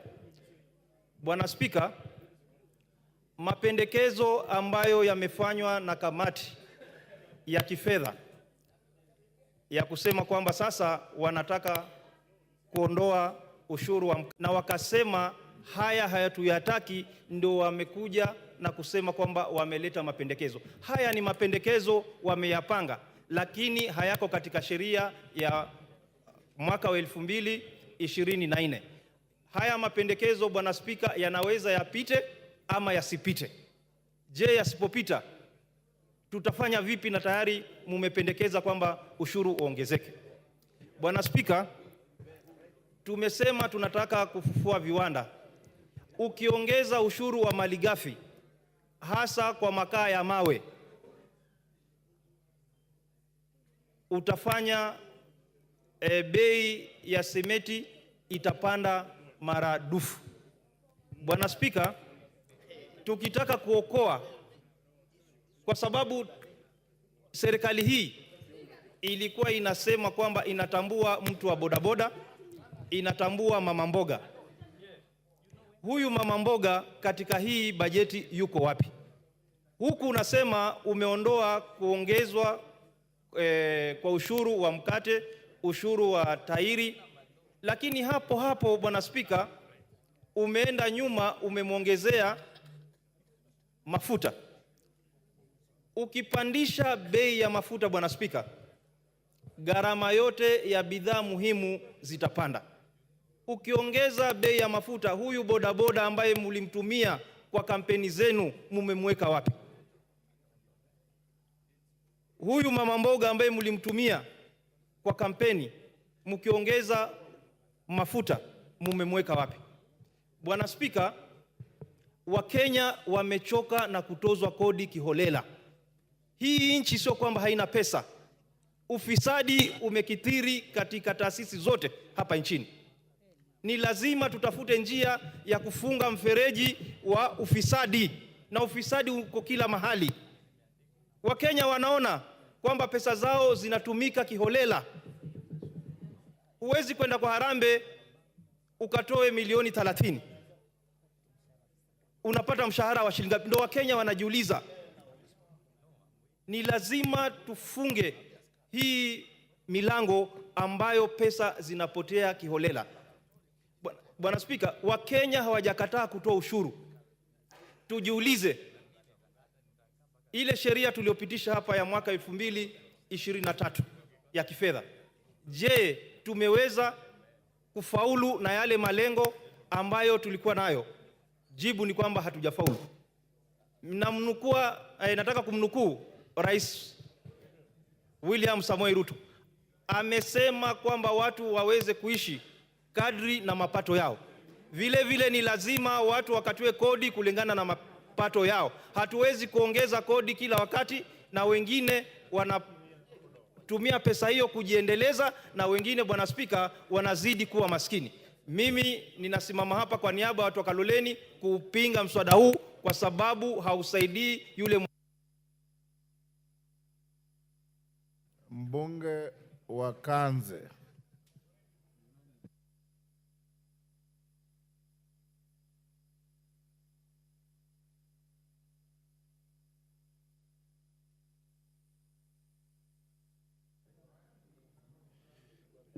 Asante sana Mheshimiwa Spika kwa kunipatia hii nafasi. Mimi pia niweze kupeana maoni yangu kuhusu huu mswada wa fedha wa mwaka 2024. Mheshimiwa Spika, mimi pia ni kati ya wale wabunge ambao nimetumiwa jumbe nyingi sana na wakazi wa Ganze wakiniambia niweze kupinga huu mswada kwa sababu hawafai. Wengi wa wale ambao wamekuwa wakinitumia jumbe, nimekuwa nikiwauliza ni vipengele gani katika mswada huu ambavyo wanaona vina shida. Ni wachache tu ambao waliweza kunitumia jumbe wakiniambia kwamba kuna vipengele fulani fulani ambavyo wanaona vina shida na wangetaka viondolewe ama virekebishwe ama mswada huo uweze kutaliwa kabisa. Kipengele kile kilikuwa kina utata kabisa ni kuhusu ile kodi ya mambo ya mkate, ambapo ulikuwa unaweza kupandisha bei mkate, na mimi pia nilikuwa nakubaliana nao kwa sababu mkate ni chakula ambacho kinatumiwa na watu wengi sana, especially wale wenye mapato ya chini. Kwa hivyo kwa upande huo pia mimi nilikuwa nakubaliana na wakazi wa Ganze wakisema ni lazima kodi ya mkate ipungue. Kodi nyingine ilikuwa inaleta utata ni kodi ya magari, na hiyo waliweza kunambia katika zile juma ambazo wabinitumia. Ushuru wa magari ulikuwa unafanya wenye magari walikuwa watalipa pesa nyingi sana, na hiyo ilikuwa inaleta utata. Mambo ya Levy ambayo ilikuwa inapandisha kodi ya sanitary pads na pia pampers, hiyo pia nilikuwa nakubaliana na wakazi wangu, na niliwaambia kwamba nitatumia hii forum yangu kuweza kuhakikisha kwamba hayo mambo yanatolewa katika huu mswada wa kodi. Na nataka nipongeze ile kamati ya fedha ya bunge hili ambayo iliweza kukaa na vipengele vingi ambavyo vilikuwa vinaleta utata waliweza kuviondoa. Na pia niendelee kushukuru kwa sababu nikiangalia yale mambo ambayo serikali imepanga kufanya huko katika maeneo bunge yetu kwa huu mwaka wa serikali unakuja, ni mambo mengi ambayo wabunge wote inastahili tuweze kuyapigia upato. Kwa mara ya kwanza tunaona kuwa mgao wa NGCDF unaweza kuongezeka kwa kiwango cha milioni 30. Na pia kwa mara ya kwanza tunaona kile eneo bunge linapata mgao kwa sababu ya usambazaji wa mambo ya stima. Tumeona kwa mara ya kwanza pia kaunti zetu zimeweza kupata takriban bilioni 15 za ziada, na hii yote ni pesa ambayo itaweza kupeleka maendeleo kule nyanjani. Kwa hivyo kufikia sasa hii yale mambo ambayo yalikuwa yanaotata katika mswada ni kama ambayo yameweza kurekebishwa. Kwa hivyo kwa niaba ya wale wakazi wa Ganze ambao wanapenda maendeleo, kwa sababu tumeona hapa tutapata mambo ya stima, na pia tumeona kwamba shule zetu nyingi kule Ganze kwa wakati huu bado wanafunzi wanasomea chini ya miti, na bado tuko na wanafunzi wengi ambao wanasoma katika madarasa ambayo yamejengwa na udongo. Kwa hivyo hii inamaanisha kwamba tukipata mgao wa CDF zaidi, tutaweza kuwashughulikia hawa wanafunzi ili waweze kupata mazingira mazuri ya kusoma. Na pia tunapata mgao zaidi wa basari, hapo tunapata mgao zaidi wa NGCDF. Hiyo inamaanisha kwamba hata basari yetu pia itaweza kuongezeka na wanafunzi wengi zaidi wataweza kwenda shule. Kwa hivyo mimi nikisimama hapa ninaunga mkono huu mswada wa fedha wa mwaka 2024, lakini naunga na yale marekebisho ambayo komiti imeweza kuleta bunge. Na mimi nina imani tukiwa kama wabunge hapa tuko in the right forum kuweza kuleta mabadiliko zaidi. Kwa hivyo hata wale wajumbe wenzangu ambao bado wana shida na huu mswada, nafikiri hii ndio forum ambayo waweze kuleta zile amendments ambazo wanafikiria ziko sawa, ili tuweze kuimprove huu mswada uweze kuwa mzuri zaidi, ili tuweze kupeleka nchi yetu mbele. Kwa hivyo kwa hiyo machache, Mheshimiwa Spika, mimi naunga mkono lakini na marekebisho. Asante. Kwenya Thuku. Thank you, Mr. Speaker, for this opportunity to speak on this very important finance bill. And Mr. Speaker, from the onset, I want to start by saying that I support the recommendations by the committee on the areas they want to firm up and bring about amendments, so that then in tandem with the realities that we face in this country. Of course, we've had serious public outcry, some that are really misled and misinformed. And I feel that, Mr. Speaker, as members of parliament, we have a responsibility to do nothing else but to tell our people the truth in as far as what our role is. Finance bill, from the onset, is a proposition by the National Treasury as to how they want to raise money so that then our budget can be financed. And Mr. Speaker, finance bill as presented by the National Treasury is not cast on stone, and therefore this House has a responsibility to enrich and to cut areas where we feel that they are not favorable to our people. And specifically from where I sit as a member of parliament for Kinangop, there is an area of concern, but I'm happy that it has been addressed, whereby we are opening up our boundaries to from our neighbors who are members of East African community, exempting imports that are agricultural in nature to come to this country to compete with local production.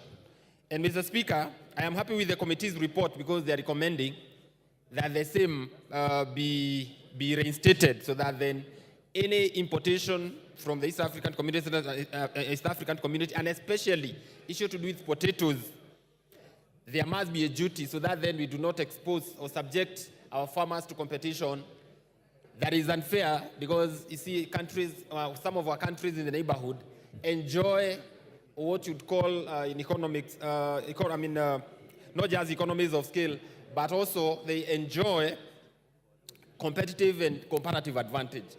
Production of potatoes in one of our neighboring country is low because they have an advantage of climate, which we do not have. But then we'll be killing our farmers. And therefore, I must say emphatically that I'm so grateful that this committee found it worthy to reinstate that duty. Mr. Speaker, it is unfortunate that there have been a lot of sensationalization of this matter, to the extent that our children are in the streets, talking about a document that they know nothing about. They've only been misled by the hype that is in the social media. And Mr. Speaker, I think it's time for members of parliament to act in a way that is honorable, just to inform our constituents what a finance bill entails. And Mr. Speaker, in this House, in its wisdom, passed a whole budget of 4 trillion shillings. But when we come now to issues, to areas where we want to raise funds, to the tune of 300 billion to finance some of the things that are in the budget, and especially to do with electricity, to do with education, to do with health, to do with agriculture, I hear the same voices that supported the budget. Now they're on the other side saying, now we are not going to support finance bill. We do not want to hear that we are going to collect money to finance our affairs.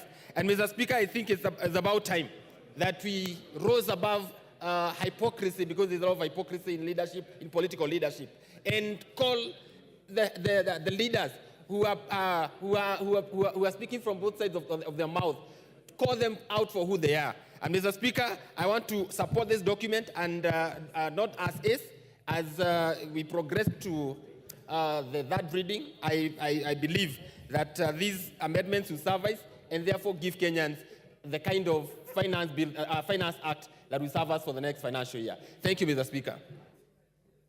Thank you, Thuku.